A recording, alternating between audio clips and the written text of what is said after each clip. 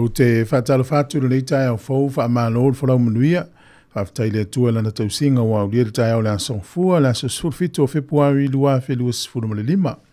Ai alo mai loa, o le tātou sānui ngā lotu le tai au nei, le talaia tātou whasalunga, sānuia le sunga le whawhengainga, Reverend Whapepele taitu ave, o le Valley Church of the Nazarene Wainua Mata, e usi mai loa le whaafonga.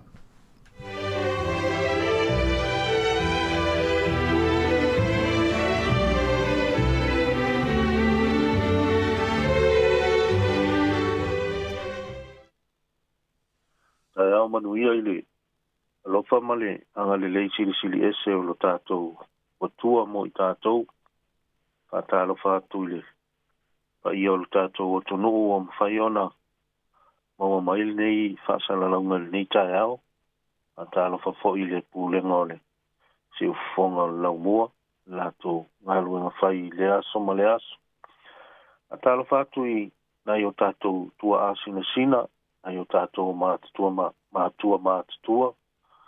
E whātalo whātu le suafa māna mālo Jesu Keriso nei fo i aso fau i lo tātou maleifua mai le anga le leisi sili ese o lo tātou tamao i le langi. Ai alo maia o le au te itaina i tātou sauninga lotu fo i le a matanga o le neivai aso fau o tātou au lia. O mai au le au tātou tāpua i atu i le atua. Le atua e, o lo atua lava oe, o te ala sa ili i a te oe. O fia inu lo wanganga i a te oe.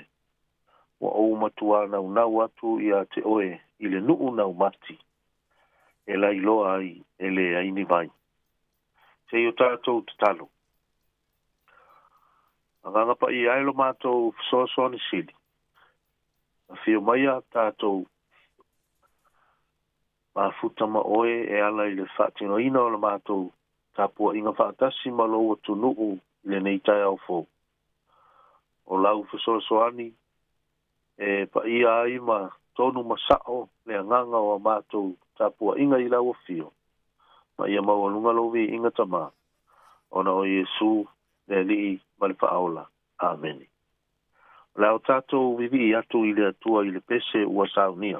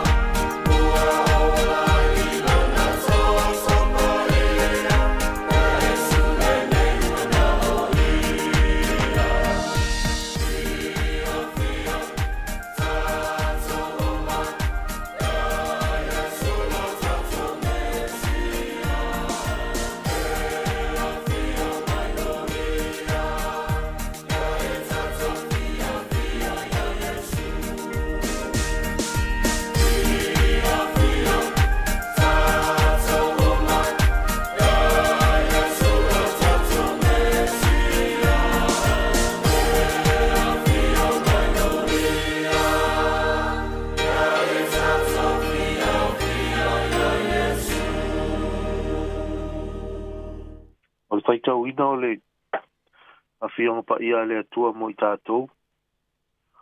Ma wal tātou tus whaitau mai le whenga inga tuai le tusi o kenese. Kenese ilo na mata upu e se furuma le lua. O te whaitau ina na o le whai upu mua, ma le whai upu e lua, ma le whai upu e tolu. Kenese se furuma le lua, whai upu mua e whaapau mai le whai upu e tolu. Ia whaafonga mai au nisi nei o se vaenga o whawhionga tusia lo tātou wali. Whaitau ina mo i tātou. Ua whetalai mai le li ia a peramo. Ia tu ua e oe lou nuu, ma tangata o lou nuu, ma le ainga o lou tama. Ai alu atu i se nuu o te whaasino atu ia te oe. O te whaia oe manu tele. O te wha manu ia te oe. O te matua wha mamalu ina lou ingoa. E manu ia fo i oe. O te wha manu atu ia te ila atou oe wha manu ia te oe. O te whaamaalai atu fo'i ia te ila atou o e whetuu ia te oe. E manu ia fo'i ia te oe o a inga uma o le lalo langi. E tau ina ia whaamaal malama mai e le atua le winga o se vaenga o ana whionga pa ia ua whaita wina mo i tātou. E na o le tolu whai upu ua whaita wina. Ia e au te manatu o le a whaasoa tu lava i le tala malama lama ua o tātou whaalongo soo ai i le vala o wina o le to ina o apera amo. O le tūlanga ese o le vala o wina o le nei fo'i tangata matua i le whaatua tua o apera amo. Pei ona ingoa ia apera amo i le taimi mua o le isuia lona ingoa ia apera amo o tātou malama mai. O le tūlanga ese o le vala awina o le toe ina le nei. O loo laualunga ia le upu whaatua tua. O nei fōlinga mai o le vala awina o apera amo po o apera amo. O le vala au sa manino na o le amatanga. Ai matua le mautinoa le tau no unga. Ka fonga fo i se i o toi whaitau ina le whai upu sa o tātou whaalonga mua. O whaitalai mai le alii ia peramo. Ia tu ue oi lou nu. Matangata o lou nu. Ma le ainga o lou tama ai alu atu i se nu. O te whaasino atu ia te oe e alu i se nuu e leiloa. E leiloa le nuu, e leiloa po i le mea i le nuu. A ole ata tonu le o le winga o le whaatua tua, o le upu whaatua tua. O le wha moe moe, o le wha moe moe palango lango i mea ua. Wha moe moe i ai. Ma le mauti noa le lei o mea i le uva aia. O lana winga o le ala tūlanga e sele na o le wala au o le nei fo'i toia ina o le whaatua tua. O na o loo whaamatala ina i le upu whaatua tua. O loo whaamatala ina i le tosi o kenese le tupu anga o le toia ina le nei o aperam. Ma lona ala anga. E whaapea o lona tamae suafa i a tara. E iai na uso e to alua i ngoa ia ni kori ma a rana. O a rana la lea o lona talii ia e li lea o lota.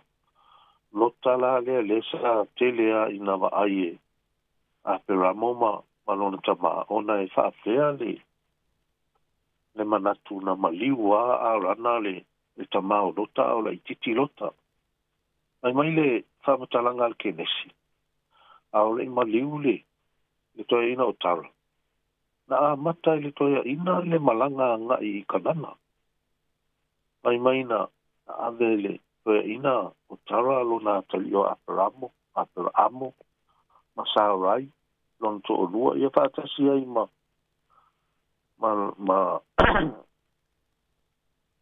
ma le ali leo lota ia maalu loa lato malanga I wha moe mo kanana peitai e le io ai mai le tala na o ese ma uro I kaletaia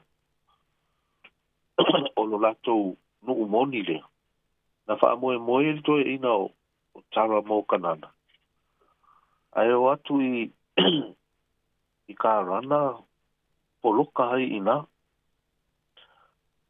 o fia I toi ina I nofo ina I karana e iei le manatu whapea o le nuu lea o uro I kaletaia le nuu moni lea o le toi ina o tara malan whana e tutusa le leia ma le nuu lea o karana o nuu e ifo I le masina e atua o le masina e tapuai I lo lato o tua lea o le masina e talitonu fo ila iai male tamao o apera amo ile talitonunga lea a fai tau le Iosua e luosful male fa iau naolo iai sina whamatalanga e tau le vaenga lea o te talanoa atu ai nae ta ua ai le whaupunga o le tamao apera amo o tara ia male I tua inga tapua inga sa tapua I na poloka la I karana le malanga lea na whaama ite e le tamao apera amo I le amatanga ai na alu ai ma apera amo I le taimile na a toa ia la le lua se lauma le 5 o tausanga o tara ia mama liwa ia ina I karana o le tele io o malanga sa wha moe mo kanana I le yo o le mea monia o kanana o le wha atusa o le manuia sala le o ia ile le tamao apera amo le anga le talitonu ia I ova le atua o le langi ma le lalolangi e wha pena fo ila se manatu I le mafua anga o le umi o na wha afesea I solo e le atua o lo na nuu I le tonga vao ona I to tele tangata e le te tau na o I kanana ia o le ua maliu le tamao apera amo I karana wa le o fo I kanana peita o le ata tau te ma fau I le wala au o le atua ia apera amo wa mamai atu lon tama ai wala au lo le atua ia apera amo tu ue oe lo nu tangata o lo nu ma le ainga o lo tama ai alu I se nu o te whaasino atu ai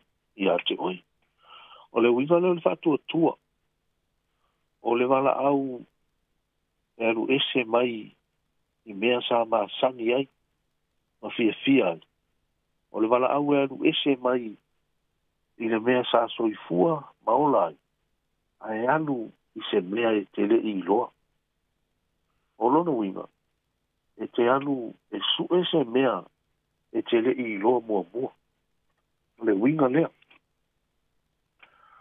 o lou whaatua tua Ia le taimile na ua fitu 15 tausanga o stoe ina ua matua pe a fua I le taimine a o ina na iloa ai le usita I tele o le toe ina o apera amo I lo na tua na alu ma le fia le toe ina whaatasi ma lona to lua ia whaatasi ma lota ma tangata na loto whaatasi e o ma le toe ina o lisi tu ta ua tele o le wala au ni e feso o ta ia apera amo ma le atua I taimi uma o nuu uma foi e tu lau ele iai apera amo I le taimi na e wha atua I foi ina ma le fata fai taulanga I lo na atua o le ala ta ua le na o le nei tala ai mai se foi o le ala ta ua le na o le toi ina le nei o apera amo ta maa o le au wha tua o toa mangu o le wha tua a o le itai o na o I le taimi na su e ai ho I le atua le wha tua o apera amo e ala ilona atali. A ua leva o na aliali le usitai, ma le whaalongo, o le toe ina o apera amo i le atua, i le tele o mea. E ui a fo i sa i fo i ona whaale tonu, e i fo i o isi tangata na filifilia i le atua. A e le i lilo ai i na, le wha i loa i na, e apera amo o lona atua i mea sa whea lua i solo ai, i le nātai. E le ngata o le wala au sa ali ai le te leo le upu whaatua tua. A o le wala au fo i e tumu i whaamanu ianga. O te whaia oe manu tele. O te whaamanu ia i a te oe. O te matua whaamamalu ina lo i ngoa. E manu ia oe. O te whaamanu ia atu i e whaamanu ia i a te oe. O te whaamalei atu i e whetuu i a te oe. E manu ia foi i a te oe. O a inga uma o le lalo lang. O ka se maanaia. Sautua lasi manuia ua maua. E apera amu. E le ngata la o apera amu. A ua manuia atu o ima le lalo langi atua. E manuia fo i a te oe. O a inga uma o le lalo langi. E au fia ima tātou le temine. O le taunu unga lea. O le tangata e whaalongo mausitai i le fina ngalo o le atua. O le taunu unga leo le tangata e whaamoe moe i le atua e a fua ai o na alu. Sa whaamoe moe i le atua na a fua ai o na tūlai ma o malona ainga. Sa tali tonu i le atua na a fua ai o na whaingo fia o na tali atu i le wala au e alu. A ele i loa o whea alu anga i alu. A o le winga tonu le na o le whaatua tua mo i tātou. O le whaatua tua lava lea ese ai e tātou whainga mea. Ma whainga mea le lalo langi. Le anga o tātou o le tele o mea, o le au keurisiano o le tele o mea. Tātou te oe su e lo tātou whaatua tua. A o le lalo langi. E le ai ese fo ila le nā mea. Ia whaamanuia le tua. I lau whaafonga le nei tai au. O nao Yesu. Amen. Tātou talu. I ia o i tamai nei tai au fau. A stailo o lo famalo anga le lei ua mātou ala whai mai i le ola fau ma le mālosi fau. A mai se fau i o le wha ua wina o au wha manu ianga e le ngata i le tino a o le nganga mo i mātou o lau whanau. Whaafitai tele le atua ma sa o mātou urufia o malu le aso na nafi. Mātou whaalonga fo i lo o mai mo i mātou e ala i lau upu. Lu i tau ina i pea le soifua ma le ola. A o mātou i aile neila lo langi e le tu mau. E a ngā tu o lou nuu, a maiso le nei atu nuu a toa i se au mga aluenga le nei asu, na i whanau fo i a onga. Ia malutia le soifua ma le ola i o a ao tama. Whawhitai tele i mea umalanga tama, e le lava upo le ngangana mātou te sula ina ailo ua lopa. Ma au wha manu ianga. A maise o le suia o lo alofa o atanafi ma le aso e o lava i le whaavavau. Ia alofa mai nei aso whaamanuia fo i le ngāluenga whai a le leiti o whaasalalau. Ia na pūlenga e maise o le au whai ngāluenga tama e iailo o alofa whaamanuia i le lato ngāluenga whai le aso ma le aso. Tama amātou te manatua e o lo oi a ai ngā sengasi. Mana tua whapitoa fo i nei tai au tama e sunga i toi ina i au whanga. A o iai i lunga o lona moenga i nei tai au tama. Te ngai ma tonga fitinga a li ima tama i tai fo mai. I le sua fo oe le atua le tama, le atua le alo ma le atua le nganga pa ia. O le sua fa e malo lo ai ma. E le aise ma i e le ima fai ona. Le malo lo i le sua falena. Mātou te si iti atu lo mātou. Tama lau au auna. I au a au i le nitai au tama i lau wha malo longa mo ia. Ia wha alo te telefoi le whalitua e maise o le kālesia. Le mātou anoa no manu pea i a te oe. I lau whaamālōlonga mo ia. Ia alofa mai e ne ia so tama. No soani fo i. So ngai whawhia ngainga tai o e kale sia mana lātou pito la au. Amanuia lau fio. Amanuia fo i le. Mawhitanga whaife au Sāmoa. So ngai tai fono ama lātou lau tama. Ia au whaamanuianga. Alofa mai e ne ia so. Ia whaamanuia mai lau fio i le amatanga se iau lava i lo na whai ui. Ma walunga lovi inga tama o na o Yesu. Amen. Amen.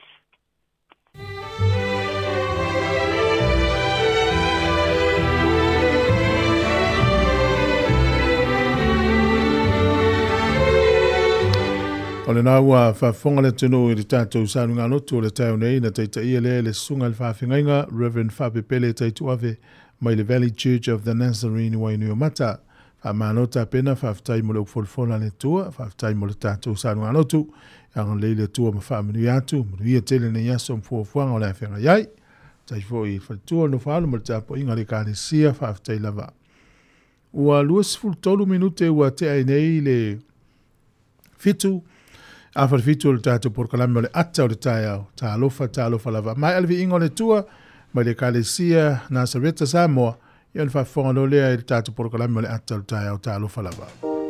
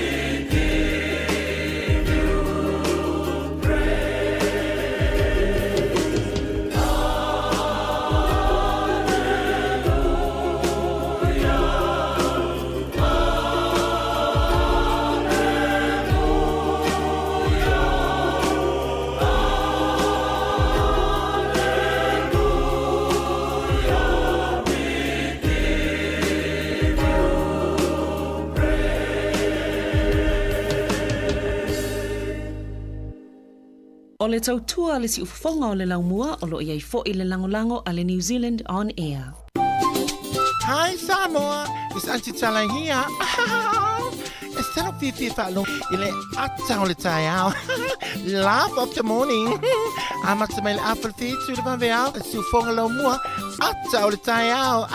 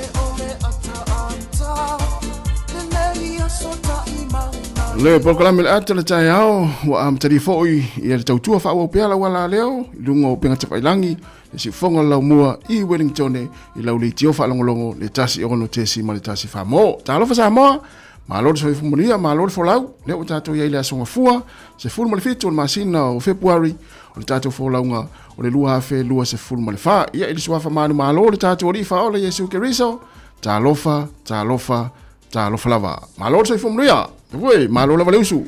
Malo fa malos. Tai le lofo le tua wa, te mailo ta ola le yaso tato te filo I masio tato tunu. Talo foi to le ustasi malo la va o maile tai ao ma le tango le yaso. Tai ile tu le tu te mi uma. Ya, sa o le fo wa. Anga mai fo ya wa fo tato nga wengo le yaso. Ya alfa ingola va yel va yaso o ka se mana ia. Yo, fia tanga ta uma na ta filo ai. Leise se fa no I wata fia to ya mata ita le fa ingol vai aso. Ia mana ia te. Wa ole tala fia na ole fa ingol vai aso. A mata mai lava le tau. Ia mo ko se mana ia le tau. Ia na ta fa longo ina si fonga le fa pe vela le tau. Ia te ia. Ol matua malu o le tau. Ia te tonu e.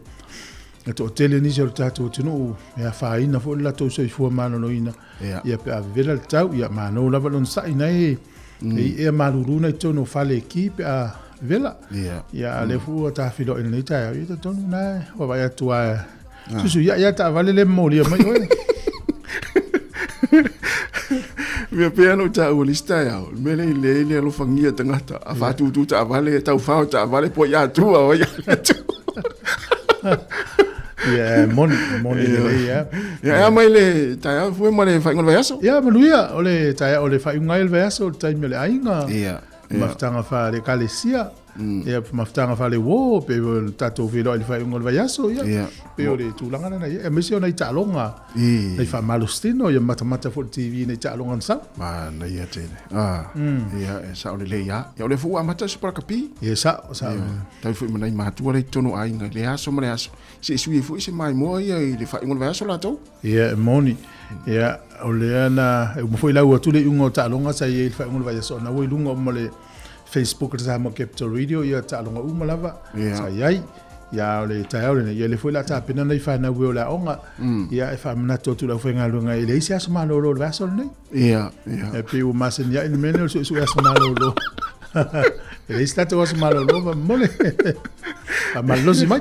Ia, tatu fatalo fatatu tunu le ta yao isunga fa fengainga o una le tua fai la mo tala le lei o ta ita kalesia I so se fata fai taulanga fatalo fa le nei ta yao malo mo fola I le aso nafi o America Sāmoa Hawaii o tunu o lo lato sapati nei e fa amni atu ia le proclame atal ta mo tau tua si fonga la mua ia sauni nga loto le nei aso ma to New Zealand nei o le waso fua wa ala fai fo to tele fi au mga luenga mai se fo ya o nga fa na ule nei tai au o tonu ai ngai mota malawa fa ta lofa mlenga fa aloalo ina me to tausi o lo mafuta mai ai fa longo mai le tasi ono tesi ma le tasi fa mo tonu mota tanga tama tua o mota nga sengase fa felo yatu i le nei tai au lunga la wala lo ki mai la ule tio tono la ta vale a o yanga ya tui nga luenga le nei tai au fa ta lofa tu ya fa mua pelo sa ngale mua o yanga ya tui nga luenga a mata le nei yaso ila tau foi wana a mata mai nga luenga le favea na le ila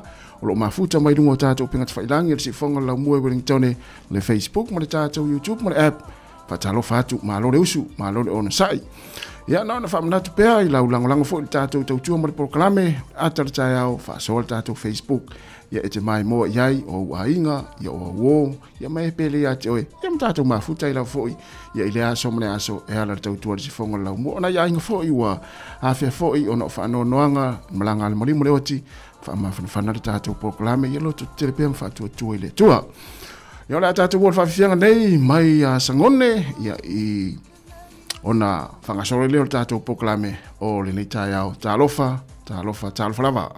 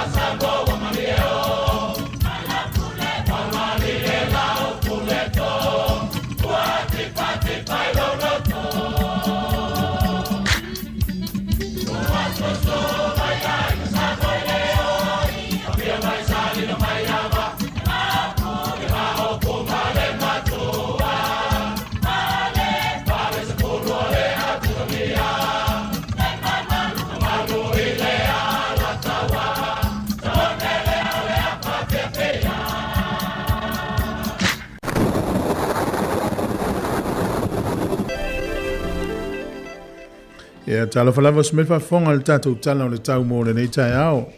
O le soe langi le tau le lavana valo i le official vai tau le vason tenei. E ina i timu i le aso tai ao ma le aso lulu. E langi le fo i le tau le stofi e ina i timu i le aso vareile. E to i sui fo i wingo le tau le isi lo su fai tu la o luma. E paolo ka piti mamanu tu fa pea taranaki. E langi le tau i whanui. E nei timu na ta absolo i Wairarapa, Hawke's Bay, Taupo, ma Marlborough. O le maluru e inu nei olo i le sfurfitu fa solo tulunga sfurwiva.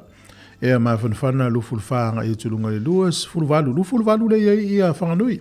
Au kilani le soi fo ringa mai wha malu le nei aso. O le motu i saute i a matele na langi le pito i lalo le motu i saute le i a Queenstown, Tadina ma Invercargill. E langi le fo i le tele o vaenga o le pito i lunga o le motu i saute. Krai estete, susu ia i winga o le tau i le matele lai nisi o taimi, e langi le i tau nisi o taimi, ia ai timu nisi o taimi. O le wawai le atunu o ato i le so, matele ina timunga le o ngātu tonu o le motu nei i matu. O pia i le so i whaititi lia lusfulu valu fo le vela lufulu ono le e mawhanwhana. O le angoto i fo le lai le so, i le luasfulu tolu minute te elevalu nane i le fiafi, lufulu 5 minute te elevalu nane i le fiafi. E o soa ele la tai au i Wellington i le toe se fulu 5 minute i le fitu i le tai au a tai au. Fua le malulu i Wellington minutua o le sfulu whanga i lunga sfulu fitu e a mawhanwhana. O lo ye lufulu wha solo i lunga luasfulu ma le fitu. O le tala o le tai nei aso Wellington e sua le tai te o le iwa i le tai au nei pe le tai. Toi ono minute le whae le fiafi toi sua le tai. Toi 5 minute le se fulu na nei. O polirua, pe le tai le te o le fitu le tai au nei sua le tai. La tai le afo le tasi le au auli na toi pe le o le tai le afa o le fitu. Na nei le po. Ia po na nei foi le fiafi. O le swing o le tupe mo le aulaf tupe tasi tala ni usila. Maua lau tupe Sāmoa i le so. E tala lima fulu lua sene, tala lima lua sene, o le pā angatonga, ta stesi ma le lua lima le pā angatonga, le tala fiti, tala lua fulu lima sene i le so, o le tupe Australia, pe atasi tala New Zealand, e valu fulu valu sene, o le tupe Amerika e lima sene, tala lima lua sene, tupe Sāmoa i le so, pe alafo lau tala Sāmoa, after i lava.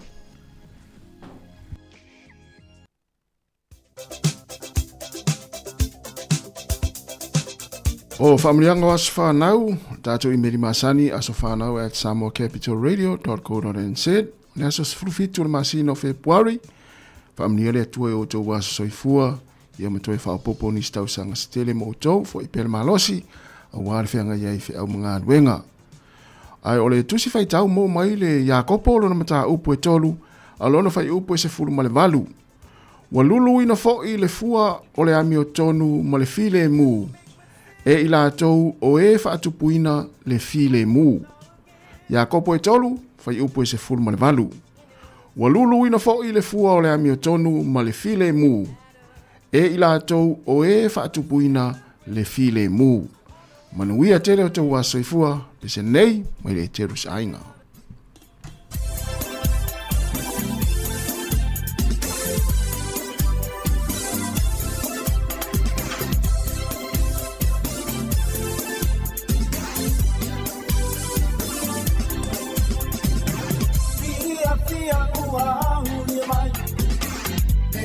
Sāmoa e miti ai. O se tatala pa amanu ia. Lo wasa whana waru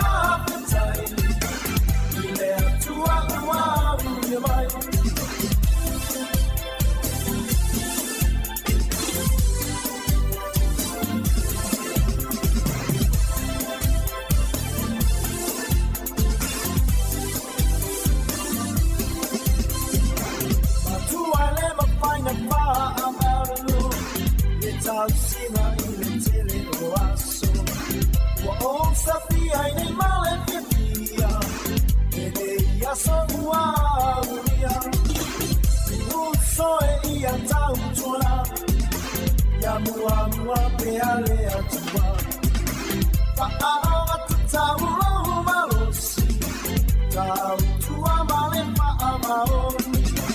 O mai tātou ke pia, no aso whana noa aulia. Tātou bibi I mawhanga apetai, I lea tua ua aulia mai.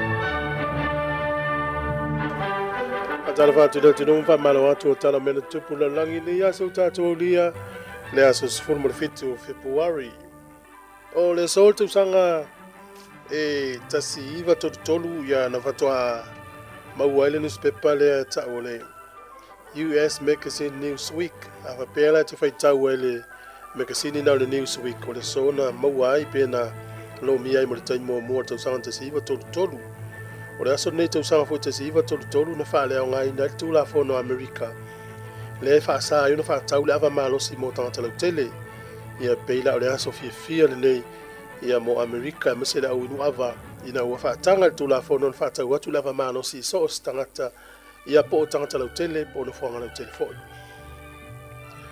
o le aso nei le tau sanga e tasi iva fa iva o le tangata swafa ia o James Weissman o ia le urua I Palestine mua Israel una fitfilia de sol tau sanga tasi iva fa iva o le sol tau sanga tasi iva lima iva o le urua satelite le fa ngai le tala o le tau e tau o le Vanguard lua e fua ai le mafia wa o le langi ia le lawe fa nga e le fisa vai tau le langi a pio le sona mau ai ma fa vai na ma amata fa nga i le tau sanga tasi iva lima iva o le aso fo nei tau sanga lua afe ma le valu na fa lau loa i le nuu le o Kosovo ia lo lato tuto tasi ma taua i lato o le Republic of Kosovo i New Zealand le aso nei tau sanga tasi valu fitu tolu na tusia i stanga tustala e swafa ia David Lucky la lona fa pea o le urutala na ia tusia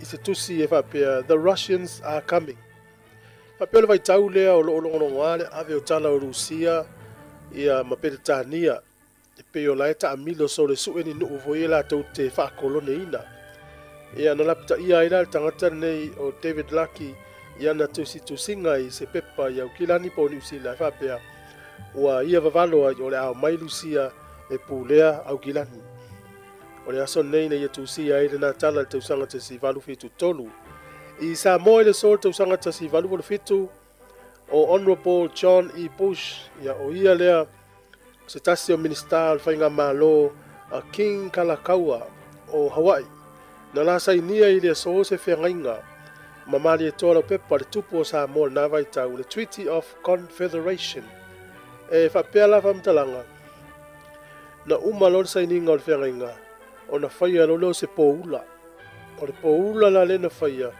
na vave fa ma vai ai mali e toa lau pepa wala ona no na le fia I le sui le mai Hawaii o ia na tau la mua le poula le fa mai malantala a fai o le a wala le na e sau I Sāmoa a wa o tangata ia ona na sa sili na ona e sau I Sāmoa E leo tātou lor whengainga lea hawa i Sāmoa i umi telefoi. Ia e tulia e se loa hawa i maitono Sāmoa i fifia e whenga mano Sāmoa. Ia po ta mā, po ta itai o le tunu nā taimi i le whengainga le nā. O le asa nei tau sanga dua whima le ono, tasi nei tangata whaipisi nisi tau ta ua i Amerika Sāmoa o le maunga Tui Tangi Vale Ot Vincent Halleck Senior o le sola e va pea na tu malo o ia i tasi o wharimai tono Hawaii. E le mai a leo le masina, pe to tasi leo le masina o na o lea e le whamana tuina o na valus furu ono tau sanga. Tatou talana, te maua le whapoponga le tei masani whaafitai lava. Malo whaftai ule o te 1 minuta na tālea o le tu la e walu, whafonga i tātou tala mai Sāmoa pe a tāle walu, ma tala fau o le sifonga la mua i Wellington. Ea, o e whalonglongo mai lunga le awala o nai te le ia o le whalawhainga aluenga, ina ia tau nuu lei, ia tau tua nalo saonga le mu, pisi le awala le taimi. Ia, moni, tu ole, toi ngā solo fui whanau ia onga le aso. Mo mātua ia o ia iola tau aloma whanau le University of Victoria. O le fui whau au le aso nei le whelo inga malea onga mwhai a onga. A wha pēte le maua wha avnoso taimi mai siri fo le afine po le atali. O na ola fo mai e-mailin wha iloa mai le University ia fo fuanga nei fui vai aso. Ona ia ilo e tamaiti a haero lea o ngā lawala tau ilo tonu a poto e whaima ta aupu. Ia uni toi whaelu lawe a la tau. Ia, ta ua la lewa aso nei. Ia, misi lau mātua leu toi o lea onga. Ia. Whamana tua tu ni te wangalo. Ia, maa lo lewa le tāpere pena. Ia, sa manuel sa uninga le whaingo le wastasi. Ia. Manuel a fo ia sa uninga le whaingo le waiaso. Le ei masi men whaali tonu. Ia, o le na. O le, mo le sirifia fo le tunu. Ia, o le awala lea tātou. Ia vai tau la pisi foi le alon samsama. Ia mo ia le wa le au ni tai au. Ni tai au. Sa famla tu tu vai ngana. Ia wa taua ia ma va ai le nan famla tu tu pe le vai ngai tau tu ela la pisi. Ina ia fa fengo fie nei tama yo mai lo la pisi. Ia ona ave la pisi te fu mai fa la vela ta vale la tu tono ia luma la pisi ya. Ia le na. So se tu ni usila i lo na pakalau ta vale no molo fale tu lea tu molo kalo ne la pisi po kai fenga tale nga luenga na tama nga lu na tonua ia vai tu foi la oi uma oi luma mala pisi to street ia vai tu la next door la to so mala la pisi se lo ia to so luma ah mana ia mena ta mai mo meu folele o next door e se ver fani ia mod ia na ia au le la o to e 1 minute ona talo le o le tu la valu tatu tala mai Sāmoa pe a tāle vat. Ia, moni. E nei ia fo.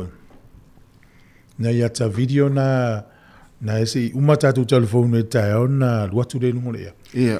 E mana i fo sirfia le tunu. Ia fa pese fa moi nga fo le to maftanga porto kalisia. Mo me fo ie te lo e fe tau le yona fa nga fo i video tatu litio. Ia. E mana ia faina na tse ma to po.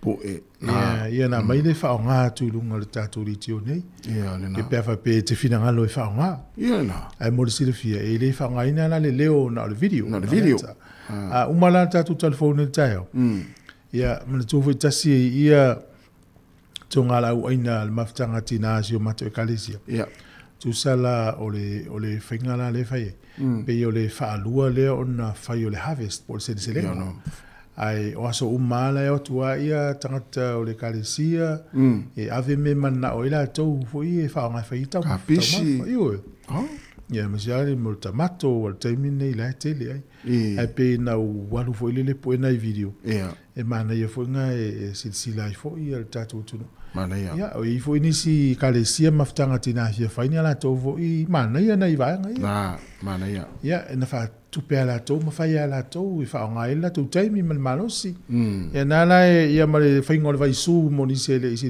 faingo le vai su ia le la tu tatu video na pe o mal tatu telefone ta mana ia e le fa ia o video la ia po ata ia na po ni New Zealand ia a le fai o le vai su na po e mai Sāmoa mana ia te o ngalo ia o ta si faingo le vai su si sa o so le tau ngalo ia mana e foi la le atale si tu tau no le sa u ma sani ia so la me fai vai su e pe ngalo ia le po tango fai le ava ava vai su mo no si le fia le fai se vai su se ava ava ai la atale Pero tau mafana fia nei to ina me nei tua o tausi. matu. Io. Na to mua. Ia to e mai mo ia na foi nga senga ili so tatu wata le la rua tulung. E pe o matatu telefo. Na ia. Ia na. Ava pe nei te lelo mo manga na fai tu lo vale o la tonga la uina. Ma na ia. Na na fa so tai me al tatu ofisa. Al watu tatu tamale le pu video dia. Ia pu e mai la manga ma la fumoa na fe ai solo la lo talo na. Ma na ia va pe na. Ia, ai se fatalo vatu i si tatu o tunu leo fatalo fa malita yao le sunga papali i sina leo fatalo fo i le faletua ia Rita uila au tuala uta ma lo lava Rita tasi le tangata ese lima ola i o i le fatoanga lea na itina o to i kalesia fue ia le sunga teo tunufi talo fateo manuia ngā ruenga le yaso o i le sapati a teo to i Amerika ngā luafi leo pepe fatalo fa tu le neita yao Matalofa il fatua se felina baoa, ma alofa afta itele lava le mafta mai, amilia fa moana, ta alofa manuia ma alonso i fo manuia, o le sunga sa valu tau fafo, fa ta alofa atu fo i le sunga fafo wina tani elu, ma afta itele lava le mafta mai, le tameta ia leilani Ioane, ia o lautala Tokuma, fa afta itele lava le tua Erika Maoe, ma alole sa ifua, ta alofa atu i le sunga ia oili silea, sau vaonila, talo fatu nei tai au malo foi ata tele lava le mafta mai ya la talo le pese lea ale matangi mai sai na solo lea ya matato tala mai Sāmoa mtalafou ale sifonga o le laumua i Wellington.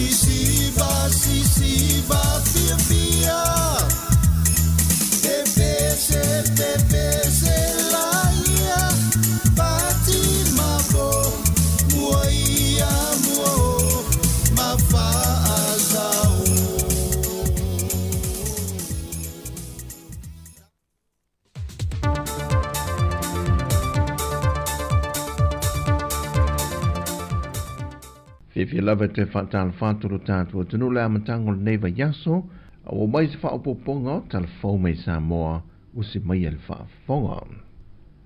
O le vave tal tonuina o ni fasa le longa tuina nisi lungo penta fa ilangi, o se tasi leo fa fitau li tele, o lo fatu puina le vesi ma le feita ngai, e le vao tangata o le atu nuu. Le manatu pien fa adia le komisino le tangal rengo leo a wapa aulungo itino Filipo, wa faseina le atunu i se tasi o fasa le longa le fai unga le vaiaso i lunga o penta fai langi. E whapea o le pāngtai a lawititi, le na pu e mai se fale o se whaafia ngai na se tasi o hawhio anga. E o mai le tai o nei na fai loa wapa au. e le I maua lava lea li pāngta, mai o lo tu mau fo isa I linga mtanga luenga o leo, ma le tau I tupe 5 feta lai o fo inatu, I so se tasi nati au mai se wha amtalanga moni, e se vaenga o lea tunu o lo lafi pe o wha lafi e fo I lea li. Wa sa variantu de lua masino sa ilia pela wititi, ai o lo o fautua ina fo ile mamalo lea tunu, e na ia wha ai tete le latalata iai, pe a whaia e wa ai so o se no whanga, ona o se pāngta lo wha mawina o na winga pā a ma whainga mātanga, na ia wha tino ina I te imi mua I isi ana sola anga. O tula fono la walunga I le laulaua wha amasino mō se tau wanga tau salo le Pasifika, e wha lilo lilo ala tau wha ai unga I le te tau una wha ilo ina pētala no ina wha la waitele, pe tai o le sa ilia o se tau salo le Pasifika le ua maea, wa tele isi vaenga le manuia wa tula I mai, pe ona wha ilo le wha amasino tai yulu le tau wanga, le tō wha le a tau le Sir Jerry Brandt, o le isi tūlanga na wha ilo mai ana ro ia o lo I Solomona, na pine pe wha mawina I le wha amatu ulo I e toi fo I mai I Sāmoa, I le toi whaia ato le whaitaunga o la tau wha ai unga matongi, mai loai, sa le te tau o na whaia le wha ai unga lea o lana pālota, o se wha amasino ta yulo le tau wanga, e le tutusa I le vaia wha amasino le tamai ta I tau sala mai tonga, ma le tau sala Sāmoa I lea po le tau wanga, e na ua toi whaia le whaitaunga ato o tongi, ma manino ai, le tele o tongi e manu malo e le tau sala Sāmoa, mai e le tau sala mai tonga. Na whai loe li ata wale sā, e o mai le so, e le iwa ai lava I le mafuanga, na lai o na tau fia I le malo o tonga, e le mawhai o na fo I mai Sāmoa I aso na tau fia ai. E ui o le ua manino le pito la au ina o toe whai tau e wha amasino I tō 5 tongi le aso ngafua na so ai, ai sa noa le a tau le sā, e te tau lava o na wha amamalo na ingoa, mai I le māta ngā lea nā nginga I lungo o peng ta wha nangi, I tua inga na whaia e whasanga I a te ia. Ka penga ngai leo, leo wha ngai oi ma kang finalized by next week, o le mele sa wrongfully stopped by ya o unlawfully I o Solomon, and that is separate. That's a completely separate action because or kaufinga kaufia ya without reasons, without anything. Now, or kaile or maata. That's a separate legal action I'm looking at because she is really the one or lenga defaming malonga uncle whoever lenku mai o le hairdresser le yai o le fulu ulonga le e disi ngai, but they're all Tongans. So noa le ia taua o lo ngā lue whantasia no lo ia I Sāmoa nei, ma na lo ia I Solomona I le mata opo, mai wa sauni mata pena o ia, e toi fo ia tu I Solomona I le fina wina o le mata opo. Wa saunia le ofisa le pole whaatonu, e ni pepa whaatou mo sa I lia e fina ngalo mai le atano, ona o ne whaitia ngō whao ane le ofisa mai nisi o whaawhiangainga, e na wau lātou mai ta wina le si itia lea o le tau le tise o lātou whale nofo, e ala I mita tutongi mua lea o lo whao ngaina, ai sa lea I whaapea mua. O le suenga o le a whaamawina ai le esenga, o le tau o mita tutongi mua lea o lo lātou whao ngaina, e na ia mawhai heo na whaia seilo I longa, ma tu I nātu le tau tāna whiangai le atunoo, ai mai se foi o I lātou wa wha o mai whai tionga le ofisa. E le pepo whaamtalanga mai le ofisa le pule whaatonu, o se tasi o vaenga o whaasea, o le taungatai leo le tau o le unite I mita tutongi mua, e au nomalo lātou maua ni whaasila silanga mai le whaalapu pitonga, o le marusi angatau ele tise. Mai wanga vaa nei le mamalu le atunoo, e lātou te piki ina ni pepa whaatumu mai le ofisa le pule whaatonu, pe ao lātou mō mia. O māsani le whaletupe a le PSP Sāmoa, I ana whaalawi loi amatanga o tau sanga te itasi, e le teimia le toi fōia toi o whanau I a onga, e ala I feso swani tau se leni, e ofo I nātu I alo ma whanau e whaamanuia ina, ma I a onga tūlanga lua, ma kolisi i le atunu. O le tausanga nei to o fitu se furualo ma whanau ua whamanu nei lalo le afsoswani tau tupe e whapito mo la tupilia onga. Whaalia le tamai tai pulu le whatupe i atunu ma whono Jennifer Olafroen. Ma whai ai nai mātua i tūlanga o pilia onga alo ma whanau. Ia e mese lava tam whainga alo ma whanau wale a tina eina ko se tato atunu i aso i ruma. O le fitu se furu o whanau o whamanu eina e tolu se furu ma le walu o whanau mai a onga tūlanga lua ma le tolu se furu ma le lua o whanau mai kolisi maua le lunga. Sau noa tunu ma whono o le se furu ai le nei o tausanga o whaatino le au nanga le nei e o fuatu al faltupe le PSP mo a inga lima vai mai o whaaluina i le nei tausanga le se le nie wha se furu ma le lima a feta la.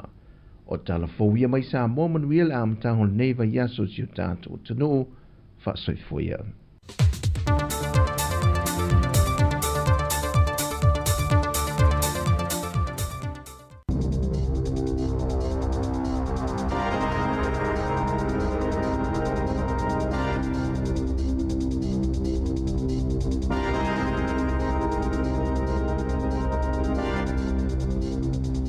Ta alofa lava i le nei fo i vaenga o telefou o le si ufonga o le lau mua i Wellington o le tala mua.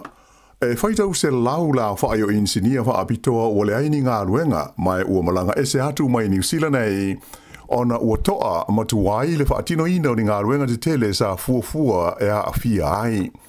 Whailo mai le whaatonu o le Societe a Insinia wha apitoa New Zealand, Dr. Richard Templar, o le nei whaale tonu e te le lava sa whaina ai o le atina e male ta mau a inga o le tunu.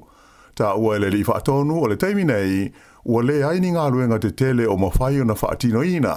Mai o se tūlanga le manuia tele lea mo na awhianga i le matata wha insinia, o lo o iai ma se popo lenga tele o le whaalapo tonga insinia le te hao rangahau, e le ngata mo le vaenga o insinia a e whapea le matata wha ka muta o whauwhale i te tonu o New Zealand. Na ia ta ua e whapea o le tau fio ngā ruenga te tele pei o le whausia o whale mai, ma le whaafauina o whale aonga, ma le tau fio fo o ngā ruenga o wala. Ai maise o suinga te tele i ngā ruenga o le suawai, wailonga o nā whaina ai ngā ruenga wha insinia a toa maisi matata wha apitoa. Whadia mai fo ia Dr. Templar, e to tele insinia New Zealand ua ngai tu nei mo ngā ruenga ua foina mai iai e kamupani i te tonu au se tādia, whapea maisi atu nu i whafo, ona o tūlanga whaale tonu e pei ona tūlai mai nei. Whaatalo sanga i nai le Societe Insinia wha apitoa le whainga malo so whaatasi, ina i whaamatu watu i a se leni ma vai ngā tupe e whaatino i nai ngā ruenga te tele ia ua uma ona pāsia, ina i a tau fia i le ngā solo atu pe i whafo o insinia matangata i aito mai wha apitoa ona olele aio ni ngā ruenga. Ua whaalia le te hono fau o i nei o le komisio ngā ruenga le malo, ua le o tāla whea ngai le tūlanga o le au nanga o ngā ruenga ale maro New Zealand, ma lona wha moe moe au tū e le tau o nei ai. Na ia tā ua le iloa, ma ua le mo whai le nei au nanga, o na wha awhetaia ai mana o ngā wha apitoa le tunu, a to ai ma tūlanga wha apisni si o ngā ruenga wha ale malo. I se saunoanga le teitei whono ua iei nei o le komisio ngā ruenga whai ale malo New Zealand, Sir Brian Roach, sa ia whaia i se whaatasinga i le ai o Hamilton, na ia tauai, ua amata nei o na whaatino ni polka lame mani fuafuanga, e whaale leia ai lea tūlanga whaale tonu, ta alua na tūla i mai o ie le tawhinga le nei a novema o le tausanga taluwai. E ui ina whai tio ina le tamai ta ina ave mo mua minsta o ngā ruenga le malo, Nicola Willis, ia le tele o tupe wha alua mata ngā ruenga ma au nanga ale malo, a e teli tonu le li teitei whono, e le sao le atu o inga, na ia wha mawhaina mai, e tele vaenga o wha atulanga ele au nanga o ngā ruenga whai ele malo New Zealand, e te taulama o na wha atino ma wha atau nuu. O le minsta le o iei nei o ngā ruenga le malo, le Public Service, o Judith Collins, ua uma o na whaila ai ma le komisi o ngā ruenga le malo, a toa ai ma wha aurulunga o mata ngā ruenga, mai ua ia whaalia iai le tau leo na sitia o le tūlanga o le whaatino ina o le tautua ma ngā luenga whaia le malo e au fi ai le sila lea i le whaongaina o le tau mai wha teknolosi o le AI po le Artificial Intelligence i le whaatinoina o ngā ruenga whai e mata ngā ruenga ma whaala potopotonga a le mālo. Na amata alo ia le San Nafi ia se polkalame whaalau i loa fau o le mālo New Zealand. E whabea o na whaatosina mai ai tu lisi Australia ina ia malanga e asi ma tā whawhau mai i te tono New Zealand ei. O le li pālemia ia Christopher Larkson ma le minstau tu lisi ia Louise Upston na o la ua te taraina le polkalame se whailo inga ma le autu stala. Ta ua le pālemia o lana ngā luenga mua a o le iul whale i le pālemene sa haafi ai i la tina e o tu lisi. Na ia ta ua o le nei tina e motua ta ua tele i le ta mau a inga o le tunu o. Whaalia foi le pālemia o le teminei o lo lava ma te toi awa noa i waalele whapea ai ma whaletari malo i le tono New Zealand mo tu lisi e fia malanga asi si mai i le tunu o. Mai o le nganga o le whai ngā malo ina ia ve New Zealand ma tunu unua le tasi mo te ngata Australia malanga ta whao mai ai. Ta ua foi le tamaita e minstau tu lisi Louise Upston o le fuafuanga o lo iai le teimi nei ina ia vele lua o lua lima ma te usanga le lei mo la ati na e tu lisi ma te ngata ta whao mai. E awha miliona ta la le tau o le polkalame whaalau i loa faule nei ale malo o New Zealand mo tu lisi mai Australia. Whaaria le pālemia Christopher Larkson ua whai lawa si ova o le mafau whau te ngata te te ia e whapea o ni sui o le lotu po le tāpua inga o le Destiny Church i esa whaatino ina ni whainga mani ngāio inga e te ai i sauninga ma whaafianga o le Pride Events na whaia i aukilani le astonai a toa ai fo ima se whaalinga mai le taitai o le tāpua inga o Brian Tamaki e whapea sa ia whaatono ina tangata te nei e oso fo ia le fale tusi na whaatino ai le tonu se tasi o polkalame o lea wha moe i aukilani. Tele ni te sa moli mawina whaasanga i sauninga ma polkalame nei le whaengola vai aso mai o ia te na taula mua ai i a sui o le whaarapotonga e whaingoina o le Man Up Group lea e whasotai ma le Destiny Church. O ni ata video ua whaasara lawina i lunga o whasota inga telewawave wai longa i leo sofa ia tangata te nei o le whaletusi le Community Centre i le pita nua o te ata tū lea sa whai i le tonu se polkalame o whaitau ngā tūsi mō tau maisi. O le fiafi lava lea na whai ai whoi seisi te tangata lava nei i le solo tele le Rainbow Parade ma lātou poloka ina ai mō se taimi lea la tele le Ponsonby Road. Na whesiringi ai e lau tūstala le pālemia e a Christopher Larkson mō sona whingalo mai na i tauai e amana ia e le malo ma le tūlafono le aia te tau o tangata uma e whai ai ni te while mū. Ai vitai o tangata nei ua whai lava si mawae o le mahu whau na o lātou whaalia. Ta ua le pālemia o le atunu ule nei e lau i loa i le amana ia ma le whaatawa i nai o so o se itu a inga o tangata. Whailo ai fo i lunga o le X e le teitai o le Labour ia Chris Hipkins e whapea o le teitai o le Destiny Church ia Brian Tamaki ua nā o se tama i titi. E manatu Hipkins e le whapea winga o ni tamatane le tau mawhai e whaamatau tangata ai maise o whawhine ma tau maisi. O se li poti le walis whaasa lau New Zealand na ta awai e whapea o se launga Brian Tamaki i lana urotu i la San Nafi na i ta awai na fia tele i le tūlanga na o iai ngā iuinga tangata sa whaatino ina i a te nei i Aukilani. Whailo mai fo ile matua le fia o le pulenu o Aukilani o Wayne Brown i le tūlanga na iai i a te tangata nei o le Destiny Church. A mai se o la lata o sofa i o le whaletusi o se whale e awa noa mō tangata uma o Aukilani. Na ia tā awai, ua whai lawa si owa o le ngā o inga i lātou sa awai i ia whainga te.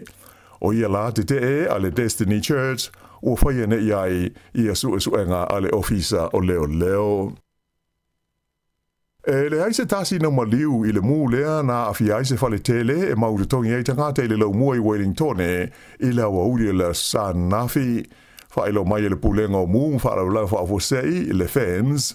O le nei mū na awhi aise apartment i le whonga whale tolu o le whale tele le nei whonga whale walu whaingoa ina o le Bukeni Howe Flats i le awala o le Willis Street.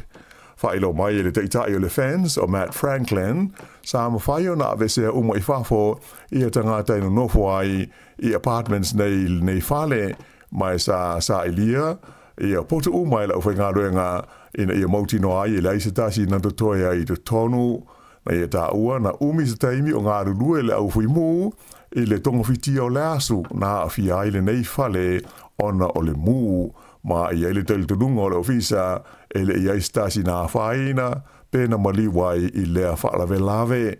Whailo mai ai e le pule nuu o Wellington e a tori whanau o se whaanoa roanga le tūla I mai o le nei fo I whaalave lave ai o lea whaato a lua tiusanga talu le mu o le whale o le Loafers Lodge lea na mali di waitangata e to o lima. Ta uel te mai ta I pule nuu le ngā lue whaatasi o le pulenga o Wellington e ma au nanga I taimi o whaalave lave whaafosei ina ia maua I tangata uma ina nofo I le whale lea na mua na fi I le fesoa soani tā la whea ngai. I le taimi nei, o whaatalo sanga ina mai e leo I Wellington e, le fesoa soani atu o le mamaru leo tinu moni whaamtalanga e tusa o le whaalave lave lea na manua ti ngā inai se alii I le pitanu o Miramar I le awa uli o le sto nai. O lea whaalave lave pe ona whailo mai e leo, na liputi mai pe tusa o le tūlai lima I le fiafi I le Miramar Avenue, lea whaapea na whasi ai I le neitangata e ni talavou, ma manua ti ngā ina I le nauru ina ua palasi I lungo le si maa. Ua tu ina mai ni la pata inga ale ofisa o le tau e winga I ni tiwunga mamafa e ono a awhia ni vaenga o le pito I lunga o le motu I matu, ai whapena fo I mo le motu I saute o New Zealand. O Gisborne e mamafa ai ti munga, ai o le tu malo tai rafiti whapea matu o le whangalo o le tau Laga Bay, o lo o whengai ma la pata inga o ti munga mamafa e ono palasi I ai. Whailo mai ai le Met Service e whapea o le luas fulwhai tu la, mai le tu la iwa I le pō na pō, e a whiai I le vaenga o le tunu o I ti munga mamafa, e o atu I le se lau luas fulu milimita. La pate iai le ono da tafe o waitafe, malolo waia lau whanua, mai ono a whaina ai fe malanga ingo ta amale, ma tu lai mai ai fo I mani solo ele. O le peninsula le Coromandel, whapea mga atu maunga o le Kaimai Range, sa whaamaru ina la pate inga lanu sama o ti munga mamafa, mai le tu lai se fulu I le pō na pō, e o atu le tu lai iwa I le pō a nā nei.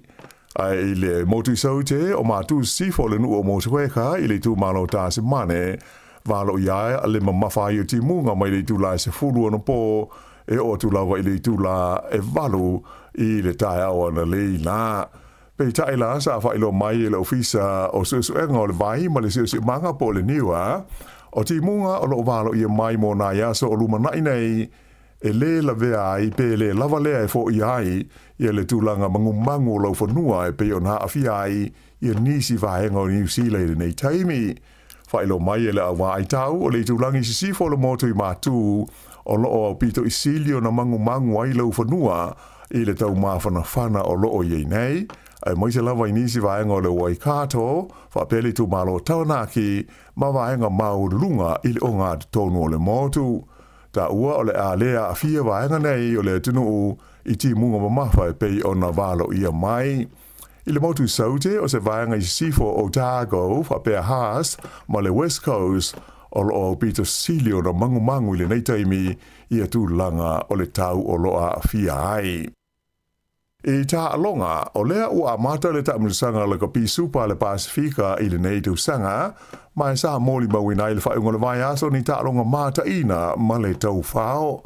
Ma lo le Chiefs I le Blues I aia luas fulu lima le sfulu wha, Crusaders na ma lo I le Hurricanes e tolu sfulu tolu I le luas fulu lima, a le Waratahs na ma lo I le Highlanders I se tasi o tā alonga tau whao, I aia tolu sfulu fitu I le tolu sfulu ono.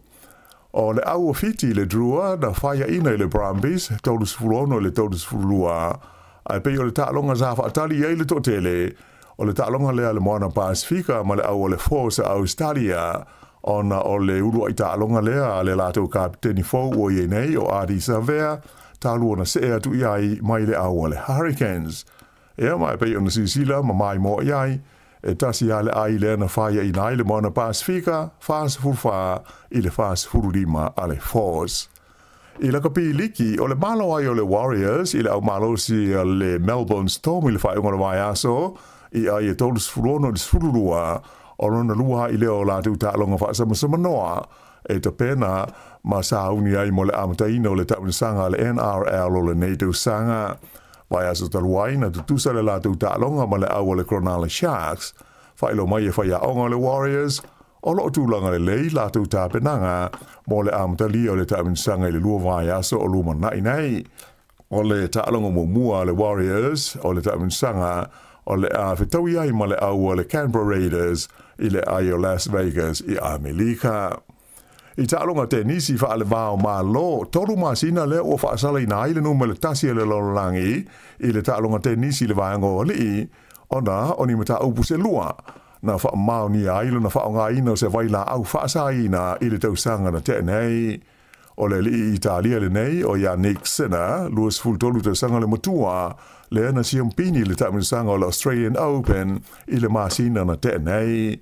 O lona whaasalanga e sa aio na taalo i te nisi whaalawao malo, na amata whaamamalu mai le aso iwo Februari, e o atu i le aso wha o le māsina o me. Ia o le whaaiunga na nei vaenga o tala whau.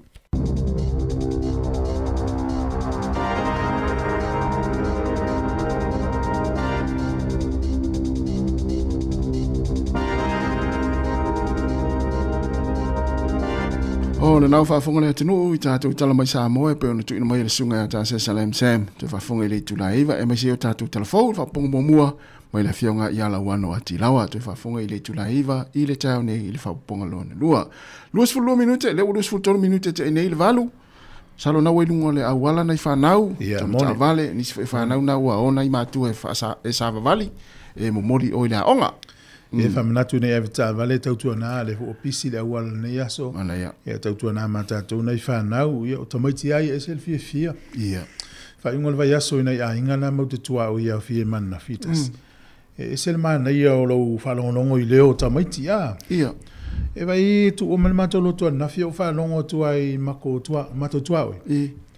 O le fie i o leo tamaiti. Oh. E toi a po le ia le aso la te whalongo kwa le tali e mta alo tamaiti. O leo i e sel mana ia le whalongonongo. Mo. E le peo leo tangata matua i steimi e whaavesi le leo i la te whalongo. Ia. Na.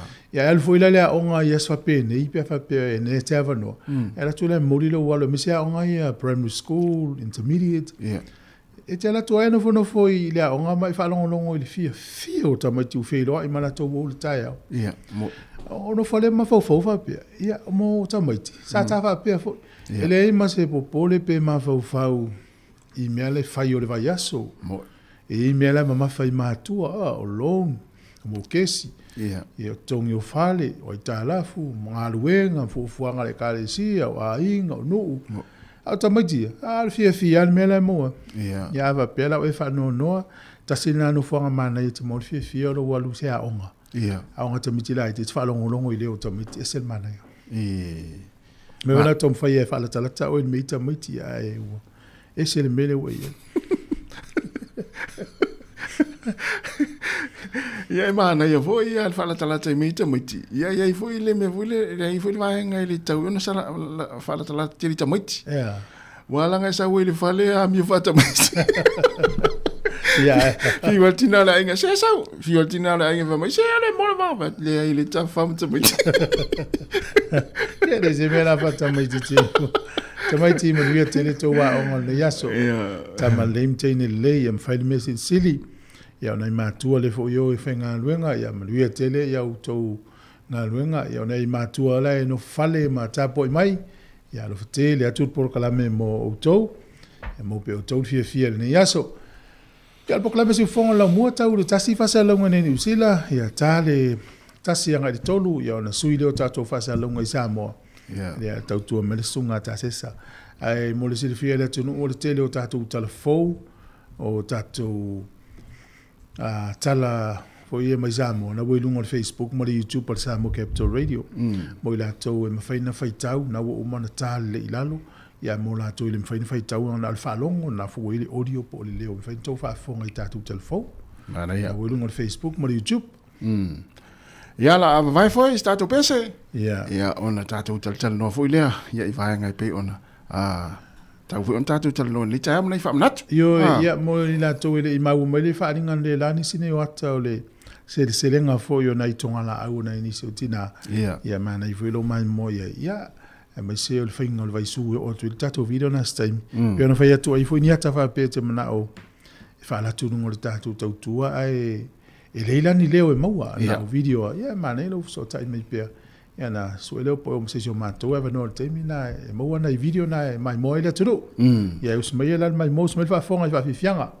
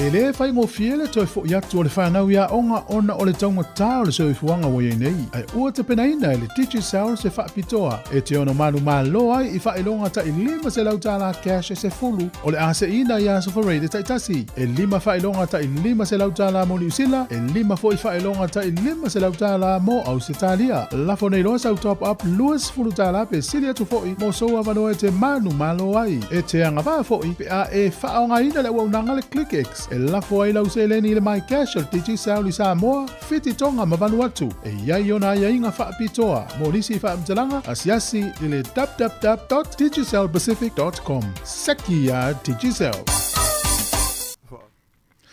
Ya, tatou whasitilanga le nei. E mai le korisol tus pa ia. E whasitilatu ma le whaalolano a whaalolava. O le aso sifuru vandu o le masina neo Februari. O le ale stala o mai suafa o le ato e fia ulufale ma le tato kolisi o le tuspa ia ma le tausanga lei duafe dua lima. Mo le ato fatoa ulufale ma le kolisi mo le taimo mua tau au mailo la isene tusfolau pepe whanau ia mo pepa e whamaoni ai oe. E luas furu lima ta lale tongi mo le stala o le tausanga atoa. O le aso lua lima o Februari to ia ia ile a onga o le kolisi a matel fitu le fia tau le afo le fitu i le afo le iwa le po. O le whale a onga o le kolisi o le malu le Life Point Church o no tasi Hopper Street, Mount Cook te Wellingtone. Ia, morisi whamjalanga whamolmole, whafsota i mai e seta i le iwa fitu ono, fitu iwa.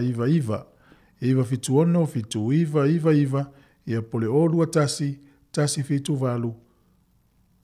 Olua tasi fitu o valu, fitu tastolu. Olua tasi fitu o valu, fitu tastolu, whaftai lava. Nisi nao tatou whasitilanga. Ia mal tatou whasitilanga lea e nisi o whasea, ia mauleva noa e whaolau whasea e lima teita ina lava e whasalaunga ni usila tautua ati whonga lino mua. Mana ia. Ia, na ua mana fo ina iata ia va tu sole e lima ola ali faltua le kalesia ali ka se la popo o va isala elu ia kukama tamato ia o isi vaenga na e wa ngao mai tasi o sina o ia o la au umana fafai sele ia na uto family na uto to e peole ia taitai o le mana ia o le famu mo na itina e uto lo le fa fonga mai ni siti na o la to fai fo ia o le maua i o le taimi o e wha malostino ma futa ai Mantua ni tele o fatata inga o meo mafutanga e te mau i tono lotu. Isi mafutanga e te mau i lakapi o kirikiti. Te mau i mafutanga a inga. Ia tasire awala i mau mafutanga o le o e whaile tonga lau whapea mtatali e fia ia ina. O le mana i o le whamalostino i vaenga i o tonga lau tufu. Ia te awa e siri atu lo tata te safari i le fata amilo se. Vaenga i oi umare tino puno ulalo tu lunga pe ia la e le fai push up ia ma wanga fa pena fa malostino i tango fa pele spit tango fa pele spit o le sfuinata ua a fa pe fa malostino tanga tala na una lu savali ai lo ala umila na vao a lo mo le vao le ngata le mo le no fa malostino ala uma ma to ma le vao pe voila tonga la una itina le ngata ola e sa oi ia lu savali na lu savali ia ngai oi ia malo pe fai lo tu pe ai foi ni fa mo fa pe inisio e kalesia ina to foi le mana o watu runga tatu to auto wata e mo la no la tu sei le tatu fenga lo ngai pu e ai le mo la ni leo ia na o video fai na wata fai na mai mo ai ama mana ia vai nei tamaya mo le tinga ina nei tina to ale ia mana e o mai nei tamai mori mawina le taimi o fai se selenga sa o le ia ta o le mo ale tu mula tu ting pusa ia iku kama mai va pena ia na mana wai ia sta wana sta po inga malo tamal ta po ai malau ia malo la va tai ia le na la malo yo mo al fia yo le oranga le tau te nei o le umane le aso le fa no ia o mau le aso ia mata le aso le fia tau runga fia so se aso ia na lu itau ia ona i malo lu itau na i tangata pe i nafo yaso umane le aso ia o mau le fa mangalo mau le fia mau le alofa mau le mu yo mesisili na mana ia ai fa na tu alta ia ia nga wai Foi se foi le soifua malaloina latou. Ia, sa. Pe o la fia. Ia sa le ia. Tatou fia oni se fa no. O le vason tēnei. Na mole va no watu ai tai Wellington nei le train. Le te ala le iwa na ualu le train. Le vason tēnei. Le solulu. Ia. Sole, tasi. O kore to tele o tangata matua na matou o. Sole. I le train e sau mai wai kana e alu Wellington. Apa palangi. Te vai le kata atua na me foi. Ia. Tu mu tangata matua. Fa pepo feo ye te loa. E ta fau. Yo ta fau. O la tau la e tu loa. O la tau o fufo i e koleni sports shoes. No winga leo sa vali inu kofe fai o le lunch le uri te poli to into il fali. O ma fau ole nei tatou matua sa mo le Pacific. Pe e fale mau la tau la va no le no fale nei tatou matua. Ya o papa langi so. To a te leo ta mama tina na matou o fa pelo ngol me ale le fai el vaanga le. Fa ngale train le wale o fu al code card. I le va le iva i le tolu. Le ngato le passi o le train. Ia fa pe se me mo pena mo o matato matua le mele. Ia vai la tau na o fa ngala o code card. Ia code card le na. So le to mataio le train so le. O mane foi na wa anu to te o mana to ina mai wa malanga na nai matua. Le na ia lua. Ia le se me fa me vi fa sa. O le vao le ivanga i le tolu. E tele na oe au matua ua fu i o fua. Ai le fa pio le malanga au matua na ua lua. Se pasau sa o me ia o me nele. Nau fa mtala fu le vason tenei. Ai fu i le aso le vason tenei na olu se vali i tatou no fuanga leo le au te ala kua. Au te, ia. Te olo le mena uva i. Sole. Te whatua le maa nai o la lo la. No vai i isi tanga teine. Fai la toa ngā siva. E sa o la. O fa pia. Tasi lea va no mana i oi lava ni fala tonga foi fia un la tau siva. Tai mi mana i wa mtori o aso. Ile fia. Finga tana o ya o siva yo. Ona i mo miele waya yo la ile la au. Moi. Tai mi la nei le wola le Bluetooth speaker. Ai. Na lo tua ki le Bluetooth speaker u fale o tele ai fai le o nga siva, plus fa mo lumana i la televo o se ai. Le ngata ofi uma i la lo la. Ia, ale se fatinga taringa next door pe afia onga. Wa me foi tava le paka i se fale se onga si vai. Le ofi tava. Ai le ngata e mana vale e fo, le exercise te le yo te pa o la. Ia ave male kula vai. Ma kula ma me fruit e mama eva ia na va ke soli. Wa le mana ia tau le sama le ma fan fatna. Sa o le. Na mana ia. Ia na i fa mana tu foi le fa onga ia le ava no. Vai vai inga foi tava ia se le mana ia.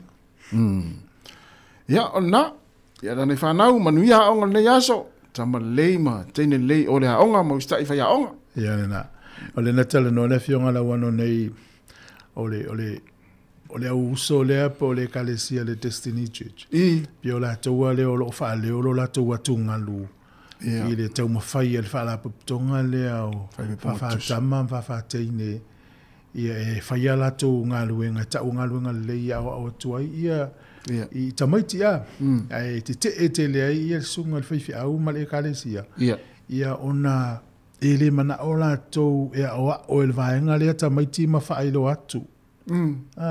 Ia, na ona o lele mai tau le taimi nei le sauluma o le vaenga lea. Ia e o tātua ia mātua i le whale. E te matua e a oa o e maa o e a ula uwhanau i le mea moni. O na wasui le alo leo langa le wai ai. A e latu la te whaasanga tau i ai whaonga i ai alo wai a tau i whailau te te. Ia e sa malai o e le teimine. E a manusi ala wa o ina o lau whanau le whale. Ia e mara tatu tunga whakeusi ano. Ia e le mawhai au na lili wai la tau i mea ia o mai le teimine. O mea e tutupu le teimi u tatu i ai. Sa o le. Na, mana ia tawa ona fautu e whanau mtala no e me taun whai? E nei au whafonga tato riti o le tala no me ta longa le a au filia ala loi kleiste te me tato au. Ia, o le na uwhatu lai e inisi fo yo nei wo. Ia vatu skoa tolu na al matu tama ma auto. Ia, na. Ia alta mata tau le na lo le tolu ni skoa le to ma lo e a tato. Me la taun whamamlam le. Tama i Wellington e taua. Ya nana batu o tau leo na man malo ai. Tu salan tu malo a Wellington. Yeah. Tu malo ale Hurricanes. Yeah, na. Yo al tama Hurricanes na tolon score. Yeah, na. Mas pa mam la mal leva fa pena o nei no. Te 2 minutos da talo lei va la tasta to pese. Lei va via su fro il taia o tu nel si fongo le mua.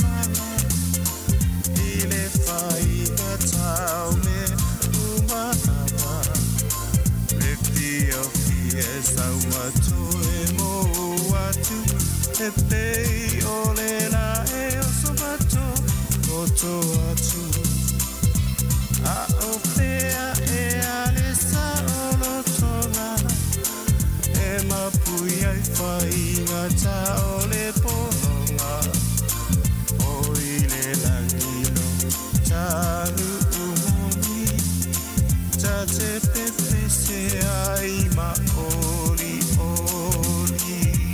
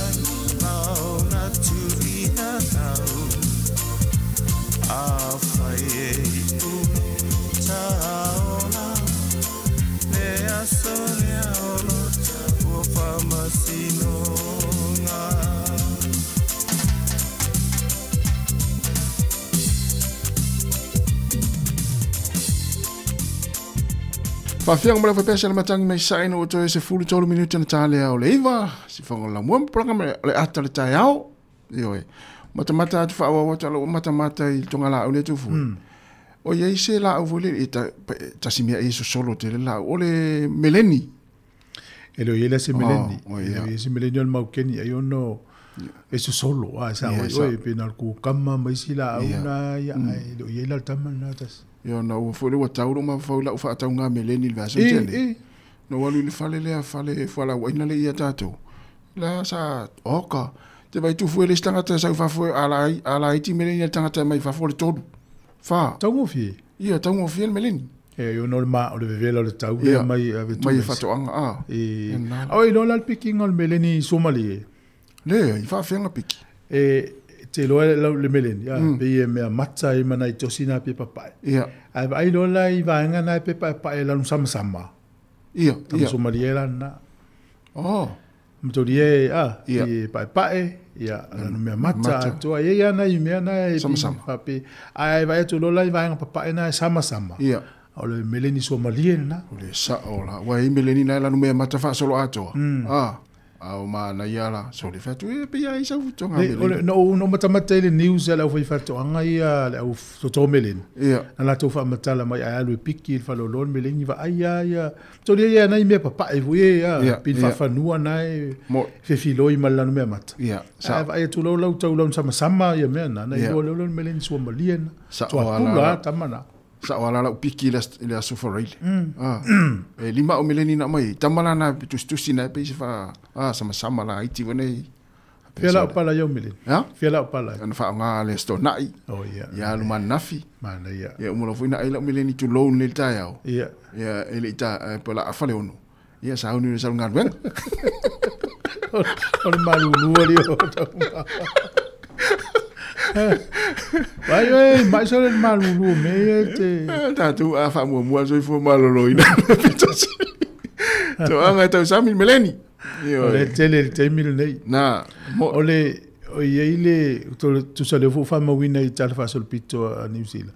Ole te mo mua le wo ye se tatu ta vale fui mu e alu le tisse. Ia. O le tele ta fui mu alu le tisso le spinsi. Ala la ua maua I lo I le malai va le kala estete.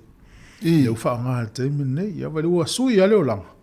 Amata na electric uma mea wa stele swing pa ol mel tongu ta. Fa fonga mai se si santa va le electric electric car vehicle.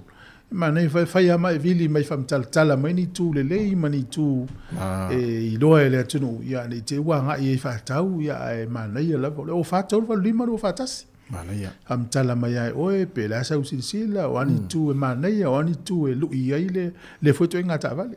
Na mana ia ya ala mai pe ye se table fa pena.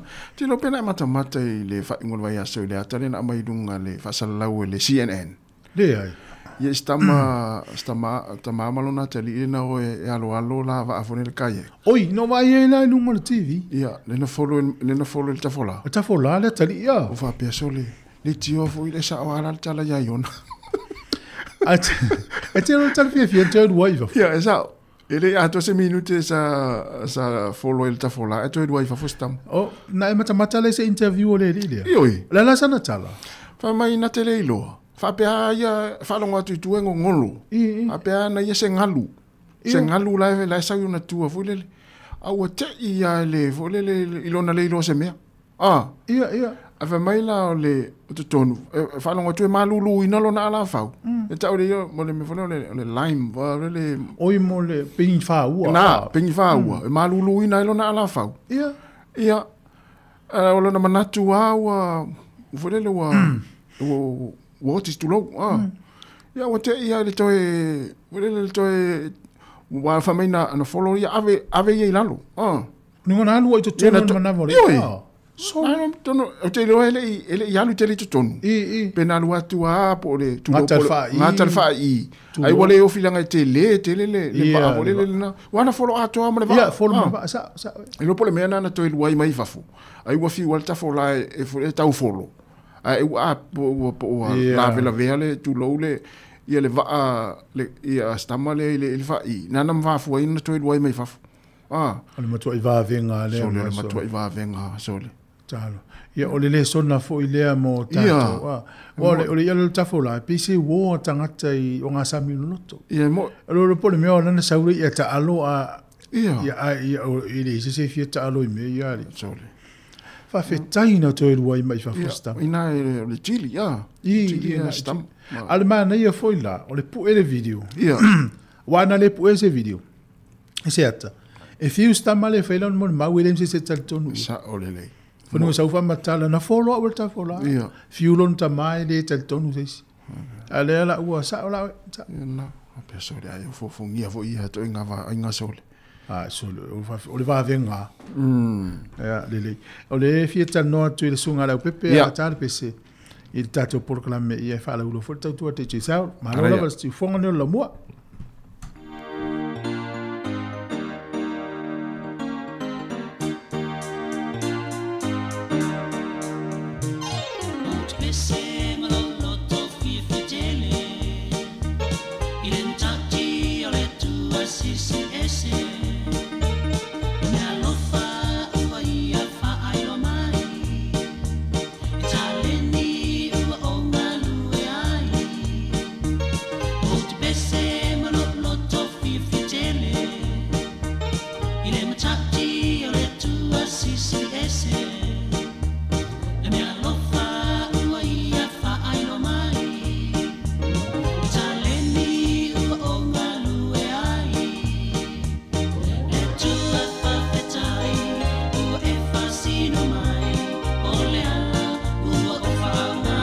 Ya, leo fata smaila fionga leo pepe leo tele tala ilene. Ya, fata no tato community phone titi sal fata lo fatu leo fionga leo pepe. Wa mali nei tai ao. Mali sfesili ya mali fa ingol va yaso leo pepe. Anaya ya fa ingol va yaso. Mata mai lava ho las fa lele.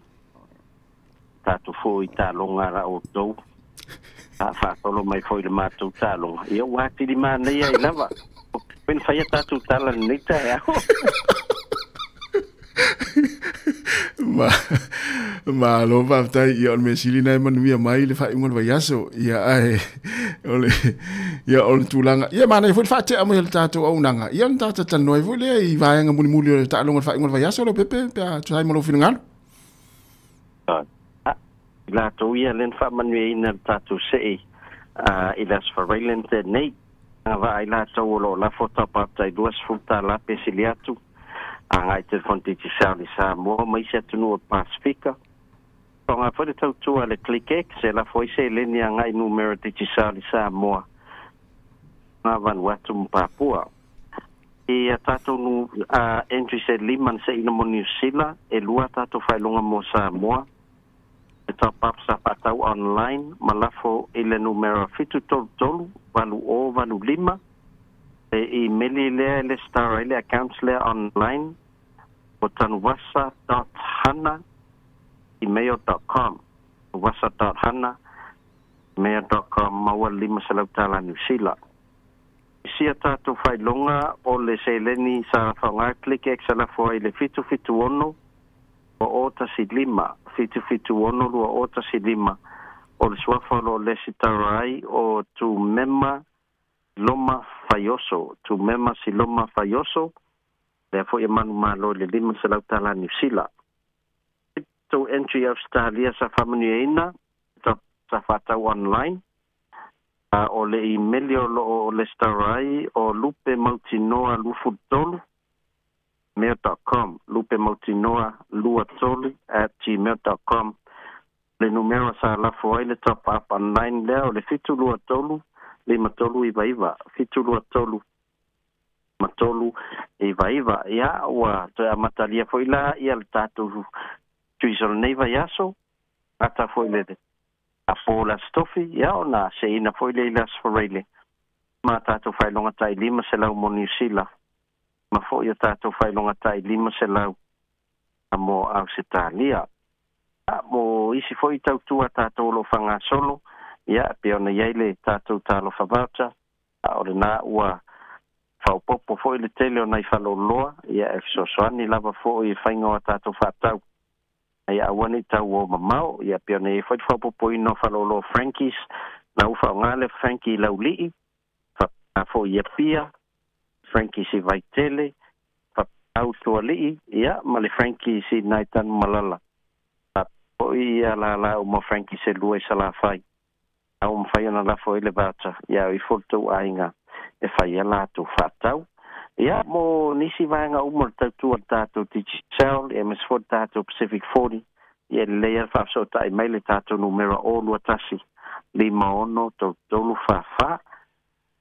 O nai updates tā uana o tā pokarame nei tai au, alo iei fo tātou o nang fo, alo toi lua vai aso o na whanga solo fo i lea. Eo lea mwhai o na psosoani ei tātou o lo fuafua. E whai ia ngā luenga i Sāmoa, a whai o mawhawhau e whai se whale, a whai ia se tūra sostoi ngā luenga lava o e mawhawhau ei, e maua umai le Bluebird, ia o loa na, o lea la mwhai ana whai le quotes i New Zealand, ia i lava i New Zealand lau ngā luenga. E toi tau la foina le tupe i Sāmoa. Pe o reise tātou tautua nā lela a mata i la so tolu o mati, ia o le a whailoa atu fo i le malula tanu whawhai ngofia lava mo tātou ia wa le sauni whai maota malawa, ia sauni whai ni ngā luenga fo i utai i le maumanga, a whai o loa uma e mana o mia o naim whai ona whai le Bluebird, o le ala ata tala le Bluebird ni nei New Zealand, ia e mawhai o na whai umaia tātou whatau ia ona i updates tā wana mo tātou pokarame nei teo. Malo fa tai tele la fianga la pepe manino le vaenga ia wa fut fa fo mele tātou tunu ia to tau whai e tau apple telephone nei vai aso pe la fo tu pe Sāmoa ia ona nga va al mo tātou se o le ale me o tupu tātou au le amtanga vai aso la pepe le blues. Pasalo matou wa au la wa ia. Ia. E matua e faisi malo si tele le o le au le Chiefs pe e fua e to titito lima la tu tama All Blacks. Ia. Ai lunga le bench ele a mata. Mai ai na. Te le fatu tuanga ko to Chiefs le nei ai la tamai na mata talonga. Ia alena va ai ai. E o te mi au mai ai tonu ia la All Blacks. Ia masalo o tau vai se matu au. Ai nā lena matua toi una i malo se toi Chiefs o lau ia vai ngota mata alo. Ia. Si lava tapenanga man le atu tama Chiefs nei loa matu tamai nta alo lastona. E sa yo wata mawhau e ate oe fa ingol vai aso i lau tapu inga wai ia te wai e pi le mea lea o le sau o le stangata malo i lumolo ta fale. Ia e maloa wa le fatu a matal tamu sanga le pepe. Ia o le fai me vai ngale lo le motu i sau te le matu talonga. Ia le ufa manino le. Ia tu sa le to malo ale hurricanes wal tama le ana volele na lo. Le ana na mo wan sko to le na man malo ai ia le au crusader matu au. Ia tu sa la le to malo ale hurricanes le hurricanes. Ia. Salo tau whiorolo atu mātou langa le pina o lenta alo le au sa champini ma le au sa so champini. Ia ilumo le tau whare. Lela e mo ia lao le tai e tau whiorolo awa e de whape vai le au matu ta alo. Ia le au lentau ta alo, ntoi te te au li wa tau sangan te nei. Ale o malo tau, awa o tau se mi whai. E peila e tau... E peila te tau talianga ta voi lele le matu atu. Ia. Ina se au na toi titi au li va tau sangan tene. Olo no ringo, fai ala si tele foi la suina nga o le saua le al crusader la o saua. Ia ma le fa penga ta foi danga le o tu o e 11 no malo. Ia olo no ringo. Ia ai se la se longa tau no mai nei le plus ia na fa to mato fa sa o foi la ia lo vanga le na. Ia ma le meta wa tu va son nei. Ia. Wa pe o le chief se la kalo ma crusader va son. O ia le na la. Ia e fa malura tu le pepe ia lava pe le lava papale pe ma ia mau pel tapu inga e le mo fu ni va pa wa nga fu le na lo talo fa tu le atu se o ia ma lo mai lu mo to fa le ia ma nu ia lava le ia so pepe tatu te fe la stofi. Ia, wai fa le sa to au ia. Ya mai tau na to te e o foi le mfainto pa ina nei au to titi uri va ata sanga tene. Ya ai risi mbanga tawa. Ya. To va ya tu da alo la ol mona la na. To no te mun ya ai te lo. Ya o risi au na la mo tunga tu langa tau no wai. Ya man wi adi ngal wenga mtutole. Nei va ya so mo foi se tatu update la stofi ya au dia foi. Ya lo fa malanga le leo le tatu tu. Ya fa te te la lo fengo pepe mo dia foi ngal wenga le ve aso tatu firo pe. Pa se foi ya. Ya, je me fa fonga i tatu tala mai Sāmoa.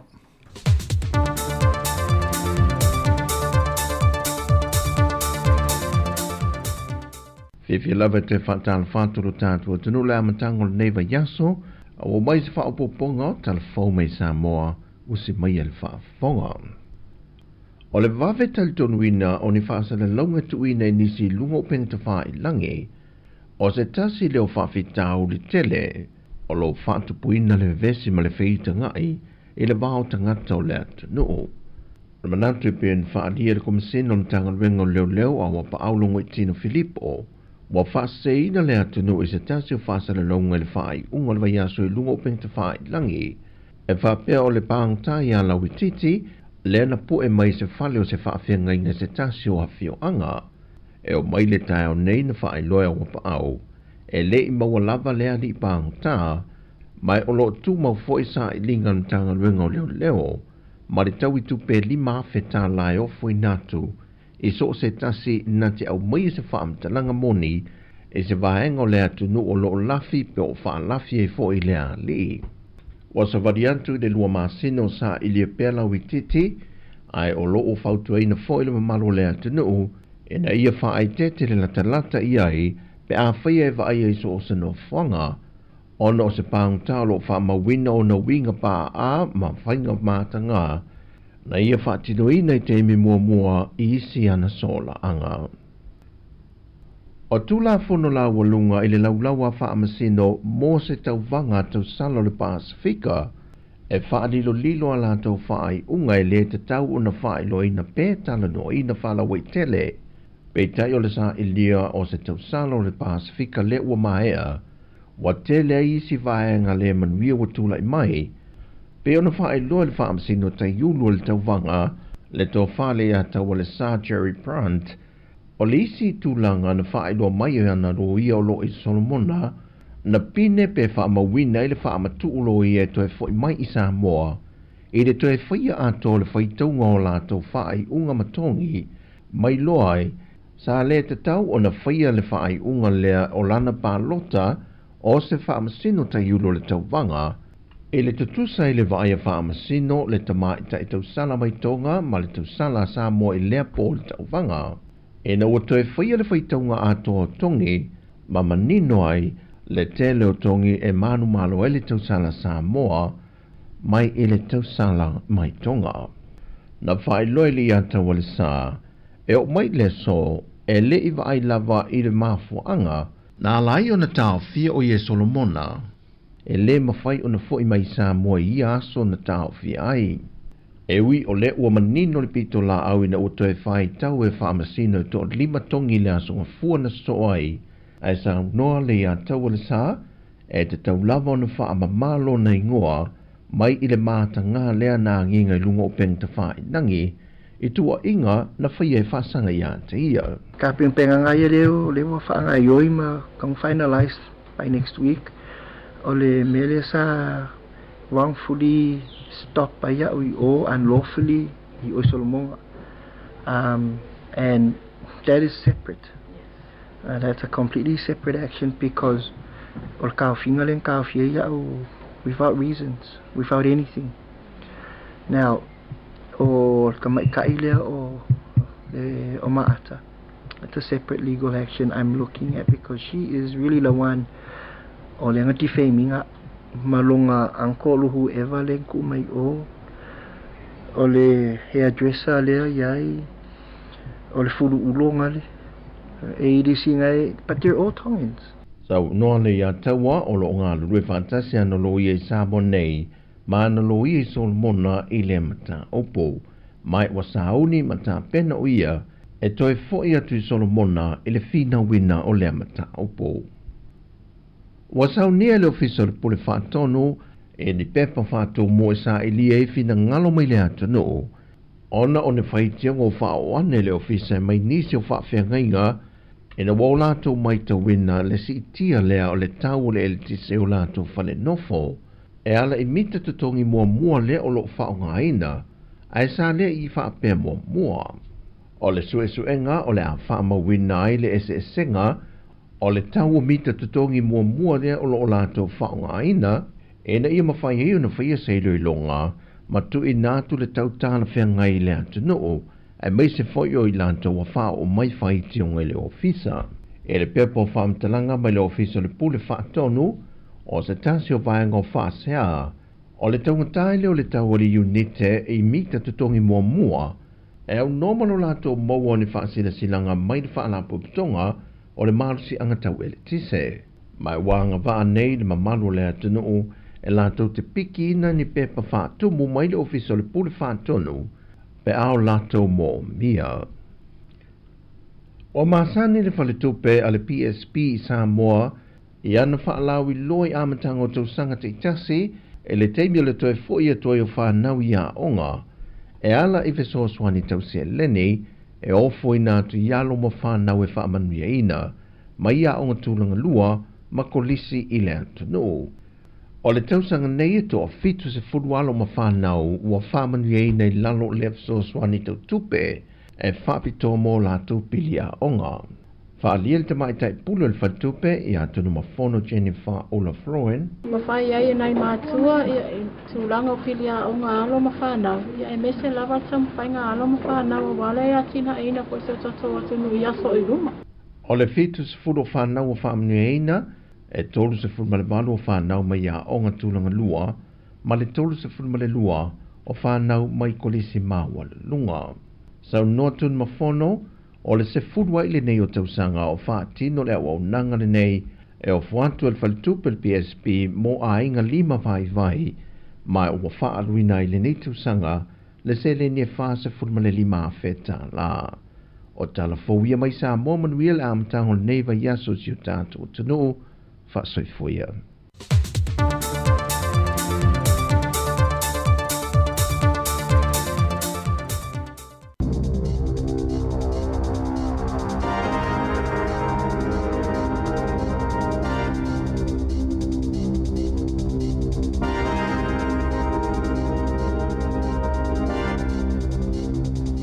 Ta alofa lava i le nei fo i vaenga o telefou o le si ufonga o le lau mua i Wellington o le tala mua.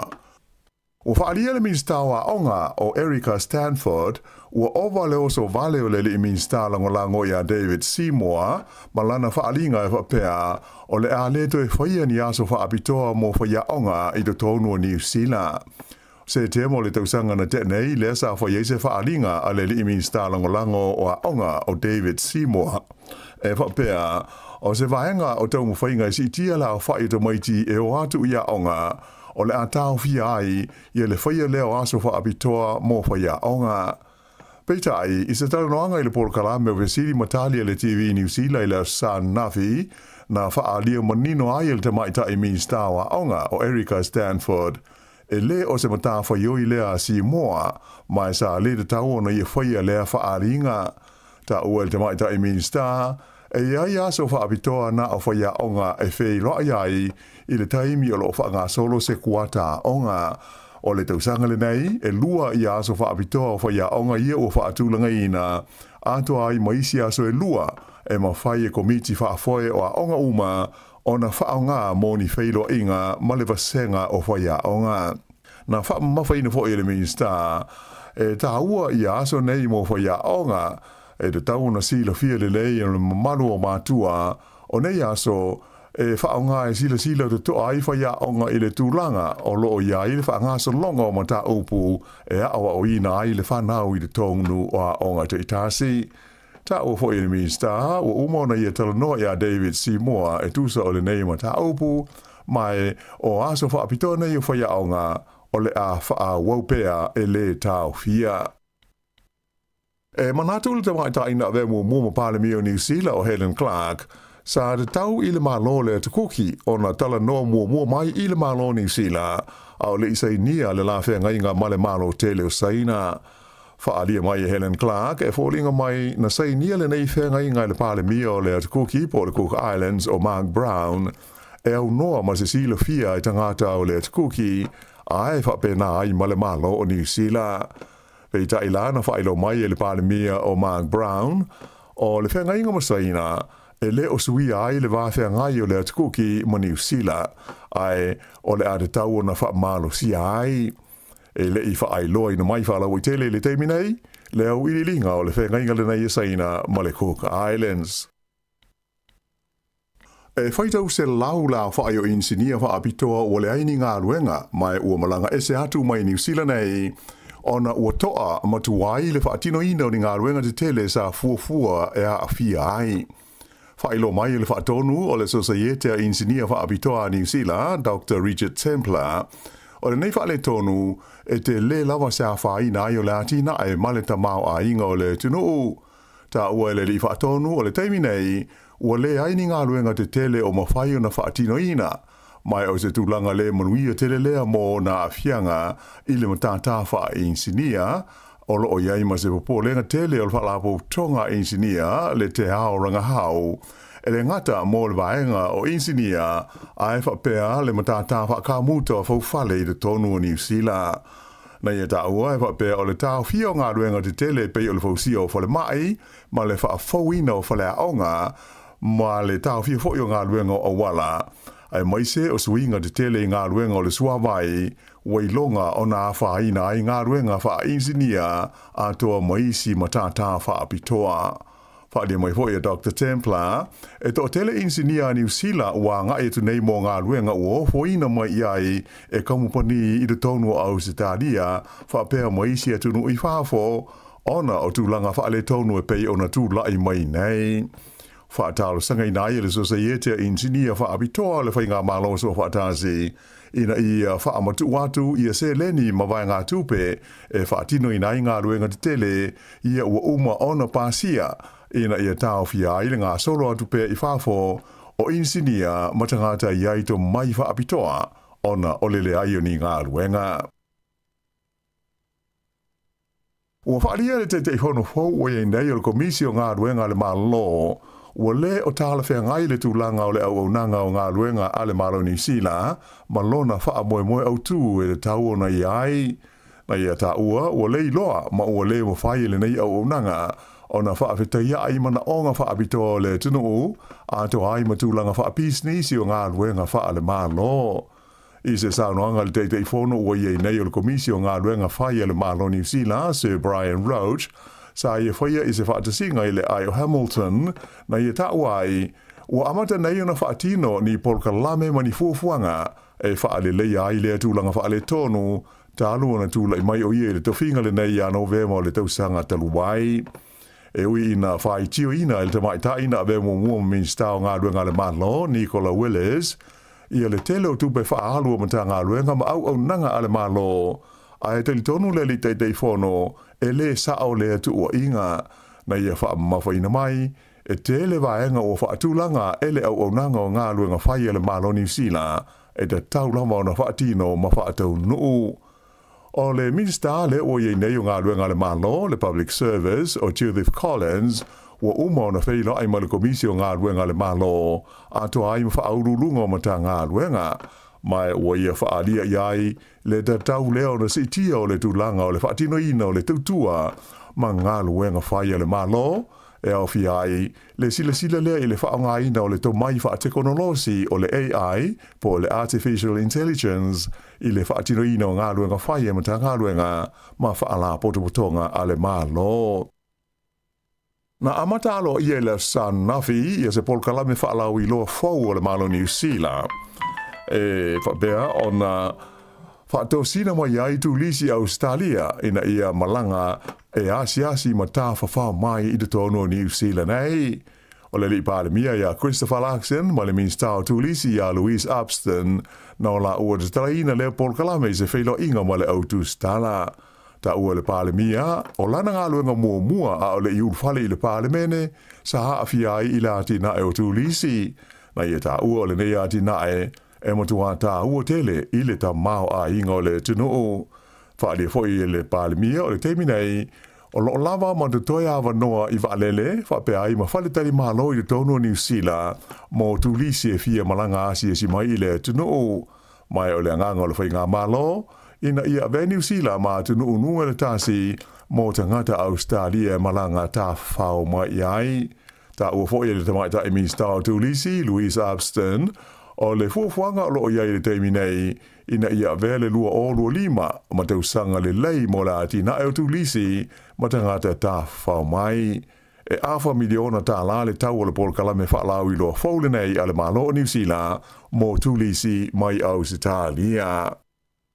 Whaaria le palemia, Christopher Larkson, ua whai lawa si ova o le mafau fau te ngata te te ia e whapea o ni sui o le lotu po le tapo inga o le Destiny Church, i esa whaatino ina ni whainga mani ngāio inga e te ai i sauninga ma whaafianga o le Pride Events, na whaia i aukilani le astonai, a toa hai fo ima se whaalinga mai le taitai o le tapo inga o Brian Tamaki, e whapea sa ia whaatono ina tangata te te nei, e osa whaia ia le whale tusi na whaatino ai le tonu se tasi o porka lame o lea wha moe moe i aukilani. Te ele ni te te sa moli mawina whaasanga i sauninga ma porka lame nei le whaengola vai aso, mai o ia te na taula mua ai i a sui o le whaarapotonga e whaingoina o le Man Up Group, lea e whesota ai ma le Destiny Church. O ni ata video ua whaasara lawina i lunga o whesota inga telewa vave, wa i longa ai leo sa whaia tangata te nei o le whaletusi i le Community Centre i le pitanu o te ata tū, lea sa whaia i le tonu se porkalame o whaitau ngā tūsi mō tau maisi. O le fiafi la valea na whaia i whaisesi te tangata lava nei i le solo tele, le Rainbow Parade, ma lātou poloka ina ai mō se taimi, lea la tele le Ponsonby Road. Na whesiringi ai e lau tūstala le palemia i a Christopher Larkson mō sona whinangalo, mai na i tauai, e amana ia e le malo ma le tūla whono le aia te tau o tangata uma e whai ai ni te te e while mū. Ai bitai o tangata nei ua whai lava si mawae o le mahu whau na o lātou whaalia. Ta ua le palemia o le atunu ule nei e lau i loa i le amana ia ma le whaatawa i nai o so o se itu a inga o tangata. Whai loa i fo i lunga o le X e le teitai o le Labour i a Chris Hipkins, e whapea o le teitai o le Destiny Church i a Brian Tamaki, ua nā o se tama i titi. E manatu Hipkins e le whaapea winga o ni tamatane, le tau mawhai e whaamatau tangata ai maise o whawhine ma tau maisi.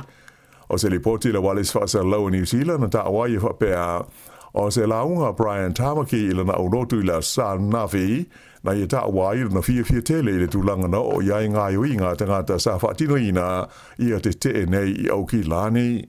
Whaelo mai whaelo matua le fia o le pulenu o Aukilani o Wayne Brown i le tūlanga na iai i a te te tangata nei o le Destiny Church. A mai se, o la lata o sa whaia o le whaletusi, o se whale e awa noa mō tangata uma o Aukilani. Na ia tā awai, ua whai lawa si ova o le ngā o inga i lātou sa awai i ia whainga te te. O ia la te te a le Destiny Church, ua whaia ne iai i a suenga a le ofisa o leo leo. E le aise tasi na maliu i le mū lea na awhi aise whale tele e mauri tongi ei tangata i le lau mua i Wellington i le awa uri le Sānafi. Whaelo mai le pulenga o mū whaarau lau whaafosei i le fans, o le nei mū na awhi aise apartment i le whonga whale tolu o le whale tele le nei whonga whale walu, whaingoa ina o le Pukeni Howe Flats i le awala o le Willis Street. Whaelo mai le teitai o le fans o Matt Franklin, sa mawhaio na avesea uma i whafo i a tangata ino nofo ai i apartments nei whale, mai sa ilia, i a potu uma i lau whainga ruenga ina i a mautino ai i leise tasi na totoia i te tonu, na i a tā ua na umi sa taimi o ngā rulue le au fui mū, i le tongo fitia o le asu na a fia ai le nei whale ona o le mū, ma i ele tele tununga o le ofisa e le i aistasi na whaina pena maliwai i lea whaalawe lave. Whaelo mai ai e le pure nuu o Wellington i a Tori whanau o se whaanoa roanga le tūla i mai o le nei fo i whaalawe lave ai o lea whaatoa alua te usanga talu le mū o le whale o le Loafers Lodge le na mali di waita ngata e to lima ta uel te mai ta i pule nuu le ngā lue whaatasi o le pulenga Wellington ma au nanga i taimi o whaala lau whaafosei ina ia maua i tangata uma ina nofo i le whale le na mua na fi i le fesoa soani tā la whea ngai. I le taimi nei, o whaatalusanga ina mai e leo i Wellington le fesoa soani atu o le mamaru le tunu mo ni whaamtalanga e tusa o le whaalavelave le na manua ti ngā inai se alii i le pitanu o Miramar i le awa uli o le stonai. O lea whaalavelave pe ona whailo mai e leo, na lipoti mai pe tusa o le tūlai lima i le fiafi i le Miramar Avenue, lea whaapea na whasi ai i le neitangata e ni talavou, ma manua ti ngā inai le nauru i na ua palasi i lungo le si maa. Ua tu ina mai ni la pata inga ale ofisa o le tau e winga ini tiwunga mamafa e ono a awhia ni vaenga o le pito i lunga o le motu i matu, ai whapena fo i mo le motu i saute o New Zealand. O Gisborne e mamafa ai ti munga, ai o le tu malo tai rafiti whapea matu o le whangalo o le tau Laga Bay, o lo o whengai ma la pata inga o ti munga mamafa e ono palasi i ai. Whailo mai ai le Met Service e whapea o le luas fulwhai tu la, mai le tu la iwa i le pō na pō, e a whiai i le vaenga o le tunu u i ti munga mamafa, e o atu i le se lau luas fulu milimita.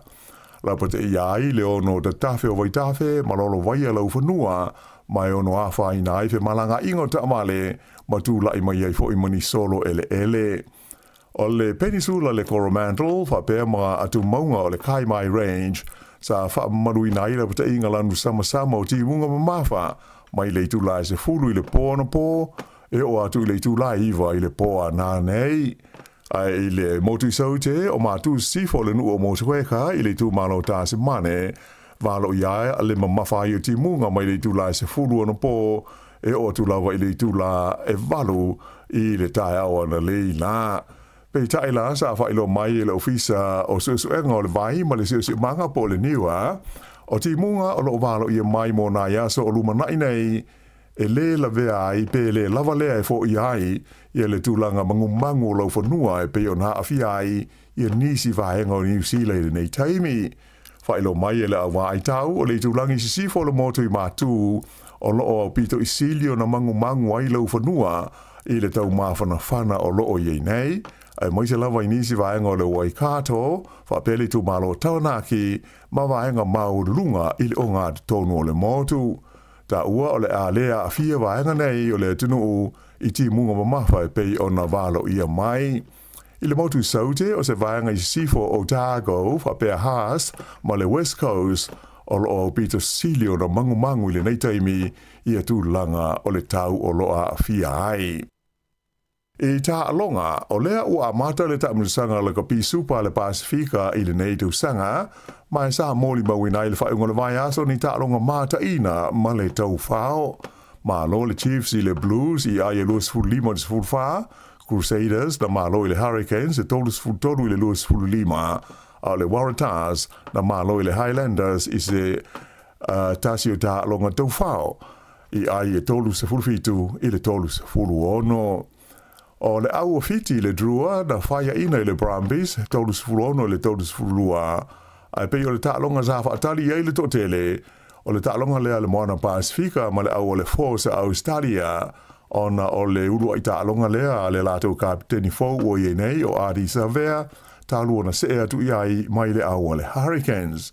Ea mai pei o na sisila ma mai mo iai, e tasi ale ai le na whaia i nai le moana Pasifika, whaas fulwha i le whaas fulurima ale Force. I la kapi liki o le malo ai o le Warriors, i le au malo si le Melbourne Storm i le whainga le vai aso, i ai e tolus fulono le fulurua, o rona lua i leo la tu tālonga whaasama noa, e ta pena ma sa uni ai mo le amataina o le taʻamanisanga le NRL o le NATO sanga. Vai aso taluai na tutusa le lātou tālonga ma le au le Cronulla Sharks, whailo mai e whaia onga le Warriors, o loo tūlanga le lei lātou tāpenanga, mo le amatali o le taʻamanisanga i le lua vai aso o luma nai nei. O le tālonga mo mua le Warriors, o le taʻamanisanga, o le whetaui ai ma le au o le Canberra Raiders, i le ai o Las Vegas i Amerika.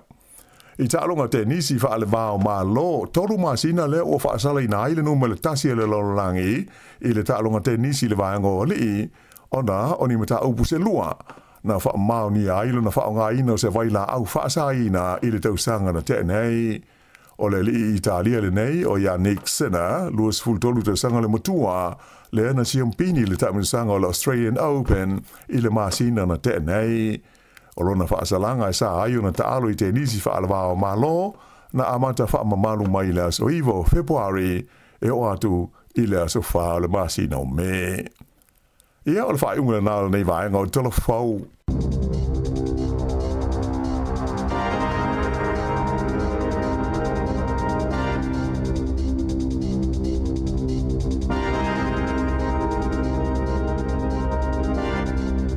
Toi whafonga le tula se fulma le lua I tātou talafou, whionga la wano ati lawa, ia matala mai Sāmoa le sunga ia tāse salam. Sam, lua se fulfitu minuto te nei le tula e iwa, ia o le whatati ang fu le tātou poklame, o le yaso mo le tautua si fonga lau mua, ia po le afra iwa, afra se fulu fue. Ia.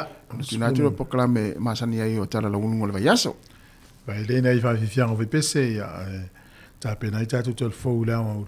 Ia ma kolosi lo fa sala ngai sa mo sunga ta se sa wal tau tu mai ta se nga tolu le fiafi e o le vason te nei na o te vai tu ai tala ina au mai ia tu ale fi ale tele o ngai I me ai tamati e le lana me ia no ile sfrile fa ia le pai fo ile pai po le mins pai ia pai fa pena e tau kawa I matau puni e mele o le o tuai o mea ai tamiti na kiliva ia onga. Ia.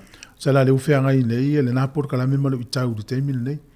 O le anafi foi nova ai atu ilunga o le na foi le ngol nuspe pau kila New Zealand Herald. O la e fasala lau mai le isi tangata na ia le ata o mea ai e le o mawhambe o le matua le anga o mea ai tūlau le ngana. O le ia na la lu ngol to tala te lo to tala se me ai le ia le titi to e ia le la e lu ita wina fo na por kala mel malo terminate ia se vai la ia o le tala na o mai le matanga fi ta mai ti le vela ia e mana tua fo I tasi a va pe va ya so ato na ka le elenia e lu e fiu na o e fia ta ma fo I se se pisu po tauna sui ia sa uma sui ia tauna sui a tu mau al me ia la ta silva yes ia e a to ane luva yes o le masta mai te to fia ia na mai maula me illa fo illa pis ia le na pe po fia la alu na tu sale mal me momo ia ole vaenga le na tal no mel vason te ni tu fue fo mai fo yeto lua le auto si mai na sini Australia le tal no mal influenza fo le Israel o le va tu le wanga ia leo su e fa le vaenga yeto lua o le nga la le o me tupu mai ava pe o fia mali le sa fai a itanonga a su e tu fa le ni vaenga fo le ia lo fa mau ai ia tu lo wa pe vaenga le na ta ua o fa mtalanga vaenga le mo istama isala elu le o le tele tangata isala elu na te e fo mai patau no ia I vai pa pena iwe na matua I vai le mo fa mtalanga fa no le ita mo mena ai pe le foto anga e tatu mo fo au lava te tali se taxi no lo wita o te tali se email no lo wita ia e fa te tali le titi e se to ale le polisi tu la polisi aso ato e fa to tali lo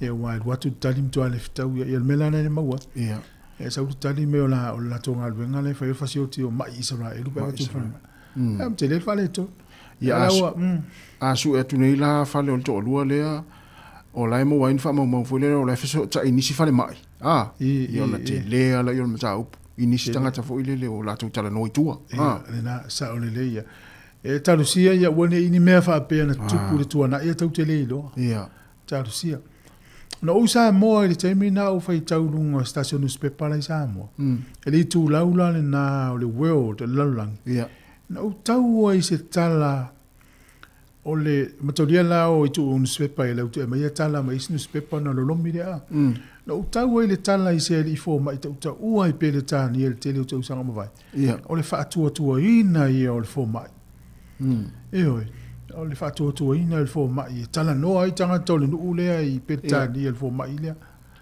ai muli ai te le o le fale to o le fo mai le ona nga lunga fa yo na fa o le mali wa masa nei tanga matutua ai tau mafai e lo na ingo e tono wili a tanga tai sole na maua le tama le lo matua le nga yo inga le fo mai au le singa le winga fe fo mai asi fa le o matua ma le le o le mele le fa le le fo mai tau tau le o fa tau le tala va pe sole ma tu am tau tia fo ya nei me ala winga la o me yo le tupu i le tele o tau sanga ma vai fa to aria e muri ane i si tai mi le langa ina o masa salo le fa nau o le mena o foi e ma le mena na lina mo e o fol ma fine le ele mali o sion tina su tu o le ile ngol fo ma ile le wili o ina lo na fai so nga o mai o le tele o tata mat tu o pito le na mali li u fingal fo ma ina se vai la e tal sia la ya awana e o le palemia Australia tono le maota matua le nofo le lei tangata il vai asolente nei le tala na ina o saulu mo tino fa le mai o mai Australia ia le alang langa ni manatu ma tal no siaki ane i fa mau ia mai si vai ngai na tal notas e tu elu nel fa mai Wellington se tu mo pacifica itu sole te le tangata se mai ma o ia o tatou vo ila e langa vo i manatu fa pena ia tatou sa o nei stemila tamai na alu itai sa o le e fai la o au tau si mai ma te vai te le tangata ia asia ma le au vai vole sa tu ton le na initia e o foi lai fo mai foi le fa pito sole fai ya to le la iti ai te le tangata ese le tangata ese pa langi poni sa o le o tau le maua tangata na fa le mai Wellington sui un tangata la we vai te mine o te fa mau ni tu langa talu sia le o sui ona ua talia la to tongi ma fa maua lalo la to ona fa pelo le fa talu sia le me na uma fu me ese tatu tangata ma palangi o is fa le mai ya mau o stadio wala mo lunga to talu sia ele le o na ya tu mau pel mau lunga ma le mo mi tatu ni New Zealand ma no no fa te fa le mai fa te tali te mi fa mai el va ele o tau si mai e to ti tau no at poliva tau no to el fo mai fo mai to sole tau no at fo mai te tala tu le puni fo le tu le so mai to fo mai to lima fa to laiti ya o ngai ya alo po vai tu lo ia vai ngol mai va pio tanga te ese so pe tu lo ito muito na uma sta mai te mele ya to se minute ne vai le tala fo mai va pito na matal no ai o va pe ya po vai mai o le po ole o le se le lo po tala no le si pito va tu fa la tala no le si pito va pe e pe ya le tala no ya va pe sole pe ya Steve e se atati fanga no mai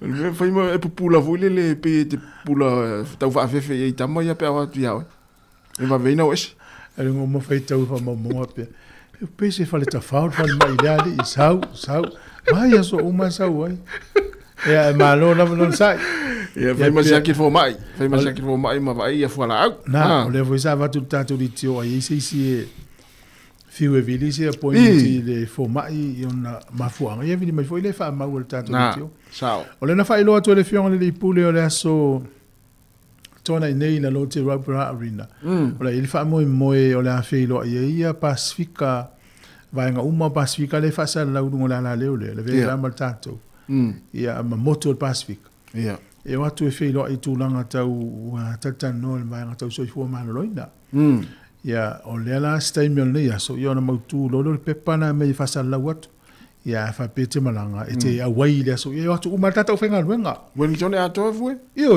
o fe la vai te fa fonga mai ai ia su atu lo te Robra Arena ile stona ile la ia uma tata o fenga luenga tatu fe lo ia im tatu ta fa ai o le o fa tolu valu lima lua i fa e te vili mai le stala oe pe ia wai fa mo fa ilo tatu se il vai aso no tua e nei fa ilonga usa ni le tatu tio mana ia wana ni sia tatu le stonai te le tatu pa anga ma won ta to fa ilo ia le fa ingol vai aso sa o le te alu lo ta fa le aso tona fo le lo ia kisi mai le lo matua pe voi ta lo fa ina lo matua ia na Yo. Mole mana yon maftanga. Yo. Ele se va tele mani ala yo fa yo. Aula le ngalo le stona. Ue pe wala ule tam fai mai. Malo se fu talo fa. Talo fa no va se loa. Oi, talo fa ngia. Ai, no ke wala ko ngi que la cala kai cheori ale o que yo ya ale ko yo ya malo ama ni tau ya kilani o so de kimu ma ko ya mana ya tau ya ma tau lo paolo ya ma du fo savili ne kimu ma ko ba o mi na ni ya o le ko de ma yi singa ma du mana ya o lo ko lu po kala ma fa ngai o fe la ki ko fa Uno kara ngoi me fo mai hoi uko kene fo mai Middle East mai sia ku Ia. Ona me fa ta fa ile e qualification. Ta ko ai Pacific. Wena hoi ko hai mo me dai e so mai mo ko fa no ro ko ides. Ele ko kene ka mo ki po inta ka ko ao ya o fa fo ma. El mena ne e o ya mako. Fo yo ko kene la Filipino a me se la wasia. El mena ne Mana sih dia? Orang kan, anak omai hoile wai le song ko ngi sitan fo mai pa de wa sia ke de le wa and sit ki we mai qualification kan ni. Hoile o ko le vai ku ni so wa de ho ni. O fa o ma da Filipino ma. Mo. Wow.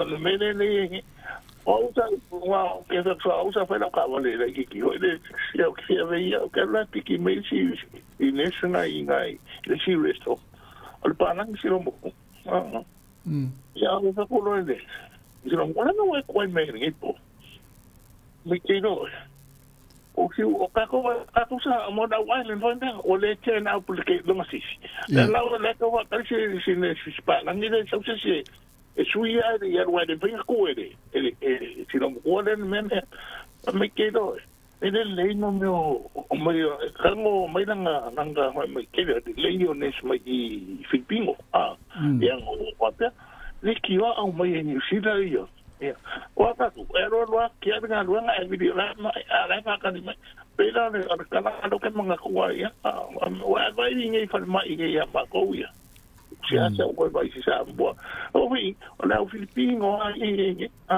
olha le o se ko le qualification Olha, olha um pouco que você vai pensar mo nesse aí de recognizing aí que ele vai ter que vai mal lá no ele ela e vai colocar foi news mas ele com que ninguém capaz ficar eu já forma olha lá o que vai mais Middle East mas já um cara que tem a qualification aí não mas nem ele vem como que é o ele meu lado aí e não aí não passa em medicina que o se não for como foi mas não é uma bem oferecida. Olha que ele me leva de porque foi de mo. Então, se eu não vou a dar com potência, e tu já vai com potência hoje. E vai com o hoje lo se vai para melhor dia, se vai não vai se vai Oi, lá é o meio de boca, ele é o que está carregando o meio sorte. Ade ona so so lai loka ka hoia ka ko sa mo wa o mai ai mo nga inki e oro na da inki ane ho ko se ma nge bon e me no lai ele se ko pe ko mi mai e de un mo ka na mo ko ni o te na fa ko ka na ku fu en ma me de comprende ni ka ko se mo ko ni mo ka o mai a o mai ka ye mai asia e achieve na ko me ada ko le ki kia pa se ne ka ke ai ke na achieve pa achieve me a se se pa wa me le fa de ko mo na ai a se na a fa pe to ro ma singa e ro o ngai de ke a ka no se ne fa compita do uma ai a o mai ka ko mo sa mo ine ka wa le ba fu nga nga ngo ni si na ma mai ke ka ka mai o nga nga wa de fa de ko nga mai ya po de si ya we nga ko se e po dan se nga ai ka no se nga vai e sa un kupe a ka ko e sa un de ku a se sa un kupe sa un ke do pa le na e ni pe yo nga na me ni si da ke lo is ka fa fa nga pe me ya fa nga nga ma wa ala le qualification wa fa nga nga lai do fa nga do pe da no fa no ko mo ko lai ki ko Yo, ole le yo. O ngaro, o ku spasi me wa de so ma fa ngaro en New Zealand. Ola pa so afule. Ya, ai fina ngalo, ma no lava, ya lo te leatu Manuel ni tai au. Ya, sai fua. Dal tato pese si fonga lo mua fa fifianga su filo il tai au.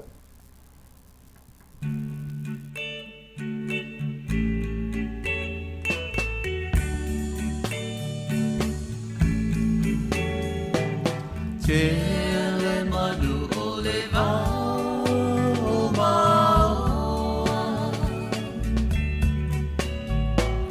Tele ia o ia leva salolo Tele te de matama Sāmoa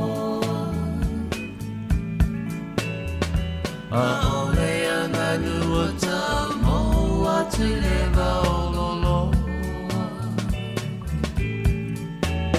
My mouth and a toy for it to all lagi.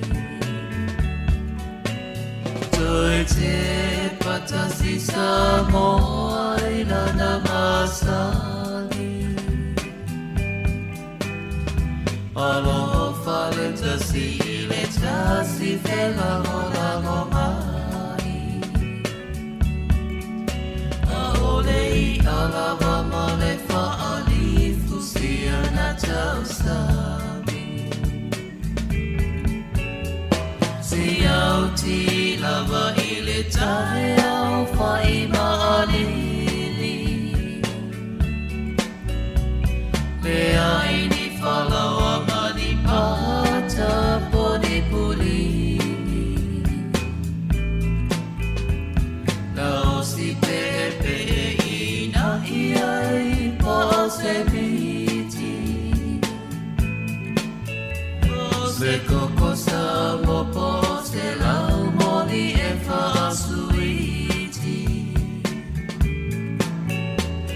Le fai tu no pa o masia mala fa vai su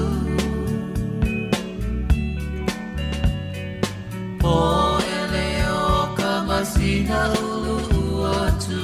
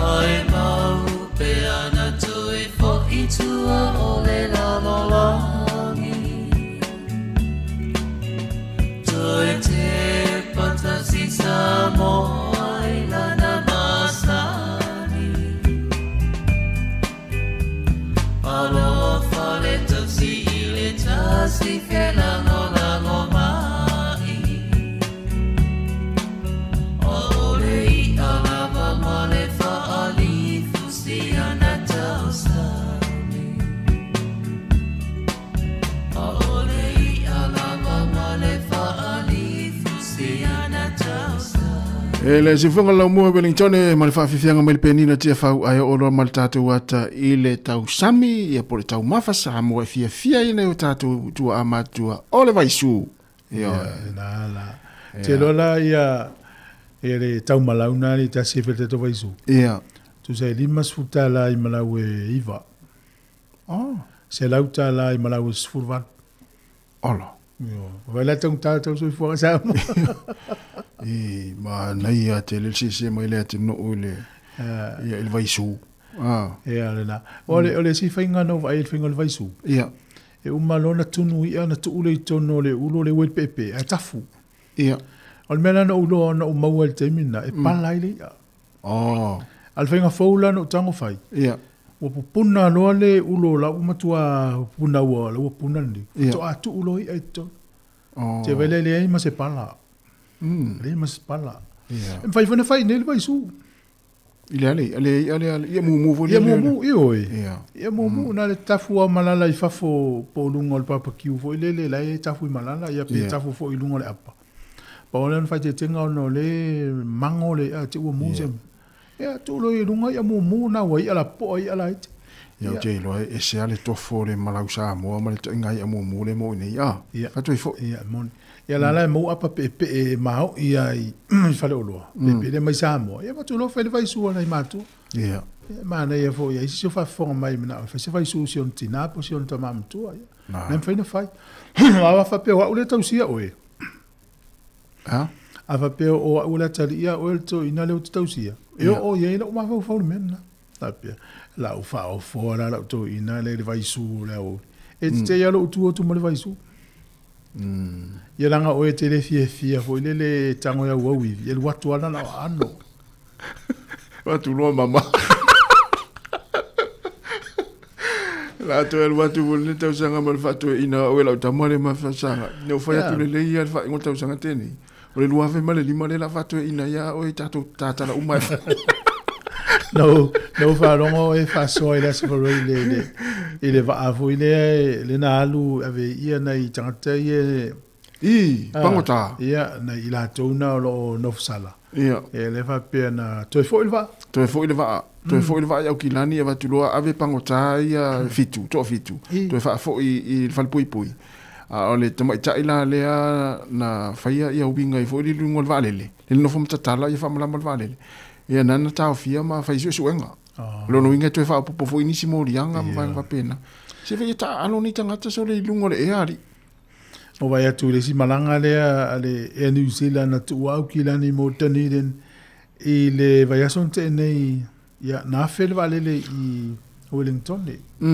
ona I se tasio le malanga le valele ia o le usta ia fo tu la fo no mene fa nga malanga e la pta ia pe na tu no pe malanga ele ma se tato fia malanga se malanga to fo ita no tanga tato tasi wa le usta sa olele ia le na fe fa taila na fe Wellington ele te o se furu va se nente nei por stofie por sfoi e to fa wa le malanga tu e fa taile to le malanga tanga na avese ole tu te foi wa le no fisi sunga su ele so forel ia fam tala mai sunga su ole no sa wa lo ta watu ia e lokali mo vaenga ia ave mo valele ia se vanga na uta unu tonu o sela mo vaenga fa pena fa tot tala ia sa ola ia te fo le lo ali ina sa fu malanga le e to te le oli nei talonga o le unga le talonga so para kapina il fa unga le vaiaso ia mata longa le alo to ita to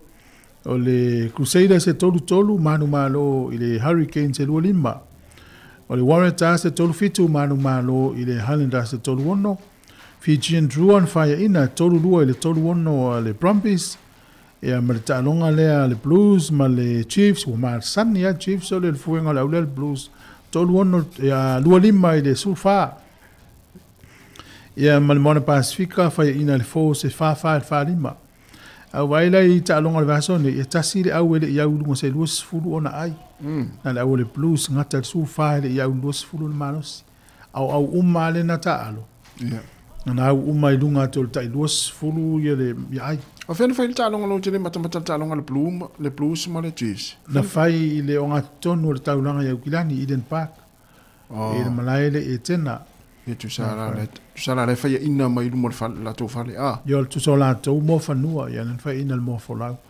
fuora ia talonga lua lima le si au, tolu le si au, tolu ono, tolu fitu, tai tolu sfuru, tai lua sfuru. Paulo le au na sufa i el malusi na iai. Sufa i na maua le ta'alonga le ma le au Chiefs. Ta'alonga la le fai unga le vaso nei, ia o le po le aso Ferreira le fitu, le Ferreira Ferreira la ta'alo Chiefs ma le Crusaders. Ia po le Chiefs, ia ma le au Philly lea Australia o maistama, Wellington o maistama. Fitu le fiafi. O le Reds ma le Moana Pacifica i le afore iwa le po. O le Hurricanes ma le Fiji and Drua. O le Astona i le afore fai le fiafi. O le Highlanders, po le Highlanders ma le Blues. O le fitu le fiafi le Astona. O le Brumbies ma le Force o le afore iwa i le po o le Astona. Ia o nisi na o le ta'alonga o le fai unga le vaiaso. Ia le whaanga solo ta'alonga wha vevela o le liki. Ia le masina foto a matai. Ia le vanga mili mai tua mai le ta'alonga Hurricanes ma le. Ia. Le tali tonu le wale ia le tama lena tolu na skoa. Ia me le tatu. Fa mai o le tama la loi kare steti. Ia. Ia le ufa mamla mati ia le tama le i taua. Kalapua taua ta'alo. Ia le ua ta'alo ni le kalapua All Boys University e tātou Wellington. Ia le fun ta'alo Liona. Ai te lo le mena le nalu la lo le li le. Nei loa le stama lea. Umi stemi e si pea i a Camroi ka. Ia manatu lo i e sili le alu la lo e mawian ta'alo. Ai la tu foi la lo. O le si tama le la lo e o Blacks fo. Ia a le mea lana tupu ia na la vea lo stama na saulo ta'alo ia le la ua. Wa wo ye foi la I mo me foi o me va a yellow blacks a fa le Preston. Ia ma toli foi le si a fa le blacks na ye sa ta alo foi Hurricanes o Preston. Ai le a inga la male ile. Na to no. La fa ya ai fa pe o malan ta alo. Na to no wa e mo mai tu fu. Ta wan fa mani no va nga va pe ile o se tali o Don Preston ia Kyle Preston. Ile a inga fo. Au tu langa ia. Ia au tu langa tu sa tu langa ta alo ia afa. Ia le la ua vai atu nei la pulenga le Crusaders. Sa o le ia la tau tama le na watu. Ane si mea. O le na whano no o mau e se Pernara ma Smith. A le la mato I fia alfa ia olo Blacks wea tu ai le heila. O le la mato a mana ia a whai wila tau wae tu langa afa. O le mena mau ai roi kati le aso tona. Whalai. Es whalai. Ele ima se teimina mo mo e maripolo. Maua kiki, maua pasi. Al mele na mawili afa leo Preston. E teimina na mo e malpo. No winga. Le son na fo ila le mo Camroi kadi sta longa ilu. Ta mo e malpo. Ta le teimi mo yai. Ya ide na pasi markiki. Ya malo lava ile ofilia Crusaders morta longa mata confie. E ngol veaso. Ai tasi le au le ya se bus fu ai ta. Ai musanga mo round mo. Oi. Ole au le al Blues e su faun ai mau ele yo o tu lus fulu mau lunga tauna ia. Ia le sa champini tau sanga tene ia. Ke sao? Ole au lanza pin. Ia, o tau ngalo tu ia te. Yo tau. Ia le yo ni ai se lus fulu. Maloa tu fulu tutu.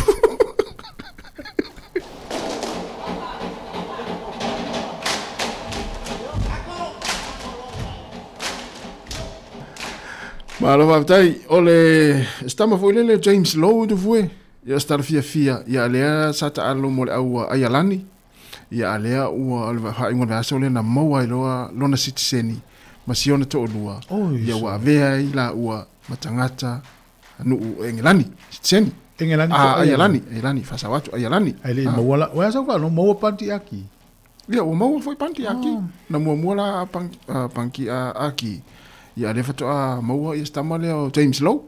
Manai. O la wali ina o misi a New Zealand. Sa ole le. Le afa lea na afa Hurricanes le afa ya le au le. Ia. Le au Ailani ia o le leo James Lowe ma le Chiefs, Panti Aki ma le Chiefs. Ia. Matua manai o talo ne o le manui Ailani.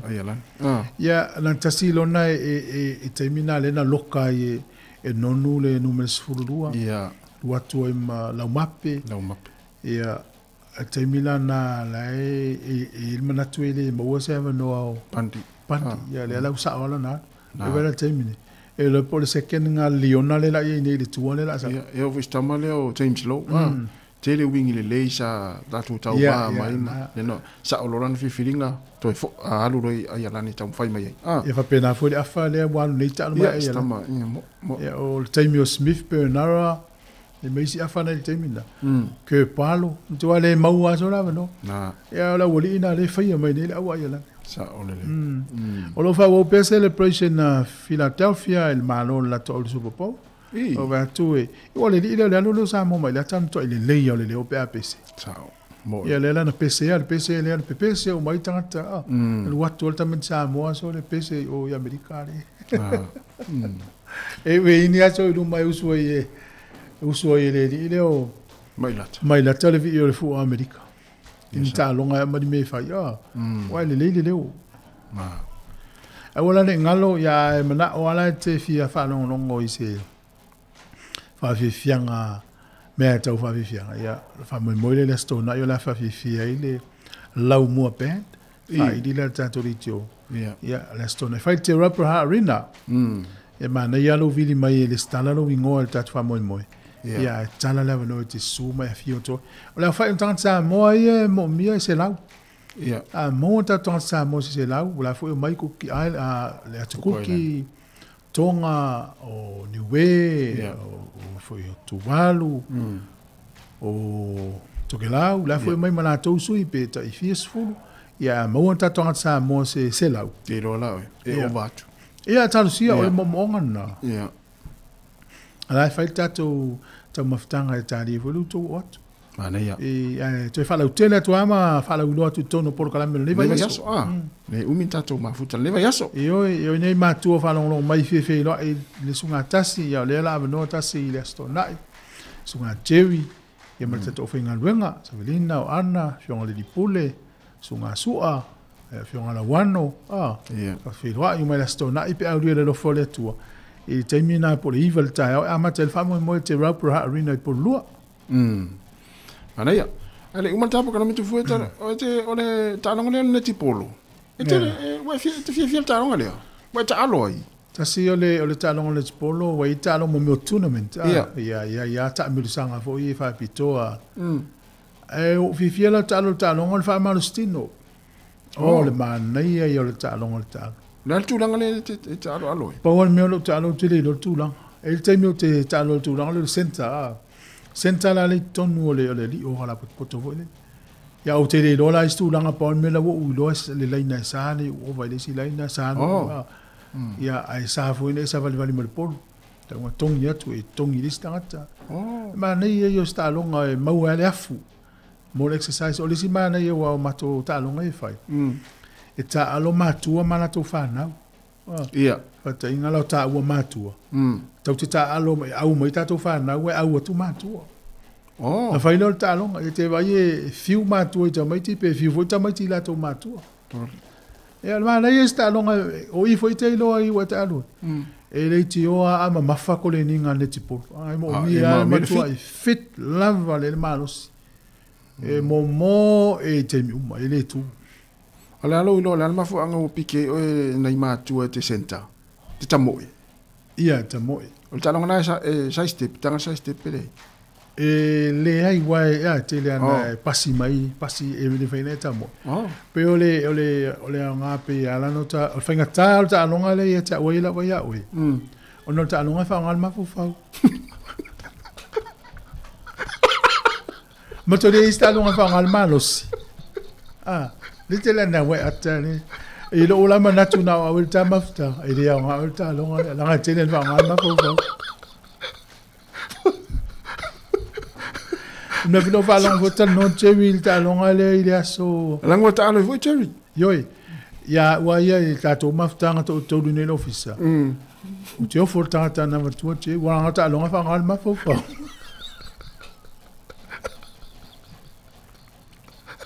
alo te vai ta to mafta nga ile ofisa e fa le fa nga te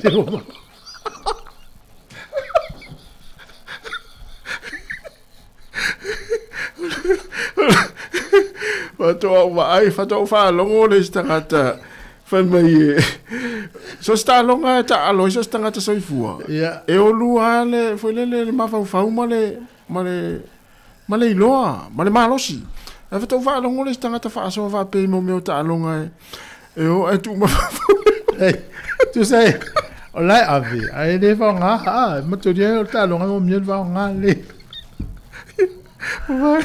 O mai atu mo tatou pokalame atou tae. Ia, le la tata atu nei whawhiawhianga nei. Ia, si whain matou whainga me tu. Malo, whautai tere lawa Sāmoa.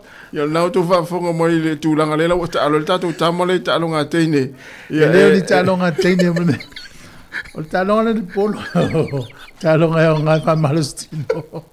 Ai leo ni, i lei mase mea mai ta alo ngā teine ni polo le. Ia, whamalurua tu fo i nei ta maitia ta alo mas tatou tamale yasa i taimo la tu talo. A te wasuki ane es tamale, ia leo tu whawhonga i atanga te whanga Tato mafuta pia Sāmoa nei aso tau tuar si whonga lau mua o lumini te tere sifuru. Watu whawhiawhianga tu whiloi. Ia si mātou e tala noi whaamamlama mai. Ia tatou ta alonga leo ni te polo.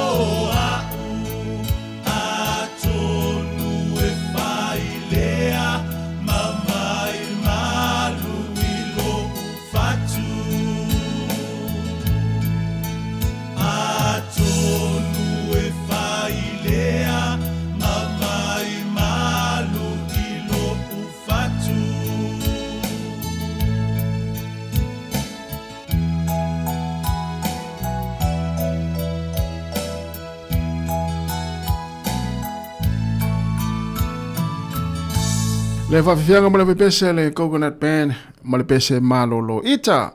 Ina ua se fulu minuta te enei le tu lai se fulu to e whawhelo ima to e whaatalo fatu. Ia le tātou atinuu i le ngata nei mitua tausi tono maota malawa o lo mai mua mwhaafonga mai e le tātou poklame. Ma le tautua si fonga o le lau mua o le nei aso ina umai atu poklame le ata le tai ao mnatu. Ia sa manuia fo ia ngā luenga mfuafuanga o le tai ao e maise la fo ina i mātua. Ia o loo whaafonga mai le taimi, ia whaafonga mai le tātou poklame, mai mua fo ia tātou poklame whangasolo nei aso. Ia le ukuka, ia te pena o wafo i tau maftanga na imitua tausi le tulai se fulmane lua, ia mafuta mai pe le tātou o nanga le yaso, i whaafia fianga o proklame fo ila atu inatu, ia wale whaafonga male mai mo mai le tātou atinu, na wawe ta vale, whaamanatu e pere saonga le mu, i lunga o wala, ia o whianga i outou, ia i whi au mga aluenga le tai au, ma alo fo i whaatasi mai latou fo i lo whaasoa le tātou Facebook, ia be share, whaaftai tele lava, mule atu whaaftai tele ia te outou umalava, o lo whaasoa ina le tātou Facebook, i le aso ma le aso, ia ale si fonga lau mua, a whaapea fo i tele i subscribe i le tātou YouTube, ia mana ia fo i lo subscribe, ia ona vea fo i leo oi mapaanga, tātou mafuta i tautua si fonga lau mua i le aso ma le aso. Ia manuia lava ngā luengo le leitai au, manuia fo i le tāpo inga nei mtua tausi, o lo whaafonga mai mua mai, ia i tonu a inga, mao tau tangata mātutua, mao tangase ngase lela, a whaasolo atu whaafia fianga mo utou, a whalor se fulu, o na tu ina tu leo proklame pe ona masania sforite itasi, le tanu atu ai Sabrina Casiano, mo le fionga le lipule, a masanga te alu mo resi, ia po le proklame fo ilea, o tala la ulunga le vaiaso, a whalar se fulu, ia ona toe tu na tu leo tato proklame na, ia alela whaonga nei taimi, e mori atu ai, na i whaafia fianga su i filoi, ia wala foi le whaafonga mai le tātou atinu, ia se i whaatalo whatu, ia i la tau ia ua whaatalo whamai, ma mai mo mai le tātou proklame le lita iao, whaatalo whatu le sunga Aaron Sila, whaaftai tele lava le mafta mai, whaletua silulu Paulton mai au kilani, whaaftai tele lava silulu manuia le lita iao, whaletua ia Cecilia tu inga mala, whaatalo whatu, whaaftai tele lava le mai mo mai, ole toa tele le au kilani, ia la tau ia mafuta mai le tātou proklame ia ma le tātou atinu so se vaenga lalulangi ia meiseo ni usila nei ia o lo tau whaatalofa mau tau mai mua mai le tātou proklame talofatu le sa whaavale le fua semi tasile to ino le tātou tautua whaavale semi le whaatalofa le sunga Valentino Josefo ma alo whaaftai se o isa viliamu to le fua ma tamu wa tala mai le fine lau telefoni ia ma alo lava whaaftai tele lava le maafta mai ia le sunga Saulo Faea, whatalo whatu, whaftai tele lava Saulo, whatalo foi le sunga, le sa Samsoni whai launga manuia na ngā luenga le nita au Samsoni, whalitua ia tusa, e tua le Kasiano, tala whatusa, manuia lava le nita au, o le sunga i le taita i malanga ia tapusoli lo maiava, whatalo whatu, whaftai tele lava, Vitaliano Pulaa, whaftai tele lava le maafta mai, ia o Parisina, malo whaftai, le au anai sem moi mai, malo lava whaftai le maafta mai, le sunga ya okalango lango, whaftai tele lava manuia le nita au mafo Eric,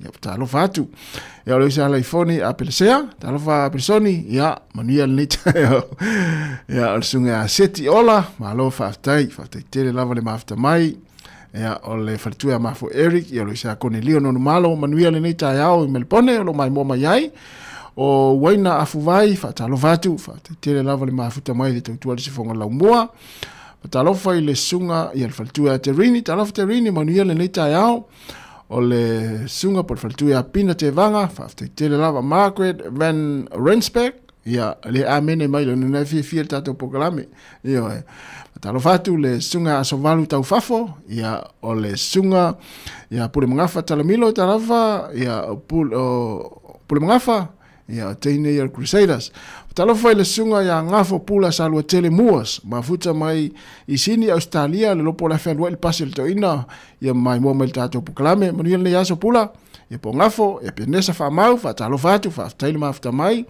sose oso, whaftai tele lava, ia le sunga ia Rose Jing, ia whaftai tele lava se Filina vawa, manuia ngā luenga ni yaso, talofa atu, whalitu ia Teresa Ene, ia o le sunga whalitua ia Lupe, Malinowski mai Brisbane, Australia, whangaloia Samuelu, malo whaaftai, Tentito, whaaftai tele lava al mafuta mai, Ropeti mai lata, malo whaaftai. O le sunga Risati, Alisa tarafu Risati, ia o le usa Alfred Robek, ia mai Aukilani, malo whaaftai tele lava, le mafuta mai le tātou proklame. O le tautua Pasco Gap, manuia le nita iau, ngā ruenga lo whenga iai, whaaftai lava le mafuta mai, o le whaletua ia Fola Norieka mai na i California, i Amerika, talofa Fola, manuia le yaso, whaauliuli pule iata, whaaftai tele lava le maafta mai, le neita iao, ia o Shane Eli, talofa Shane, manuia le yaso, waina fuwai, whaaftai tele lava, ia le maafuta mai, Desmond Pango, whaaftai tele lava, ia o le sifonga lau mwe Wellington, le lau mua New Zealand lea, ia ili tātou tautua nei, vale le mati, manuia lava ngā ruenga le leita iao, ia te oe lau sunga, ma lau whai ngā ruenga i Aukilani, ono valu Ioane, fatalo fatu, fatalo foi le sunga Kevin Swaka, malof Kevin, manuia le nei tai au, e ala tatu wolo i whaafia fianga, lewa se mai la foi pese ale kukama, se fulon minute te nei le tula, se fulu si whanga la mua Wellington, whaafia fianga se filoi.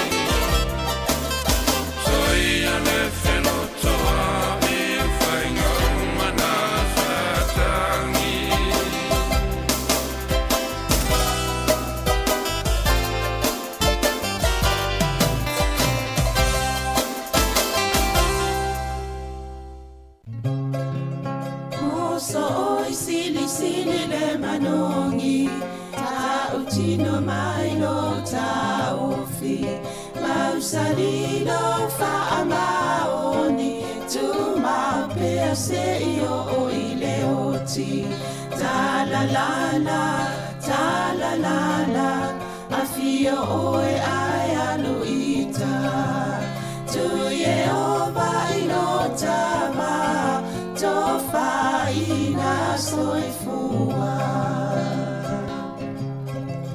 Nanga alif sili le sasana itu e fa o Sāmoana e fa atosina yo anganga ya te o e sumalete ine tausala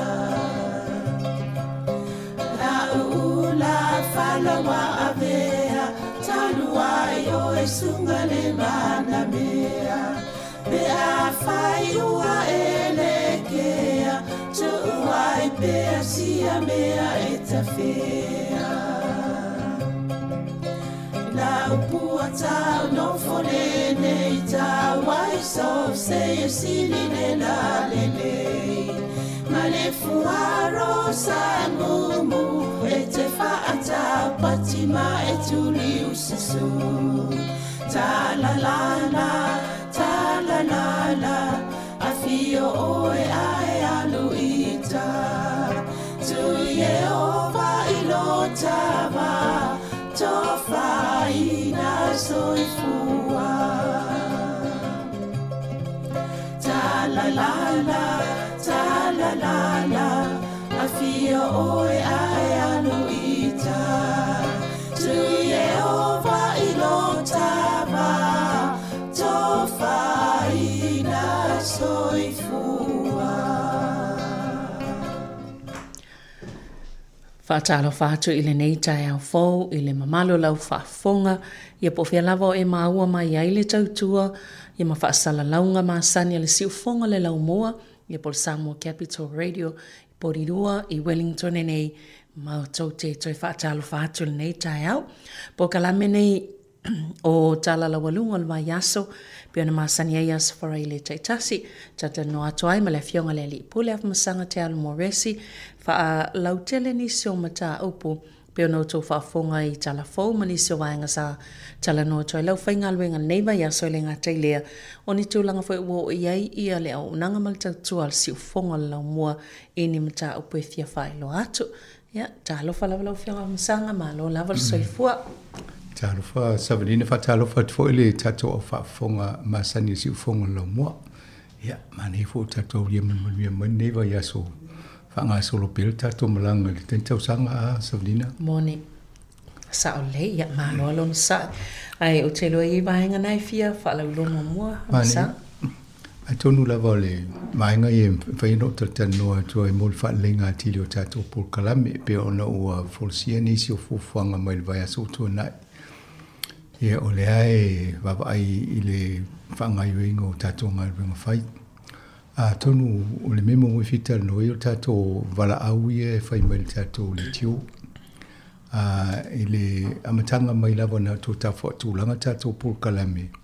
Sa wa I inisi o teimi o nisi a wala au mai e mia le teimi e lungo le tato telefoni. Ia afa pela lai kiwis in fai le ia wa le to fi fatali wa umitelen fatali ono isela ia na ele o fofanga na fai e tu wa tu la no e 2 minute e te tala no ai ia ai va vai fo ile tangata le fa fo el po kalame afa pe e va longo tu ai ma nei ia le fatano ngal mta pu ia na fa wa ia la ia al mena na fai o te mantua ia le teimi no fa ia le pol kalame lea no saule ia ma le class e tata pe se longo fo le va e tu lo mo 2 minute tata lo I fa longo mai fo tangata ia nei lo le mo lo teimi anto no le vanona so longo le tato pol kalame ia ma tu ama no nisi fo e vala au mai me na to fa mana to ia to vala au mai fi tele le utala no ia to vala au mai ia ai mesia ia mo talk back ia mta mo pena wal por kalamena ia na ufa ngo o le talno ia ai talno fo I wana lai to tele isi fital no to am no ia ole vai si vai nga fital no ai fa so longo por kalamele na ila wotina iele fale tua a le whawhiangainga o ana whepae kōlia. O le ua ofo mai mwhai ona sōswani le Pokalame lea. Ia le la ua tu e la wanoa le so whareile o le asau. O le la a vatua ia le Pokalame lea le ina ila ua tina. A o le so, sa ele wha moe talta noa tuan ma whirini. Ia ma mole fo le whaftai a whirini tu sai fo malani tau tua le amatanga mai lavo le Pokalame lea. Ina ua whatoa whaavaile tato le tio. Ia lea la lango tutua ngio se ainga fo i le malofia. O le mawhai e o na awai mai whirini le asfarile nei. I le so, i sfutasi.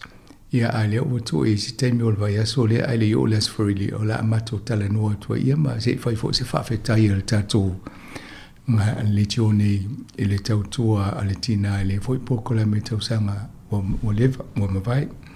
I le whapela la a le to iaiwa whirini i Pokalame lea ia ai o Savalina o lea la a whafoea ia ko ori nei tinga pe tulanganga ia au whai Pokalame foi. Mole ina i lautina ia fo steime e wala awe a whirini sa foi le ia talta noa ai pe o le whanga solonga na tato Pokalame. Ia a matatu la alvai aso las wharile la asau. Ona whai atu Pokalame na o le whai to ia ana whepae kōlia. O le tasi fo i o whawhenga inga e kalesia me tutisi i nei pōrua. Ia o ia na wofo mai e sau e sosoani i Pokalame lea. Ia ona whiriwhiri lole ia a whapeo o istina. Ia po te tantonu lea whaina fo ista mai whitala noa i Pokalame le ina ila utina. Wai tō tele fo ta mai whanongongo i Pokalame. Ia mwhai ana e o fo mai na i saule ia se i. Se vai pe pasia o e komiti rewa i Pokalame lea. Ia on le taltala noa toila ia mata upo o le anga i luma. O le si vaenga li vi whailoa atu o le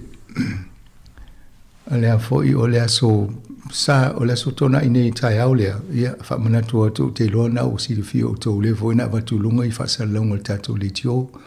Whamanatu te tonu foi le Pacific Health Service ala atu. O le van so tai au ie masanito a wai tau sanga mwai. Ia lungo le Facebook ma me whapena. Ia ngā luenga le tio i tau longolongo i vaenga i o lo a wai tato a onanga i sefo maloloina. I la tō wha moi moi ia o nei e le vaenga nei whai e nei li.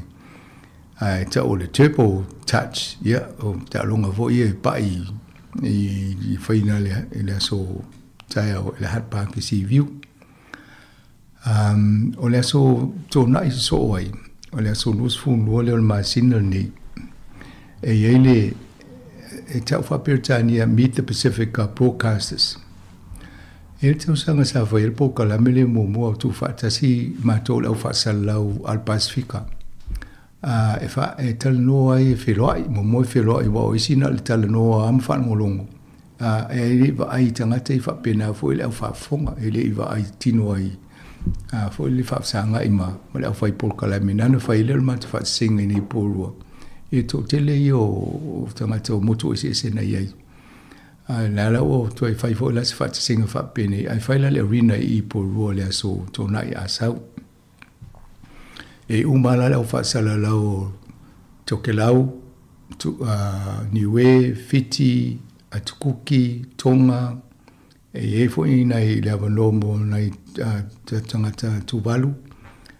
O le le avano le tato wheloa i umai i le arena amata mea le iwa le tai au o le afo le iwa alo ia le taimina amata. Ia avavave atua ia mane e fo ie. La e le kope whaatali mai e oe. O ne tato tatana noa i la ia. E whaasoa fo imta apo. E meise ala ia Pokalame le soi fua maloloina le whaia ia. E whaasosoani e le soi fua maloloina whaatupe Pokalame ia. Ia wale longo puia lia o le malu le atino imta opu tau i le soi fua maloloina. Mataulia o tato o unanga i whale mai Pacific Health Service. I o la tau na e atu mawhai tong fitinga. Ai pe o le tio o i e tau preventa i tau wai vai fō mai. I tau mwhai mai tau longo atu i tala fo i le mwhai e o na tau sili leilo so i fō maloloina. Awai e le tite fo i lau tupe alu i a le tite le teme te no fo le whale o e le whainga luenga. Pe o le au ngana o le matou tau le matou tal no atu mwha mam lama nisio vaenga i a molo si la fia. Ia matau mwhai ina ia Mau e fo se fa so fa malo si au ia te o I vai ngai o so I fua ngai tau no e fo so sirisila ma sau fai o ngal fea ngai ia mo le saunga le molo e lava mo le fa so longa le lei o la o fo so fua malo loina dala e tan longa na le fai le so nusu lua ia e fo I ma o atu to no fo fa tasi ta to moto ese te lo fo ta to Sāmoa to tele ia le fai na wa tele le fali ia mai e fo mo giveaway process e fai le aso le ia to fa longa fo I si o le mai le mtanga vengo so fo malo loina tala noi tu sai fo mo por kalame ia male au fa sala lau fai fo sela to tala ia mtanga ta wa to tala no ma Pacific Broadcasters po la fa sala lau le ia ma fa ali fo I to ia na fisili na to lu to atu tali ia mtala no ia na fai le oli poti ia pio fa nga so longa na ia fai lo le lunch le oli ia ona fa fiela ia le lau mo band Vai oni te ua watu na le lancha e te le watu vai nga mumuta o le amtanga. Te tonu le la watu lau pepa le tai o te taila toi mai listala. Ia le pepa nai wha ali te me whai le lancha. Nei loa ina na ia mul tai au. So ninga ia nei vai nga nai amata toi. Malo. E o le taimila le wa umana tawa. Ia a whale iwa le taimi amata nai e tau e le tasi. Po le afol tasi pe au mitere ia o le lunch le tau mwhai po le afol sulua whai ele tato lunch. Ia, e nai fo I telefoni e pe a wha pe e wawe a mai lo so whai fia le stala.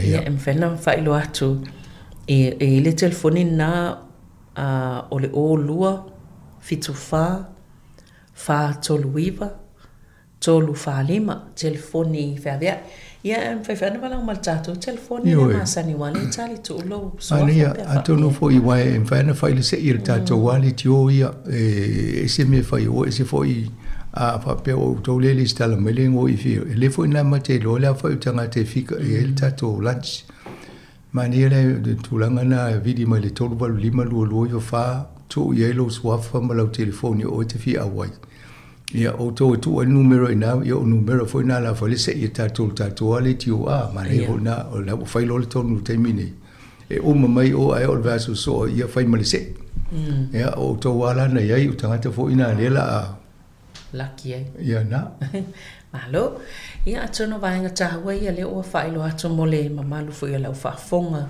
la to fena awa ia vai nga tawa le nga to tawa o la sto nai o le asau ole ia se tanga ia tu tala nei vai aso pe ole tala le mana I fo le fa longo atu le mai nga le o tapena ia ile ma lo pe ona a mata I se vai nga I pe fai fa tano nga fa la wai tele le tuno ini fautu anga mfai ona tu ina atu e fuanga ia ile pe ona lau le ngo tu la fono ia le fai ngo meia tu langa I tato ala fa salau o ava nga ia fa ngai nei fa salau o le Broadcasting Standards Authority o la tola o le tino le malo e vava aia ma taituina I whaasalalonga whai nei pe o tō whaafonga mai ele tato whaalinga le whaasalalonga le watu ai se me fo ia whai nei lo fina nganu le whaasalalonga ia mwhai le ia o na longo mai momoa pe o le fofanga na la whaatatia mai la tōle awala po le process e uia e fa mai ia tala no mo po e va ia ngal venga fasal office fasal lau a le fa mali ina we ia ona e lu sa o le ia la to o le la to ngal venga la na ilo le ma fa ia la to fa unga ia a le fasal company fasal lau ia e ta mai al fa unga e mai ala la to tai kwata ma ta mai fa ia fa tionga na tu ina mai winga to fasal lau ia ma la to fa unga na fa ia tatola ia na o mata total no e mai ia a fa pe o le fa tu e mai to fa ai a fa pe mai a se fa ai fa tau ia ia lo ia fa pe ni to fa fe lan to e fa o te alu mo resi le fa pe tu sai mal tato email na ma le tu langa na mai le e ave o to le port na o ave le port pe sa fo o le tato committee fa ton en fana fisili mai po le ale email address ale tai fono ia po le failo tu si ona avele ia Ia whapena le awala o whapena fo isi company le tio, wai ave fo ela tō le tia o le taitai fono na ona whaira whaingo whapena.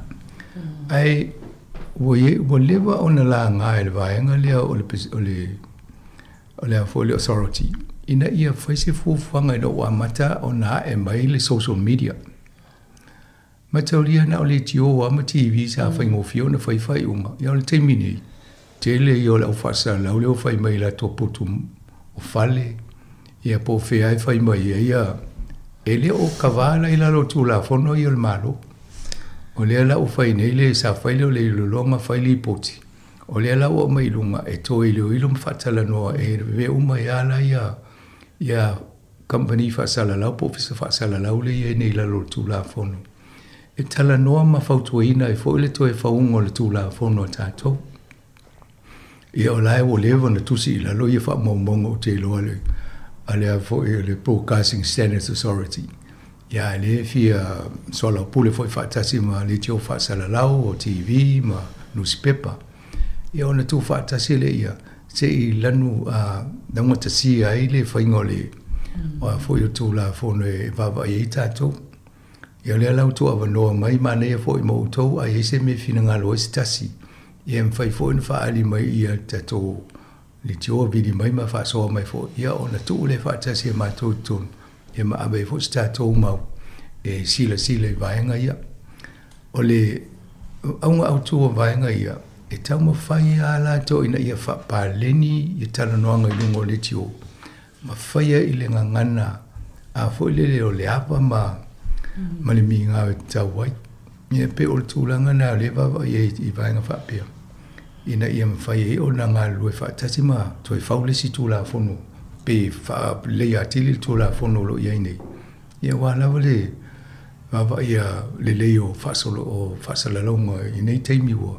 Wa ese a wala le o so mai whaasalalau o le Facebook, o lungo le YouTube, o le Instagram, o le TikTok, o mea umana le ia mai si mau me ele ia ai mai.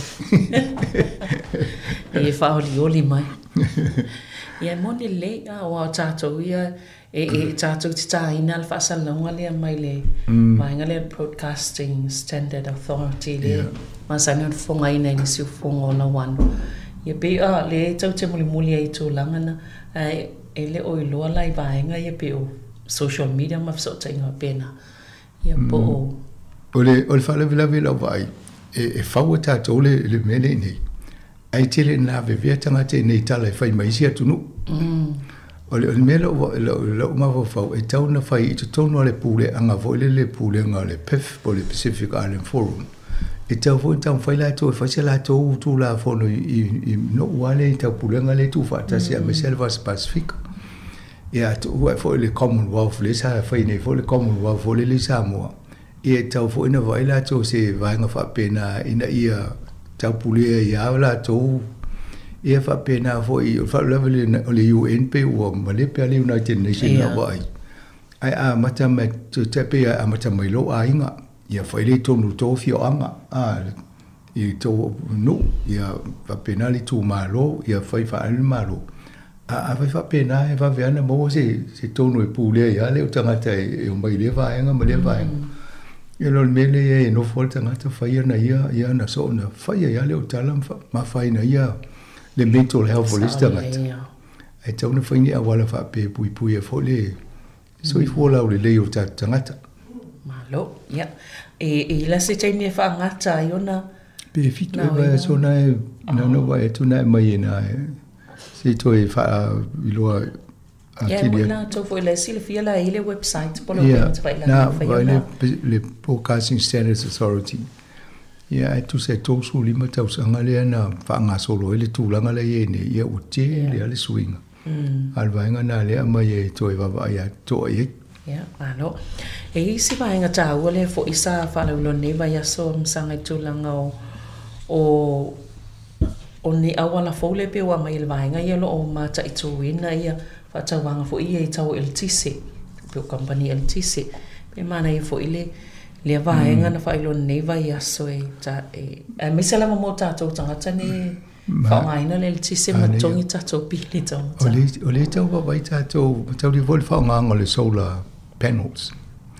E isi maenga ia o le mwhaiona la tau whaonga e mauai le e tau fie la tau le pawa me mwhainto e whatau watu I lunga e alu le tau o le grid. O le mea la e nei, o loo whainga tai nei tangata fo a inga o na mauni la tau tupe pa whape a whape o le te no fo newo i lau solar panel e ma lau battery o le maa le tu o I tonu. Ia a tele ne lau ele tisi e o le lopo la lau mea whai lau ele tisi le a. Ai tau ma whai na watu whaaso atu I tu whai lunga o le alu isi tangata. Ia e mo sau tupe. E le whape e tinga ina o e na tongi le mea whai e. Le lau tau whai le maa lor tu la fono. Ina ia ma whai o na whai le vaenga le foi ina ia wheso soani a inga ma whai o na whai e la tau lava solar panel. Maua se ele tise wha sili lo le me mo mia la tau. Ona wha tau atu la ia. Ia pe tango pasi atu lo a inga polo next door. Mai mani e tele pe a e wa o lesi la pe ia. Alo whatu isi a inga nai tua whatu e. Ia alo whala ato ia malpan kiki tongi a nga so o level na a me siri na e tua o le pata system o le whawhtau ia I wha so e me wha pena. Ia o naiwa vai wha pena ia malesi mea. Ia taimi e tau ngofia le tisi. E le mawhai e oe maa umutangata I tātou. O na mau e tātou le manuia na. Na o le au vanga le na ngausia le pawa. Ma kampani le mai whaatau mai tātou. Ia ai le mau e oe. Ai tau na lai tau mwhaina whai se hawa noe. E pūle ha oe halo fo oe so e mali taimi na. Ia whika e oe le taimi whai e tele o ngā ruenga le halo le tisi lo whale. Ma mau e oe le tau maulalo. Ia, o le mena lau tau sui ia. Ia ma le taimi. Ia whai ngofia o na sui taimi whai ai. Ia ia manui ai tangata lau tele whaonga le tisi. Pe o le mena alai tau anga e la tau. Ina ia wawa ai po talawhea ngai le whaanga I oinga o ngā ruenga le au whai pao le o tau le fifi e le malo o na tau tāte lo le tisi. Ia awala le tau whai malo e wha tau tā vale fo ia lu le tisi a. Lono wing e te whawhanga fo ia ta valena le. Ia la lai whapea. A whapea la o ele la o ea solar energy. Ia te le tu whanga se pao vo le whanga o e lau pawa. Ia mea nai whapea tam whai e na ia whatau watu. E mana ia vo susu e ngale a te tonu e se istemi whatala no le tato polkalame le lungo le talkback. Ina ia malamala matiri ai.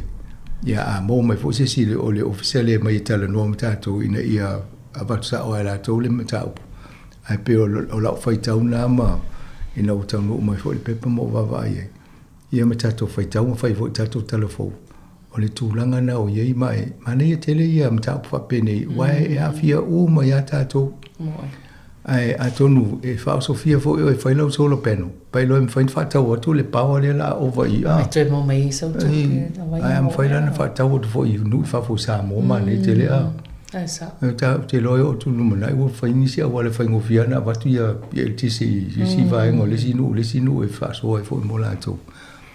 Ia pe o vainga na le ia le tau whainga le ia nei. Ia ma moa ma se tau ia oe le la ti ngā inga whai mo le sola. Ma moa le si el tisi. Ia ai no fo le se me whai e. Ta o le le. Mana ia tele le fofua. Ia o le isi vaenga lea masanga pe ona tanoina fo nei vai aso. Ia o le pe fo leno vanongo me talfo ia ailenga tai leo tu langa mo pensiona. Pe o le vava o tele i mta upe whatau pensiona le sa. Tato vanongo le nei vai aso pe fo lana iei le tala lea I to e sui pe si le tau sanga. Ma tau lea o swing o le malo le nei lea o sau nei o le act. Mana o to ilo to a ia fatu penga ma to inga vaenga se le roi tu per malo le foi la fonga le la wa ai nei la to I fatu penga wa onga o so fo malo loina ia ma benefit le la wo le la to tanonga I pensiona o le mawa la to o le pensiona o le benefit la e tau amata na fisiringia pe tala whea ngai le alu tangata no fui fafu ai mo pela na pensiona e na saulo le masi fata I tainga whapea wa le tau la tol benefit a fa pe la tangata le mo ne benefit la tau sa ili sanga benga alu no fo yo Australia e te tau la le tongi pe le benefit ala no fo Australia su sanga benga ia pe ofisiri na la ofisiri la to ai ala na ma fo na ofisiri ngia ole fa le vele to pele na New Zealand lo ve ai la ve mai sinu wa amata ona soifu lo o tatu tangata ala to tongi le pensiona o tatu la New Zealand mata milionu lima o sinu u fa fo la amata milionu fitu ono iva ya fits food ola la va vai e silia e si tele atu le tupele to tongi le pensiona New Zealand termine lo pakete le ofisa wa tanga benga wa la tola mau o le fa tupula ia pele matu tu so fu lo o tatangat o lo no winga e fa popo ya mali tupele alu e matalinga e tongi te lo va so matongi pension na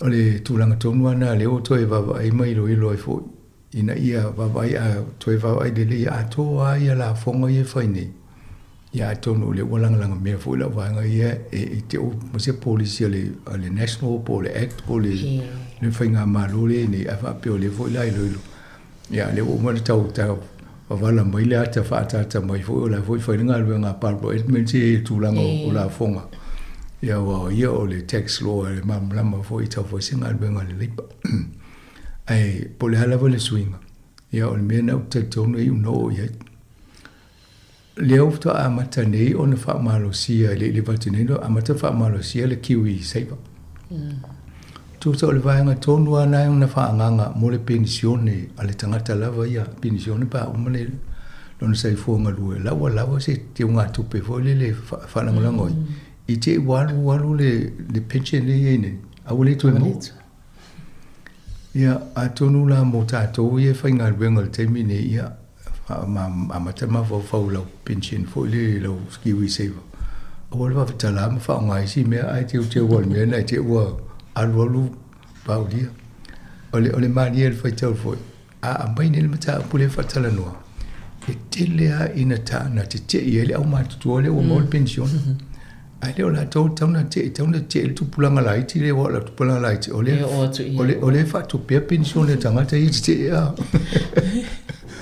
ya wa o foi palo to umale foi la to foi fa ale la to finanga ole si la tanga te le ti ala o mola na pension ya ala ve mai o ti o to wa nei wala ki o to al tu pulanga lai ti do la to na le nga lu ma ta o mai la to la fonga e fa tu pe va ngai reina fainga malo o le mai malo le mai fa mai e tipi la fonga ya tipi lo la fonga o le lava tu pe fa ia e va ngai a mo le pension o mela na e va o fo o le si va ngai nei o New Zealand tu sa pete fainga venga fa pe o mo o pension e ia le va ngai mo fo lo tu pe le mo lo ngal ven au Australia e lo fa lo ngot e pe ia le mo se va ngai na e fa pe o la tenga luea ya na lo tu pe na mo ele a to no life fonga mai fo ni si Australia o te le lo po le ale tu la ngai la to state a te tasi a o Sydney lo tan no is tasi mata no fa mai le mo la nei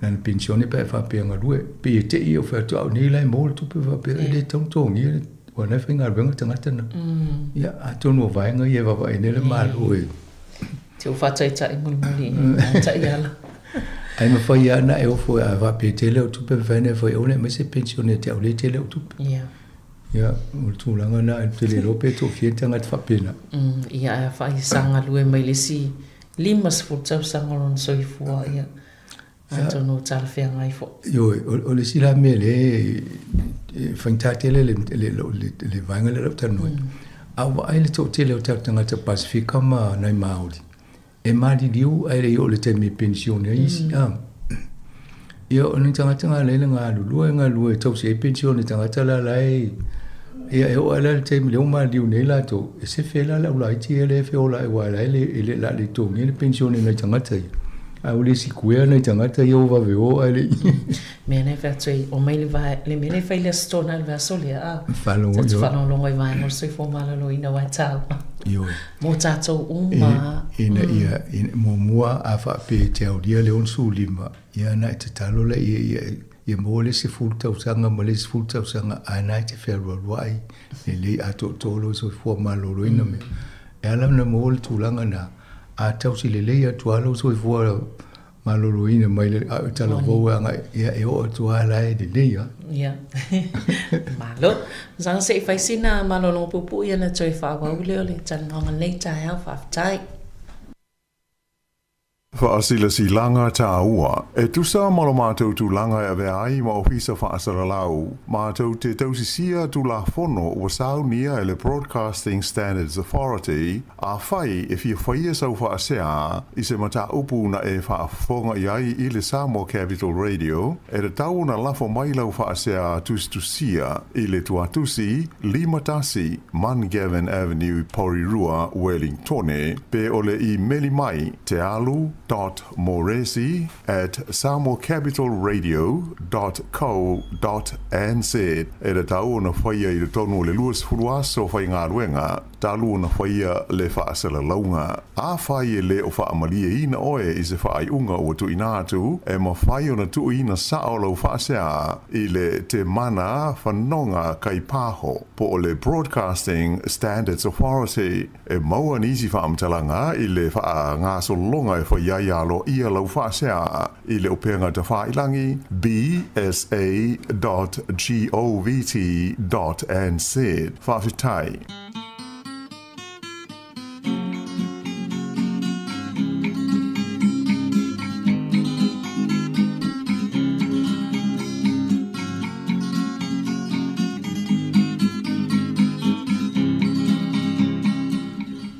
Mana ia le toi tu ane i lunga tu fuel whasalanga lea pe o lea toi whaalau te lea ti lelwa inga ina e tanua. Tanua, on mena le te o whanongo mai whapea se o ti ngā futalinga na ia whamali tu unga ia ma aia inga ia pe o na iere tatu ofisa whasalanau.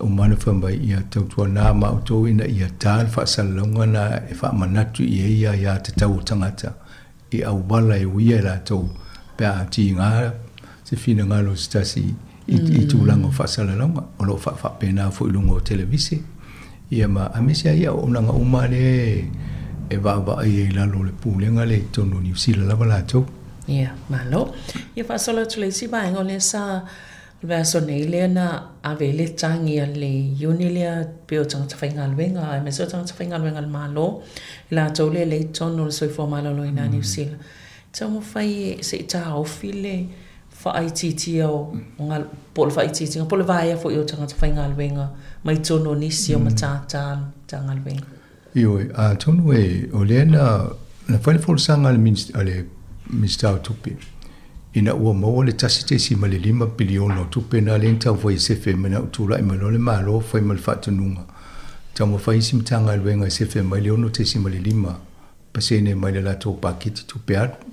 Ia whapena fo le fitu te si male 5 i simtanga alwenga i fufua le te leo mtanga alwenga mal te leo lan paketi.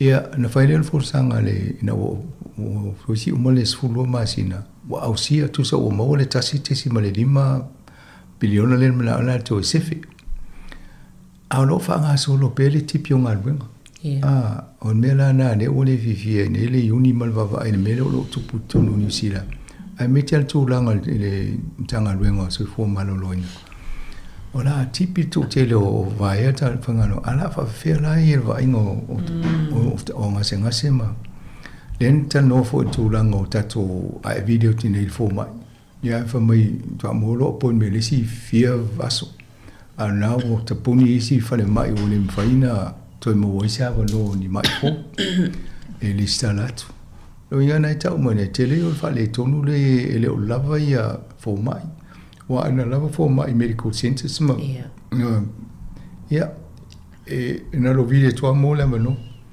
o io o le medical center le fa le mai le i Korea hotel Wasola ai vile tua mai la temi te fisa o sili na mai au al temi ne na vile tua va mai ia tua molo patani mai ia no vo mai tua molo va no le si vai aso tu po le si lo vai aso ia fa tu lo urgent pe va me vo le va via mai e tu mai la no poi si aveva un numero e se le ale ni fo mai tene te mai tai le nes ia na video tu la ia matala noa e tele ala la utama fai diagnose pe tama fai su e pola lo fa fita uni ma tonga fiti lungo tanonga le telefoni a wele to vai se forma ia te lo fo la e si te mi la no pole na forma i lo te si te wonga senga te to pola le nga senga te la fe lo e mal mai pole fulu pole na va pena al pena ta pole nei ole te leo le fa le tonu la to vai ele ma faina fo ia isi fa fita uni pe le tanonga ni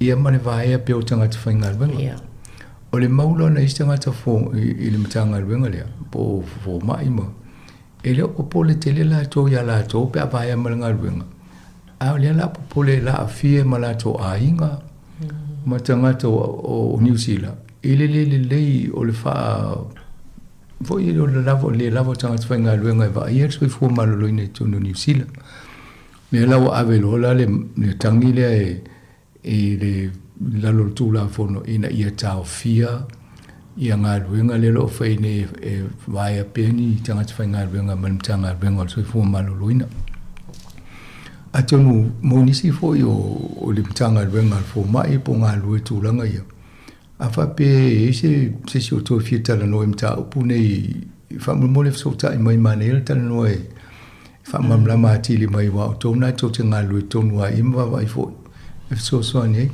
a leo te loa e na isi au onanga fo lele tono New Zealand na tipia to pele mai ele malo ia mai am tang whainga runga wai dem whai ona whainga runga pe tangata pe ale si tu pe tumi ai e wai fa pe malo ia va madi o le la tipia tu to pakiti ia na ma fo lo pola la wale whai ia pa wala whai ngofi o le vai wai dem whai tumi na tangata o nisi o le whainga runga ne lai mo ta to mai le ta lo fai a tele a tanga chale ai ne ia lo lungo foi numero tanga chale ni nga luinga ale si mele va ia tu vole malo wale cities la me ava pena wom fai ona ausia le paketi le mana se fe mai la me fa o pe ale tu elona tanga te fai nga luinga wa ole le paia pe va vaila to ina ia yenga luenga mon tangata au i e va vai ina ia holo le tamao ainga ele pe le popole tele pe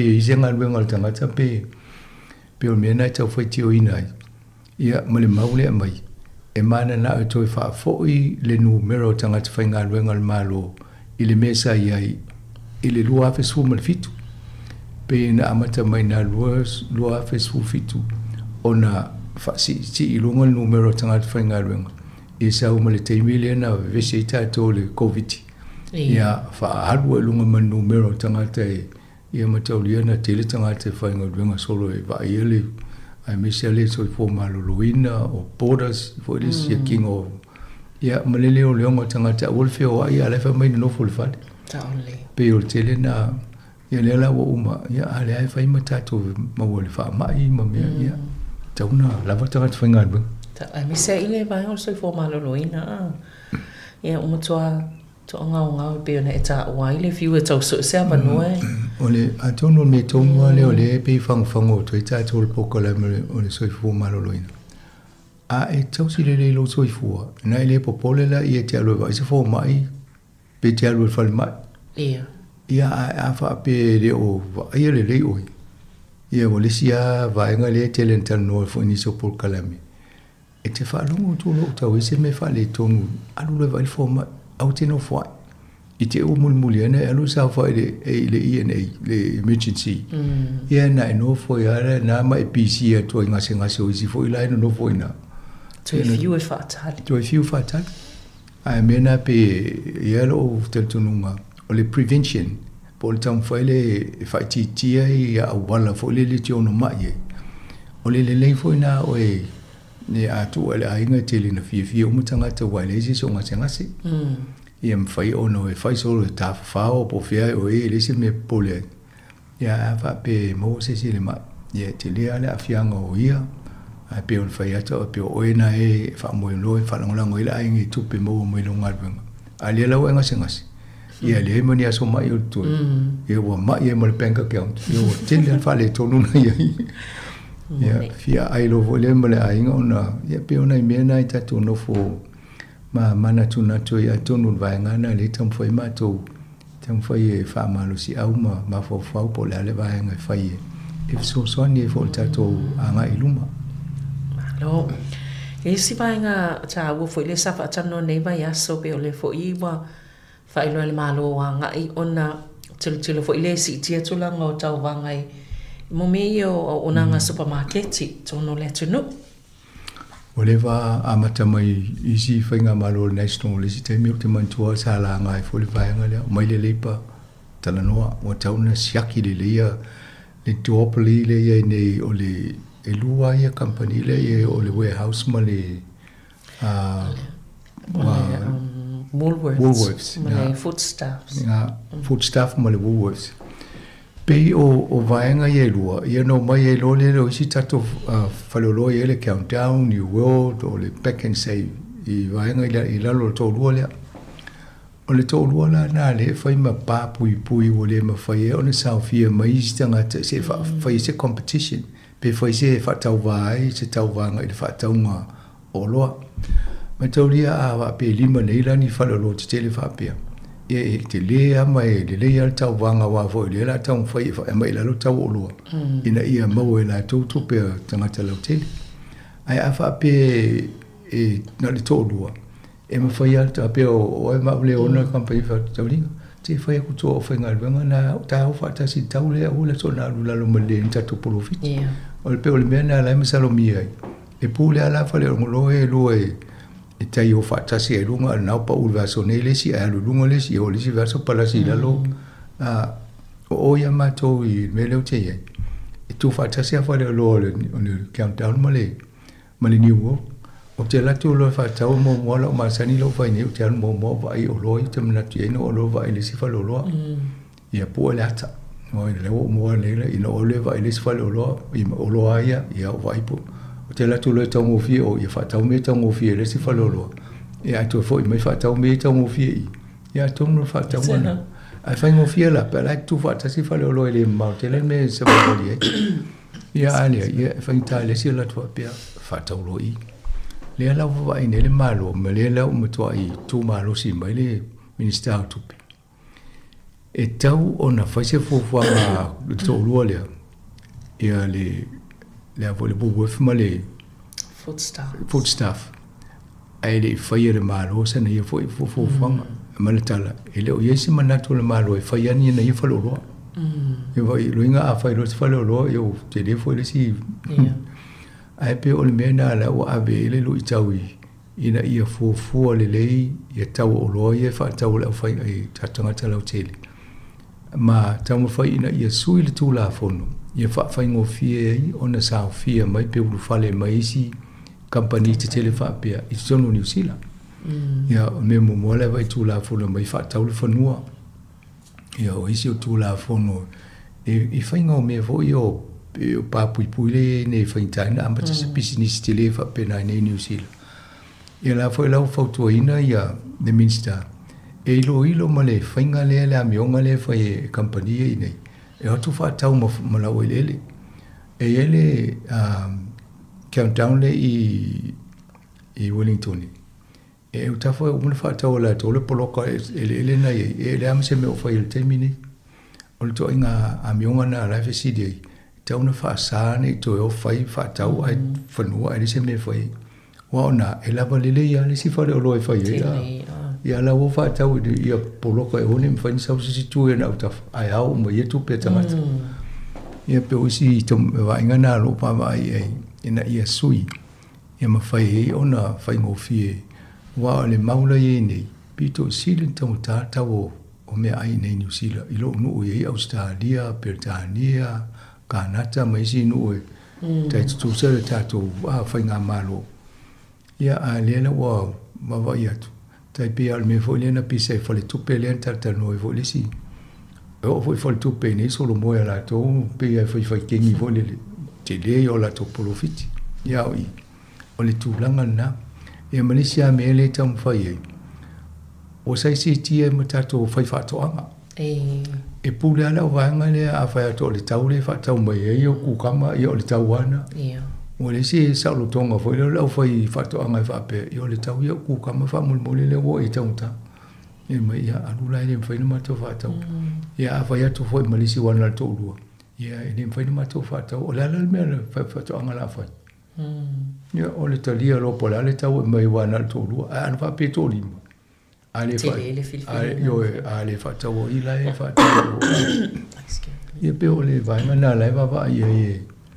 talusia o toi au wai au se whainga whape na ia se sui ai fo e fsosani a tangata ma te vai atu nei na fia ai ia ai vai pokala me onga le tau fanga te mai ti le ele ni me le fale a ia ma fuanga na o le tau tata o loa o nei ai nga fa tau faile breakfast ma le lunch o te mai ti ia o man so foi ma ke ti fai aso foi o fai un vai aso a tono io inana e tau mo sima pasanga nei se si vai ngai so sani nei fai fa to anga io fai ia na a fa ta ia lua tu foi la wa tu sa uma tau e popoto foi la fai fa to anga ia wa foi o sina sa pala ia fo supermarket e la o lo la to tau mena ia o si taimi e sikoa pe ai o mena e ono sa ia te aloe ai te le ia lu supermarket alu iva vai ai on sa te aloe vai fa le tau pe faisito a kuruku voilele pe ia watu nana e text mai le polare tau mele fa muli saole nga rue fa pena fa ngofia na ilo tau pe o le fa ngofia tau le pata il fa le role le so a ia no voli na fa tau mena ia mana ia mele pasan wena fa ia fa lo le ia na po le le ata la fo mai amato mai fa le tau ngofi ia o si ba nga ye tala ia na au mai fo ile potia pe nei fo tala fo o le pe o se tangi le tu fa tasi o le wa pe nei ai fa sanga le ale o le company lo ia le Australia le wala tu fa si se tangi tu fa tasi e fa se ai e fa nga nei o mo meu class action ia fala au mai la au mo to fitinga i fa pe le au ele fitau ele tau mo so fo ma ele au sian tu langa la sa mai ma for la mai tau no ia sa ele e o tato te len tato fa tau mo me o vai fa mai nga le fulu mo tato ale wa mo wone ni e pe e fa se o te len tato fa tau mo le lua fe mo le dimba mo le lua fe lu su te le tau sanga ia ale mo wone su nga fai ele o le ela titi le tesi a tasi pasene le nga le vai le mai fai tu fitingo tato lo inga le alu tanga tele fa tau mo ma fo o le la o mele si ki wai pe fa le ia idea ile o mo ne su nga fa sai nisi fo ele ai sia nga tele ole vai le ole fi na e free ne fo le fini final e free ia le vaila au le to e dia nga e fa mai la to e mai mo le te au mo live on fa ta wala to e la company Australia lo ia le wo mai o fa le class action ia mata sanga mata u fa lo fo tanga ta Australia uma a fa pena fa ta o se to nga vaila au vai mai company le i te tonu le vai ta sanga le ia fa lo atu se ave ia no le la to sul company maria la fa ngo meno va ia tu e ele company na no fo matupe e me fai no so ni fa tupe ia e vai nga ia ai fa ye to ama wa to le tupe pe manuel to le sule tangi le fa ale ia na fa tupe le to wa e mo tangata fo ila ia le la alu ta o e fo sa fa ta o ia o vai la au ia ti on sai amalo ia mo so ia pe o mo ia o se tu fa ngol fa so ngol tupe ai le vo ia pa wa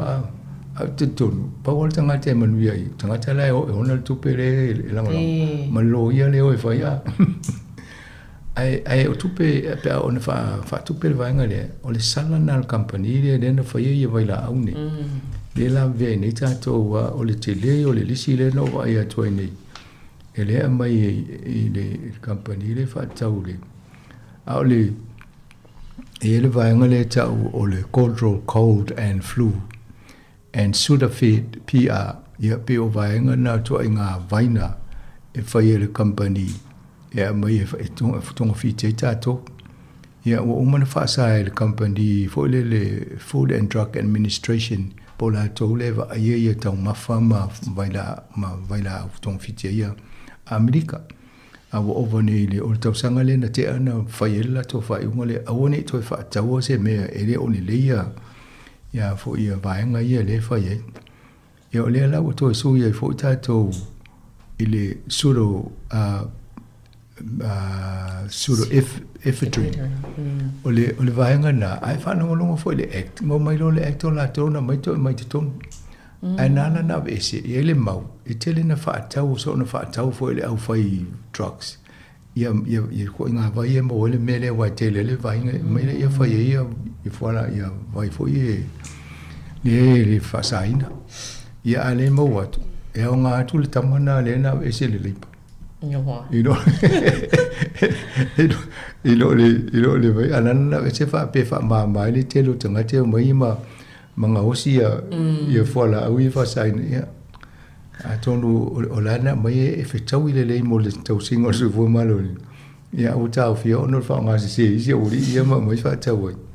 A lau toi mai a tonu e o ngāna e wha ngā e whai e. Ia o lea lau toi whatulanga. Ia o le whasaringa na lana mai mo utou sa apena e whatau se vai. Ia tau ringa se ai tanga fo e lau mai e te leo o mau. Pe lua whaono wal, pe lua se futo tia lua se fulo lea whai o vai e se tia lua tau mai a. O se ta o le nasal spray. Ia ai te fiu e whangalo tu loa lo isu. Ai alo wae le ase meo, e loinga leo mo ne, loinga le i le leile vai a. Ana le mai mo le tupe ma le teilo le te mina alwai mo e whatau mai. O le cultural night tablet. Ia o le flu tablet. Vai o le day and night tablet, decongestion tablet, telo ne mau mea, o le mucus cough capsule.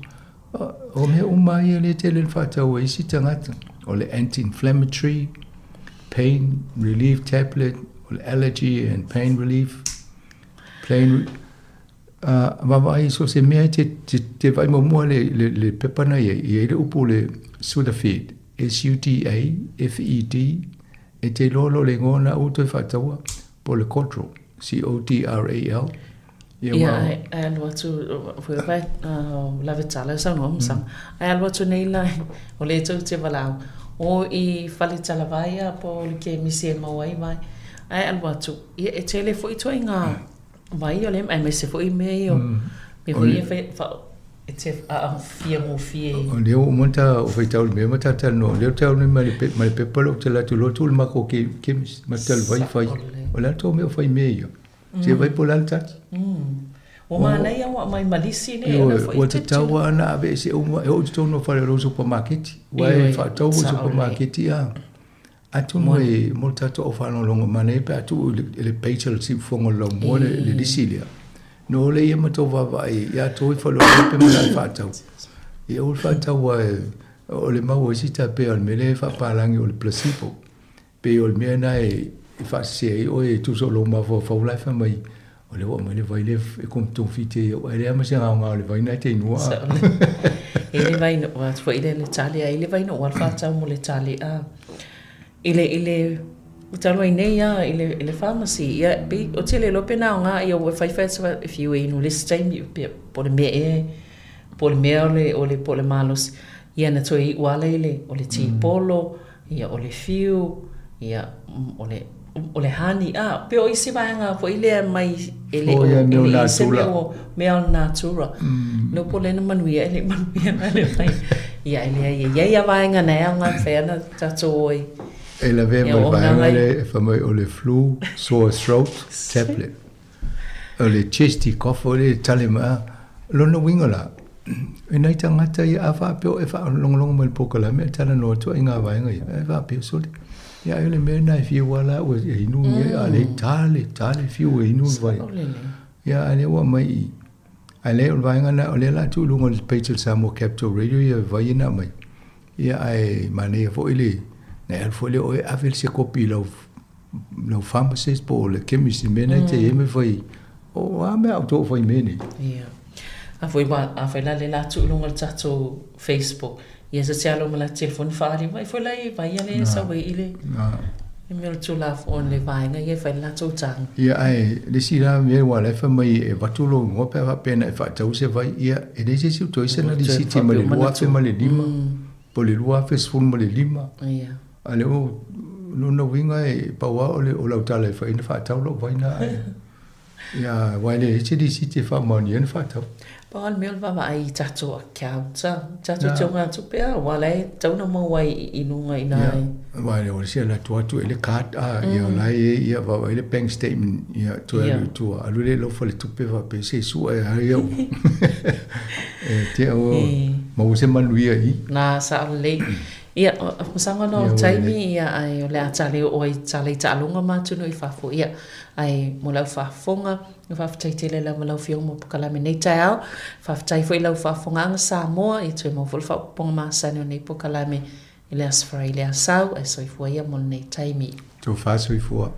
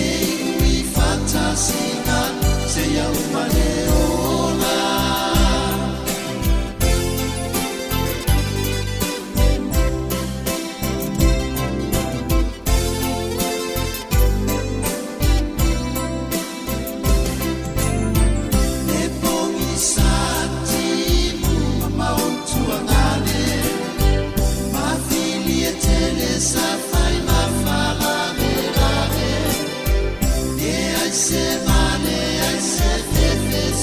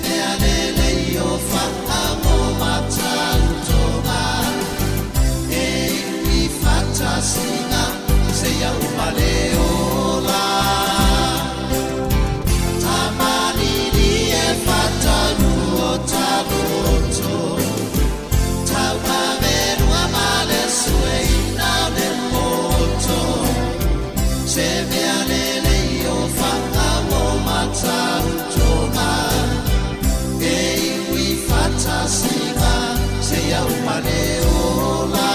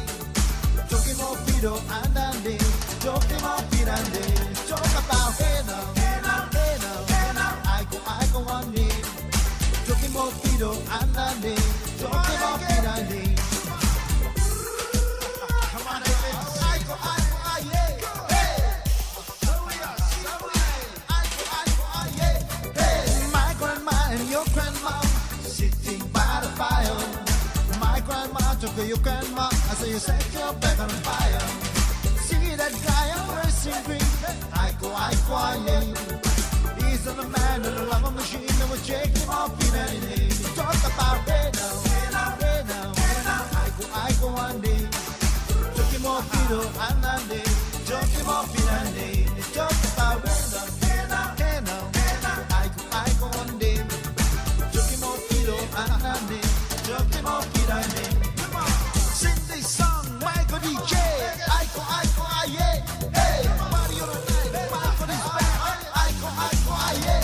Hey, my fat boy and your fat boy sitting by the fire. My fat boy took your fat boy and I set your back on the fire. See that guy you're dressing green. I yeah. He's a man in a love machine. We'll check him off in a name. Talk about hey now.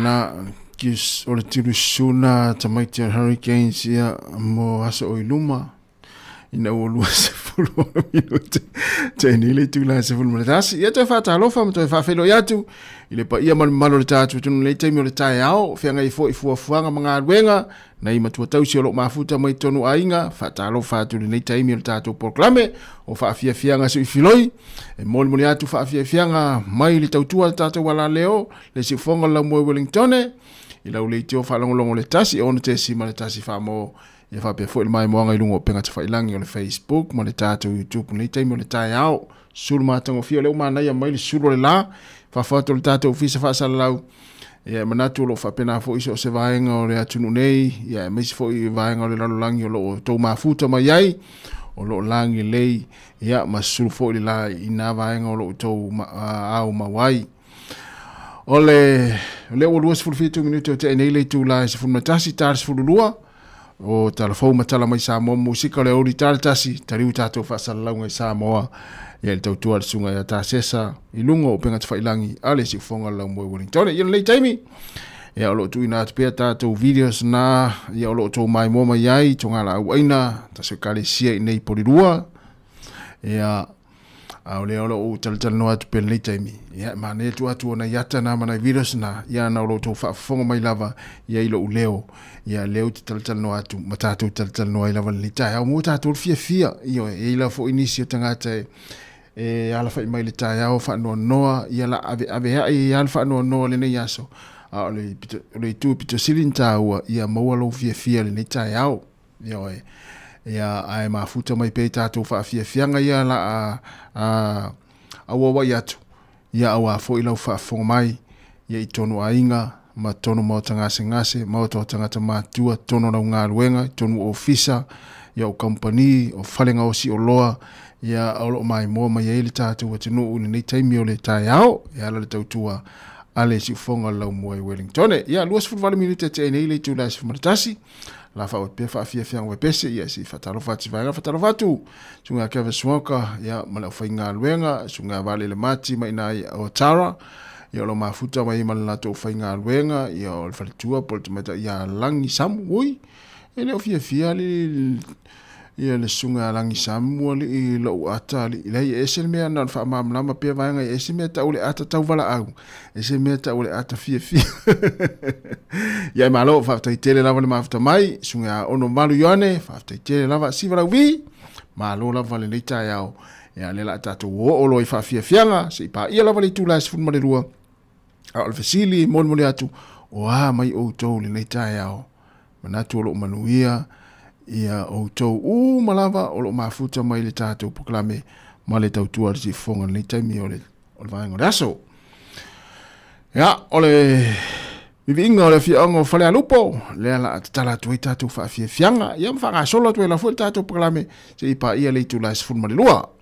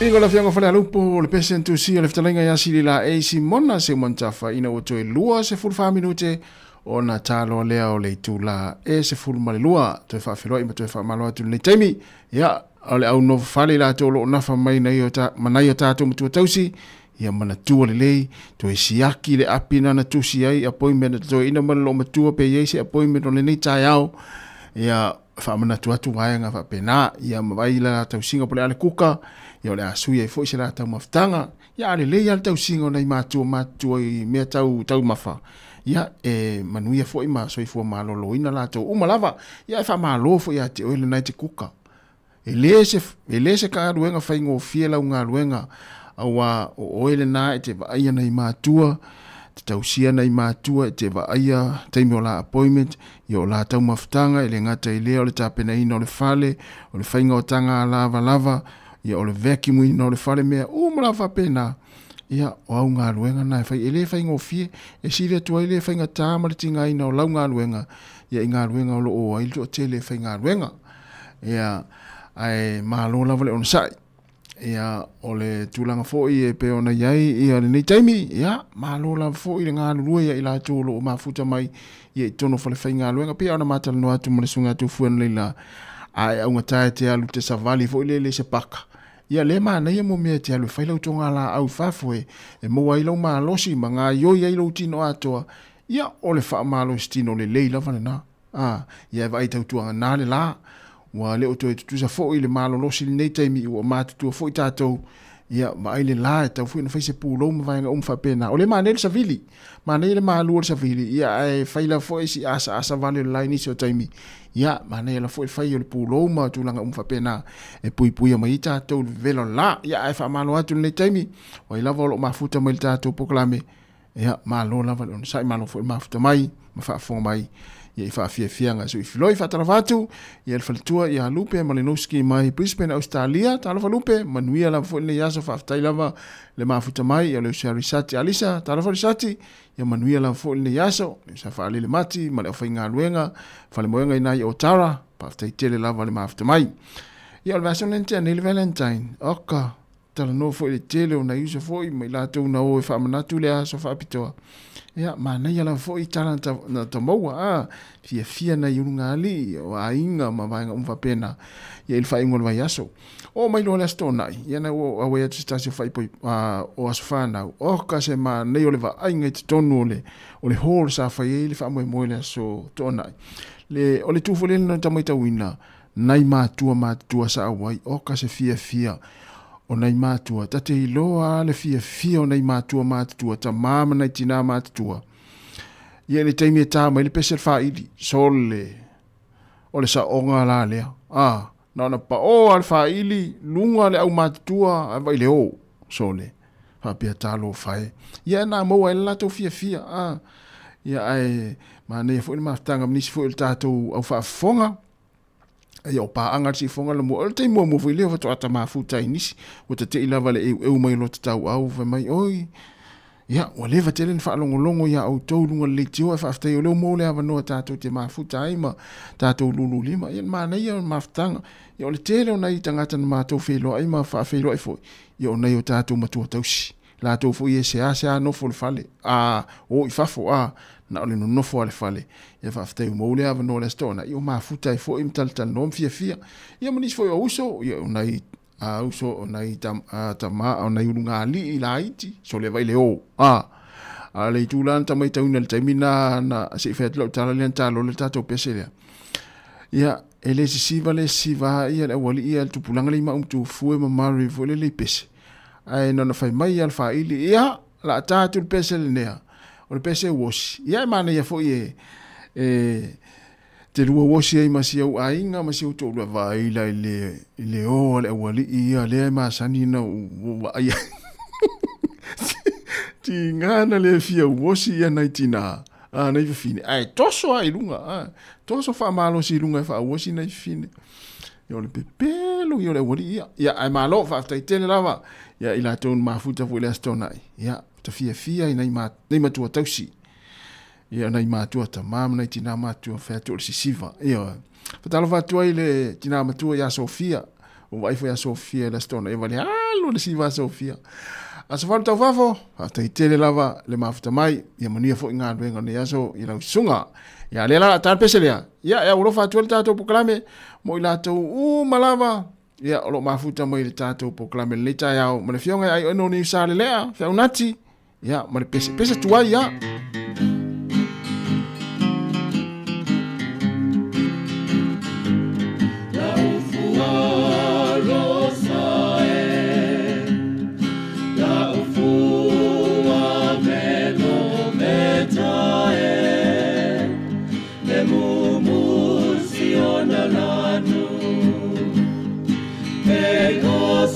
Susana oi vanu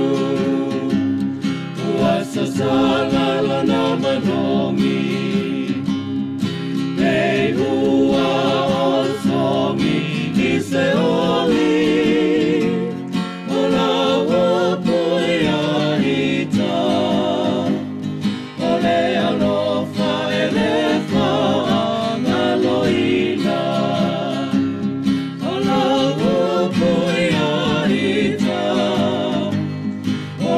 Alofa elefa ngaloina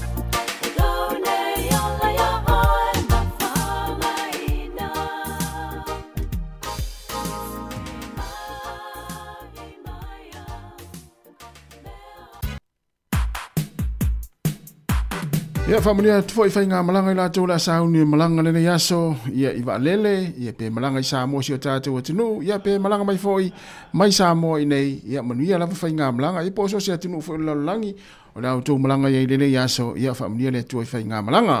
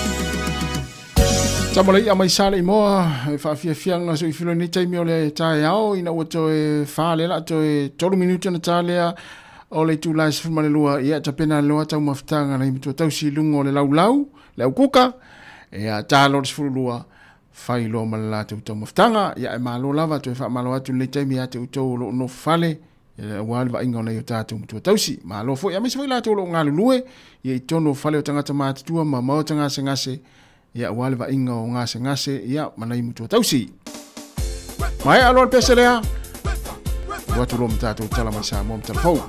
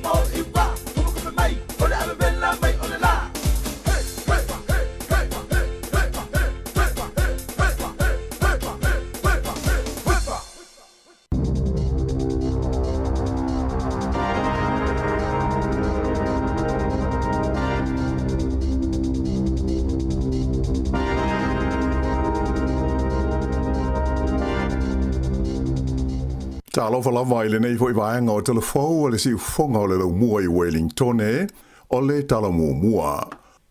Ua whaalia le minsta wa onga o Erica Stanford, ua ova le oso vale o le li minsta langolango ia David Sāmoa, malana whaalinga e whapea, o le a leto e whaia ni aso whaapitoa mo whaia onga i to tonu o New Zealand.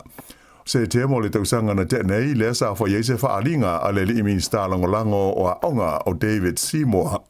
E whapea, o se vaenga o tau mo whainga si tia la o whai to maiti e o atu ia onga, o le atau fia ai, ia le whaia leo aso whaapitoa mo whaia onga.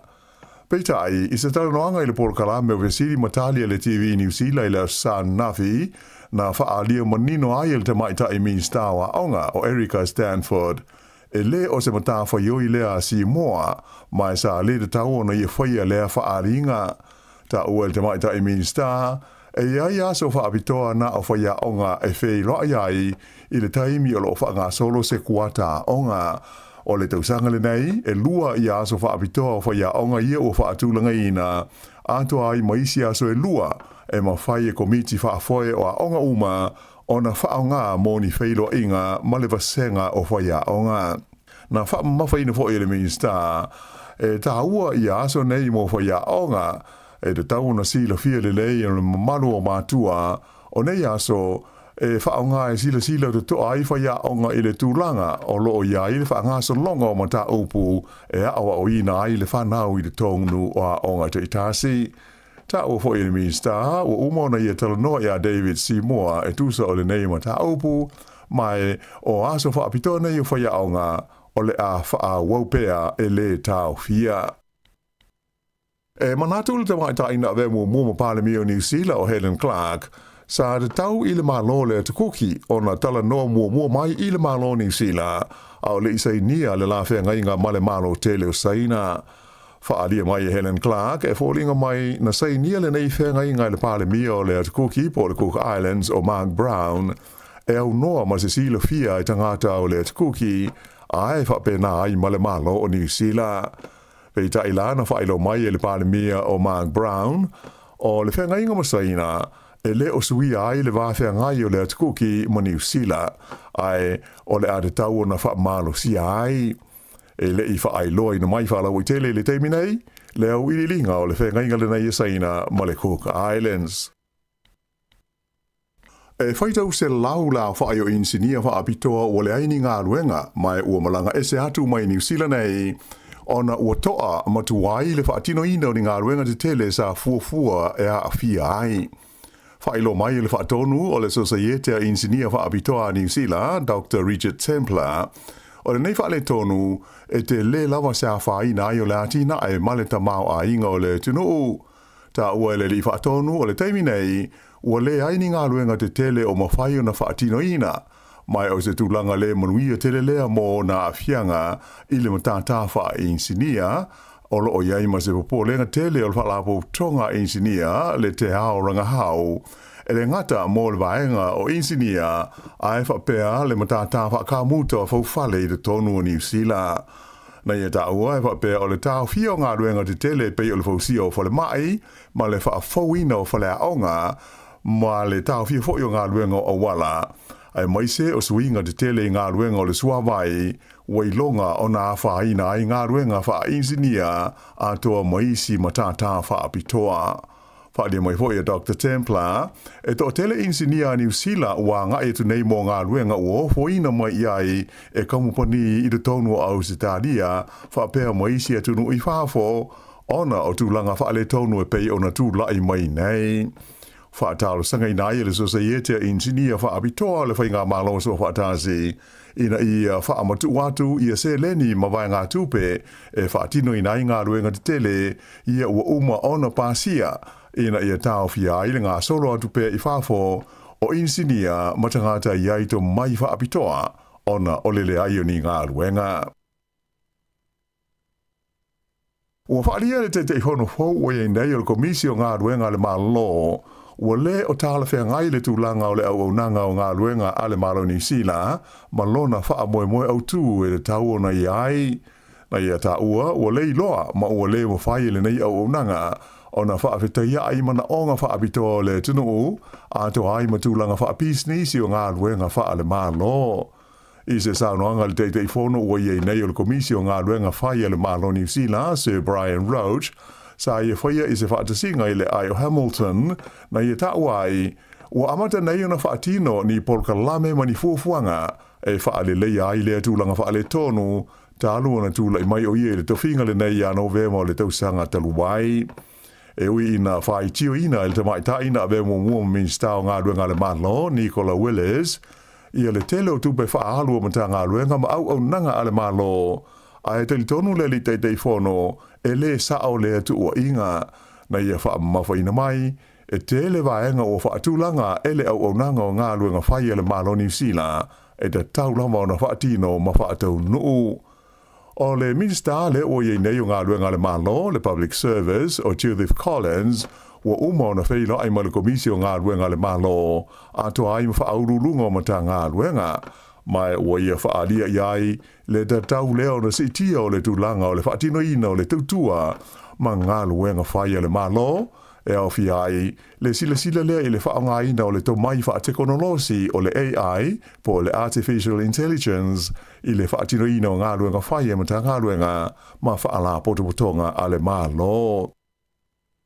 Na amata alo ia le San Nafi, ia se polkalame whaalau I loa fau o le malo New Zealand. E whabea o na whaatosina mai ai tu lisi Australia, ina ia malanga e asi ma tā whawhau mai I te tono New Zealand ei. O le li pālemia ia Christopher Larkson, ma le minstao tu lisi ia Louise Upston, na o la ua te taraina le polkalame se whailo inga ma le autu stala. Ta ua le pālemia, o lana ngā luenga mua a o le iul whale I le pālemene, sa haafia I la tina e o tu lisi. Na ia ta ua o le nei a tina e matua ta ua tele I le ta mao a inga o le tunu. Whaalia foi le pālemia o le teminei, o lo lava ma te toia awa noa I waalele, whapea ai ma whale tari malo I le tono New Zealand, mo tu lisi e fia malanga asi e si mai I le tunu.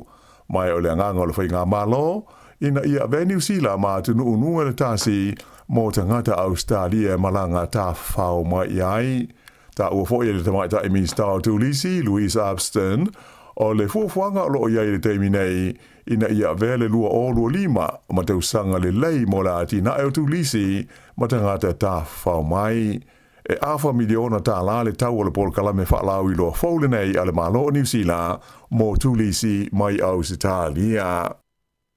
Whaalia le pālemia Christopher Larkson, ua whai lawa si ova o le mafau whau te ngata te e ia whapea o ni sui o le lotu po le tāpua inga o le Destiny Church, ia sa whaatino ina ni whainga mani ngāio inga e te ai I sauninga ma whaafiafianga o le Pride Events, na whaia I aukilani le astonai, a toa hai fwoi ma se whaalinga mai le taitai o le tāpua inga o Brian Tamaki, e whapea sa ia whaatono ina tangata te nei, e osa whaia ia le whale tusi na whaatino ai le tonu se tasi o polkalame o lea wha moe I aukilani.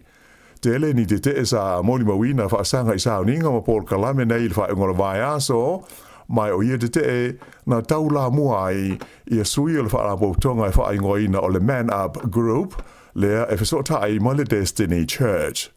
O ni ata video ua whaasara lawina I lunga o whasota inga telewa vave, wa I longa ai leo so whaia tangata te nei o le whaletusi le Community Centre, I le pita nua o te ata tū, lea sa whaia I le tonu se polkalame o whaitau ngā tūsi mō tau maisi. O le fiafi lava lea na whaia I whaisesi te tangata lava nei, I le solo tele, le Rainbow Parade, ma lātou poloka ina ai mō se taimi, lea la tele le Ponsonby Road. Na whesiringi ai e lau tu stala le pālemia e a Christopher Larkson mō sona whinangalo, mai na I tauai, e amana ia e le malo ma le tūla whono le aia te tau o tangata uma e whai ai ni te e while mū. Ai vitai o tangata nei ua whai lava si mahoae o le mahu whau na o lātou whaalia. Ta ua le pālemia o le atunu ule nei e laui loa I le amana ia ma le whaatawa I nai o so o se itu a inga o tangata. Whai loa I fo I lunga o le X e le teitai o le Labour ia Chris Hipkins, e whapea o le teitai o le Destiny Church ia Brian Tamaki, ua nā o se tama I titi. E manatu Hipkins e le whaapea winga o ni tamatane, le tau mawhai e whaamatau tangata ai maise o whawhine ma tau maisi. O se lipoti le Wallace whaasa lau New Zealand na ta awai e whaapea, O se launga Brian Tamaki ila na urotu ila Sānafi na ia ta wai na fia tele le tulanga na o ia ngā iuinga tangata sa whaatino ina ia te nei I Aukilani. Whaelo mai fo ilo matua le fia o le pulenu o Aukilani o Wayne Brown I le tulanga na iai ia te tangata nei o le Destiny Church. A mai se o la lata o sa whaia o le wharetusi o se whale awa noa mo tangata uma o Aukilani. Na ia tā uai, ua whai lawa si ova o le ngā o inga I lātou sa awai I ia whainga te. O ia la te a le Destiny Church, ua whaia ne iai ia suenga a le ofisa o leo. E le aise tasi na maliu I le mū lea na awhi aise whale tele e maurutongi ei tangata I le lau mua I Wellington I le awa uri le Sānafi. Whaelo mai le pulenga o mū whaarau lau whaafosei le fans. O le nei mū na awhi aise apartment I le whonga whale tolu o le whale tele le nei whonga whale walu whaingoa ina o le Pukeni Howe Flat I le awala o le Willis Street. Whaelo mai le teitai o le fans o Matt Franklin Sāmoa whaio na avesea uma I whafo I a tangata ino nofo ai I apartments nei whale mai sa ilia I a potu umai la uwhenga ruenga ina I a mauti no ai I le aise tasi na totoia I to tonu. Na ia tā ua na umi sa taimi o ngā rurue le au fui mū I le tonga whitia o le asu na a fia ai le nei whale ona o le mū ma I le tali tununga o le ofisa e le iai stasi nā whaina pēna mali wai I lea whaalawe lawe. Whaelo mai ai le pure nuu o Wellington I a Tori whanau o se whaanoa roanga le tūlai mai o le nei fui whaalawe lawe ai o lea whaatoa alua tiusanga talu le mū o le whale o le Loafers Lodge le na mali di waita ngata e to lima ta uel te mai tai pure nuu le ngā lue whaatasi o le pulenga Wellington ma au nanga I taimi o whaala lau whaafosei ina ia maua tangata uma ina nofo I le whale le na mua nafi I le fesoa soani tā la whea ngai. I le taimi nei o whaatalusanga ina mai e leo I Wellington le fesoa soani atu o le mamaru le tunu moni whaamtalanga e tusa o le whaalawe le na manua ti ngā inai se alii I le pitanu o Miramar I le awa uli o le stonai. O lea whaalawe pe ona whailo mai e leo na li puti mai pe tusa o le tūlai lima I le fiafi I le Miramar Avenue lea whaapea na whasi ai I le neita ngata eni talavou ma manua ti ngā inai le nauru ina ua palasi I lunga o le si maa. Ua tu ina mai ni la pata inga ale ofisa o le tau e winga ini tiwunga mamafa e ono a awhiai ni vaenga o le pito I lunga o le motu I matu ai whapena fo I mo le motu I saute o New Zealand. O Gisborne e mamafa ai ti munga ai o le tu malo tai rafiti whapea matu o le whangalo o le tau Laga Bay o lo o whengai ma la pata inga o ti munga mamafa e ono palasi I ai. Whaelo mai ai le Met Service e whapea o le luas fulwhai tu la mai le tu la iwa I le pō na pō e a whiai I le vaenga o le tunu o I ti munga mamafa e o atu I le se lau luas fulu milimita. La pate I ai le ono da tafe o waitafe malolo vai a lau whanua mai ono a whai nai fe malanga ingo ta amale ma tu lai mai ai fo I mani solo ele. O le peninsula le Coromandel whapea ma atu maunga o le Kaimai Range sa whaamarui nai la pata inga lanu sama o ti munga mamafa mai le tūlai se fulu I le pō na pō e o atu I le tūlai iwa I le pō a nā nei.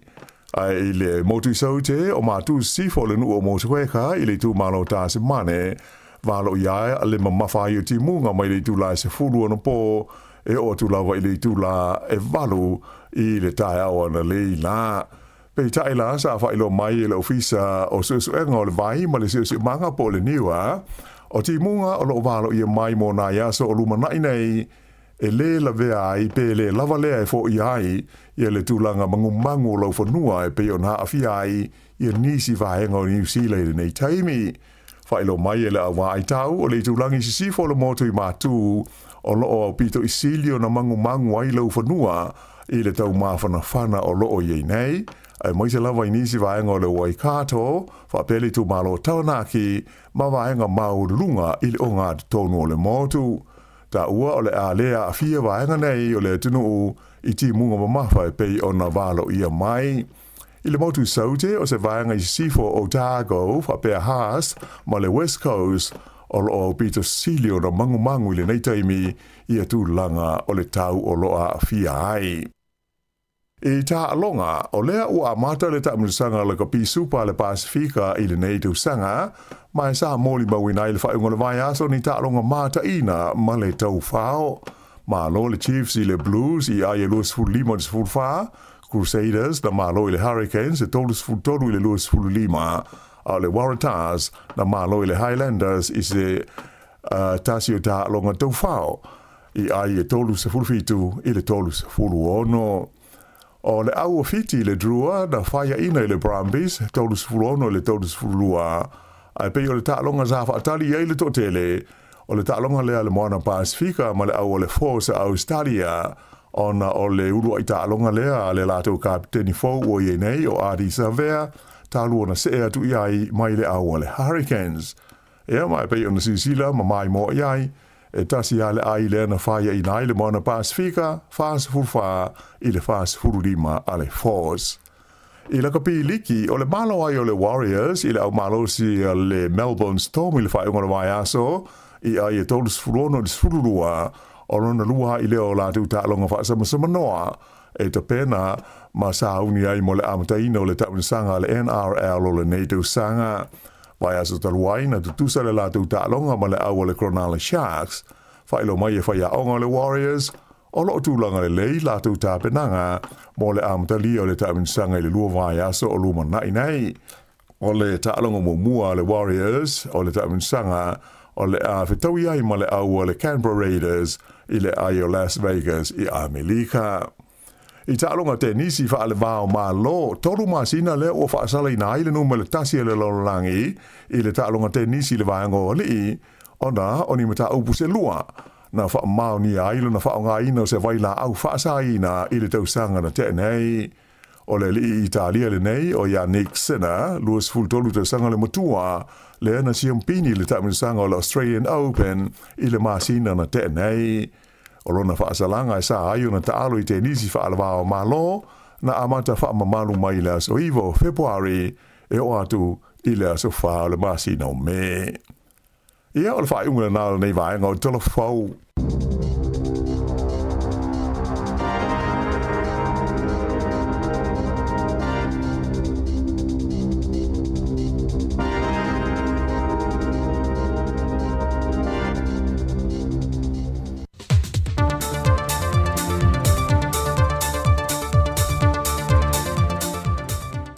If you love it, whaatala whāturu tātua tunu le amatango le neiva yaso, o mai se whaopoponga o talafou mai Sāmoa, usi mai el whaafonga.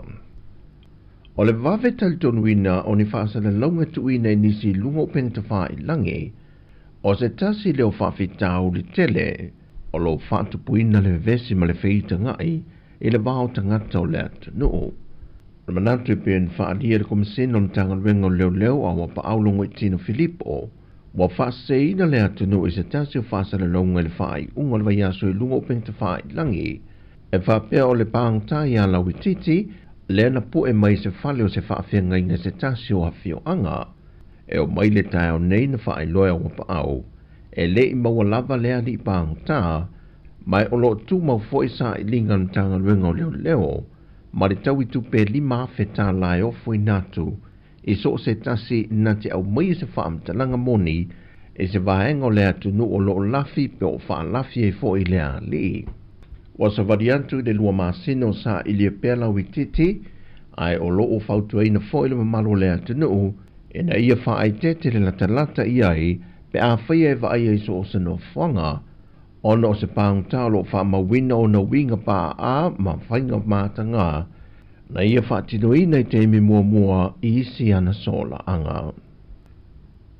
O tūla whono la walunga i le laulaua whaamasino mō se tauwanga tau salo le Pasifika, e whaadilo lilo ala tau whaai unga i le te tau una whailo ina pētala no ina whalawai tele, peitai o le sa ilia o se tau salo le Pasifika le ua maea, wa tele isi vaenga le manuia wa tūla i mai, pe ona whae loa le whaamsino tai yulu le tauwanga, le tō whale a tau le Sir Jerry Brunt, o le isi tūlanga na whae loa mai ana ro ia o lo i Solomona, na pine pe whaamawina i le whaamatuulo i e toe fwoi mai i Sāmoa, i le toe whaia ato le whaitaunga o lātou whaai unga matongi, mai loai, sa le te tau o na whaia le whaai unga lea o lana pālota o se whaamasino ta iulo le tau vanga, e le tutusa i le vaia whaamasino le tamai ta i tau sala mai tonga ma le tau sala Sāmoa i lea po le tau vanga.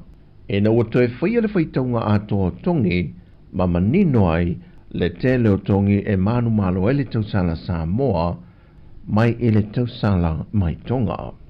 Na whai loe li ata wale sā, e o mai le so, e le i vai lava i le mafuanga, na lai o na tau fia o ye Solomona, e le mawhai o na fo i mai Sāmoa i aso na tau fia ai.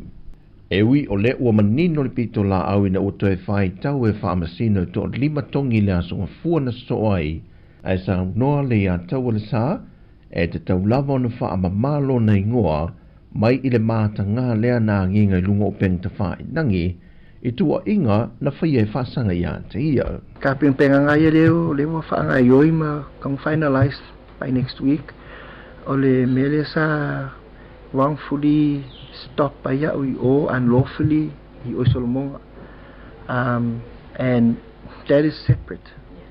That's a completely separate action because or kaufinga kaufia ya without reasons, without anything. Now, or kamaikaile or maata, that's a separate legal action I'm looking at because she is really the one or le ngati defaming malonga angkolo whoever le ku mai o le hairdresser le yai o le fulu ulonga le e disi ngai, but they're all Tongans. So noa le ia taua o lo ngā lue fantasia no lo i e Sāmoa nei, ma na lo i e Solomona i le mata opo, mai wa sauni mata pena o ia, e toi foi atu i Solomona i le fina wina o le mata opo. Wa saunia le ofisa le pole whaatonu, e ni pepa whaatou mo e sa i li e fina ngalo mai le atanu, ona o ne whaitia ngō whaoane le ofisa mai nisi o whaafengainga, e na wau lātou mai ta wina le si itia lea o le tau le tise o lātou whale nofo, e ala i mita tutongi mua le o lo whao ngā ina, ai sa le i whaapea mua.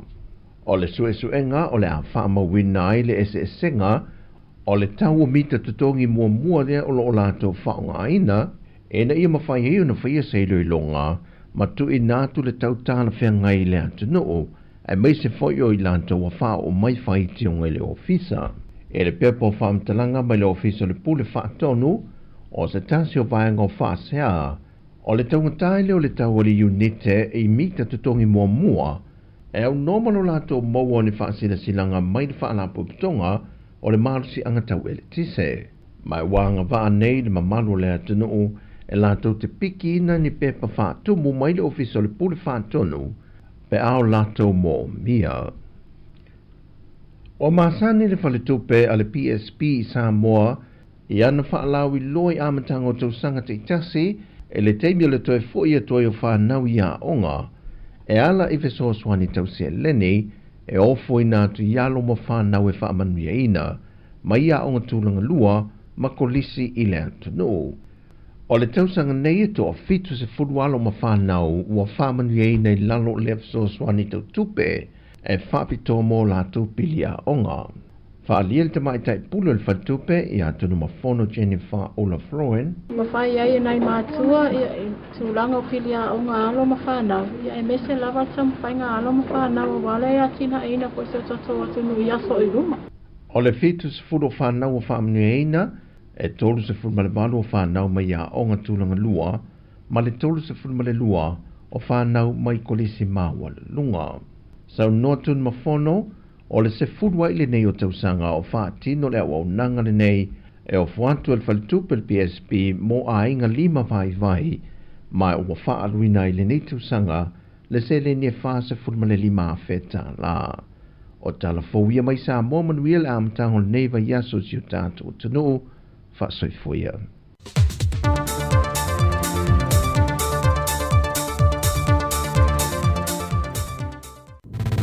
Musika o malo longa matau mawhitanga o leo au si ufofonga o le laumua.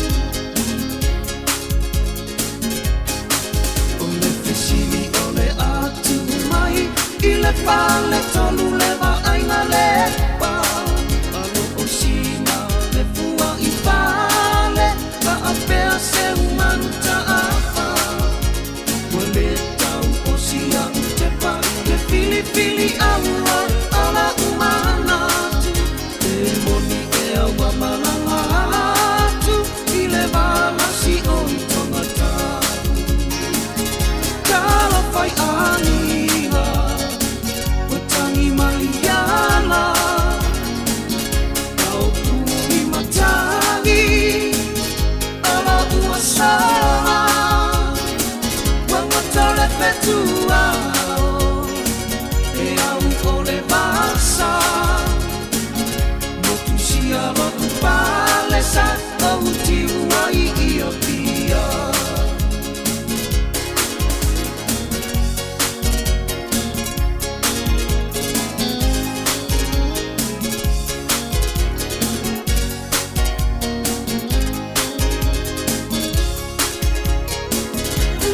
Fai tulangi Utangi maiala Kau puni matangi Ala uasara Wangatole petua E au ole masa Motusia lopu palesa Au tiwa I ia pia Motusia lopu palesa Au tiwa I ia pia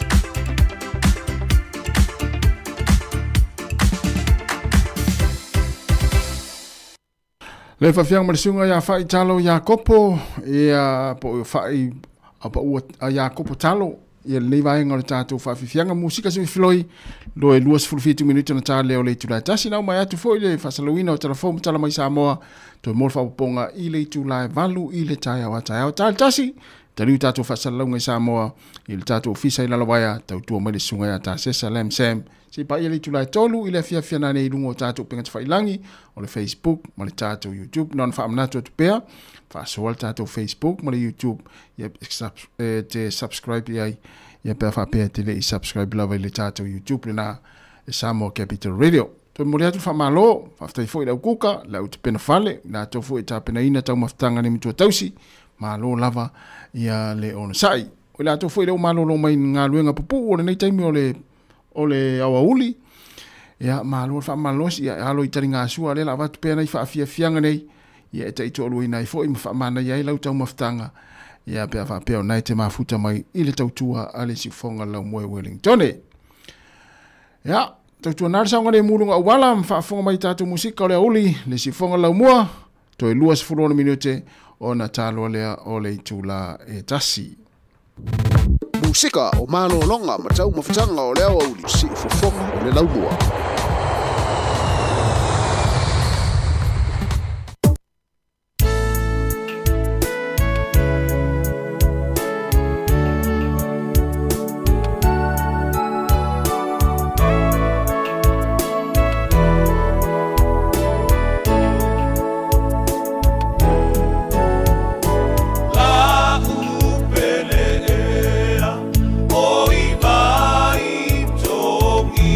Yeah.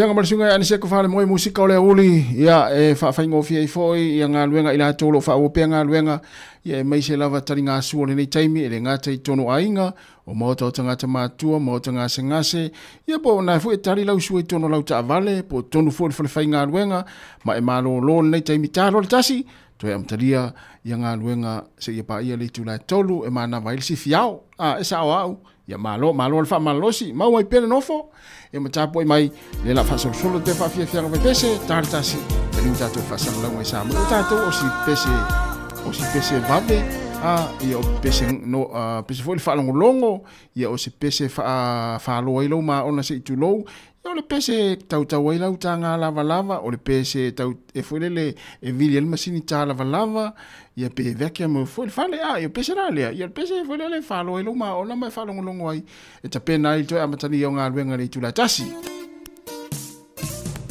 ele o si pese te mana vai mai an fale le ai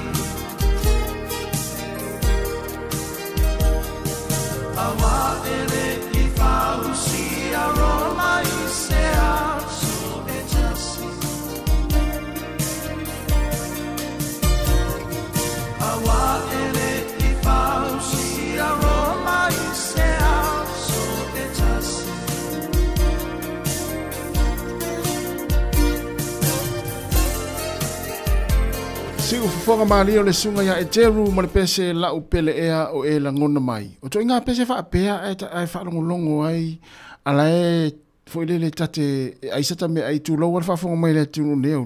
E te ia vai mai lo ta inga po lo ta fa inga luenga o tale ai to inga pese fa apea. Na sin mai la le me o tup. Ya na tu te lo. Hulele e se ala ngona e fa longo i pese fa apea. Ta toi mana tua ya aso ala o ya na to tsi le fiel va ngale tanu atua ya a upua ya le pese le no pua atua o le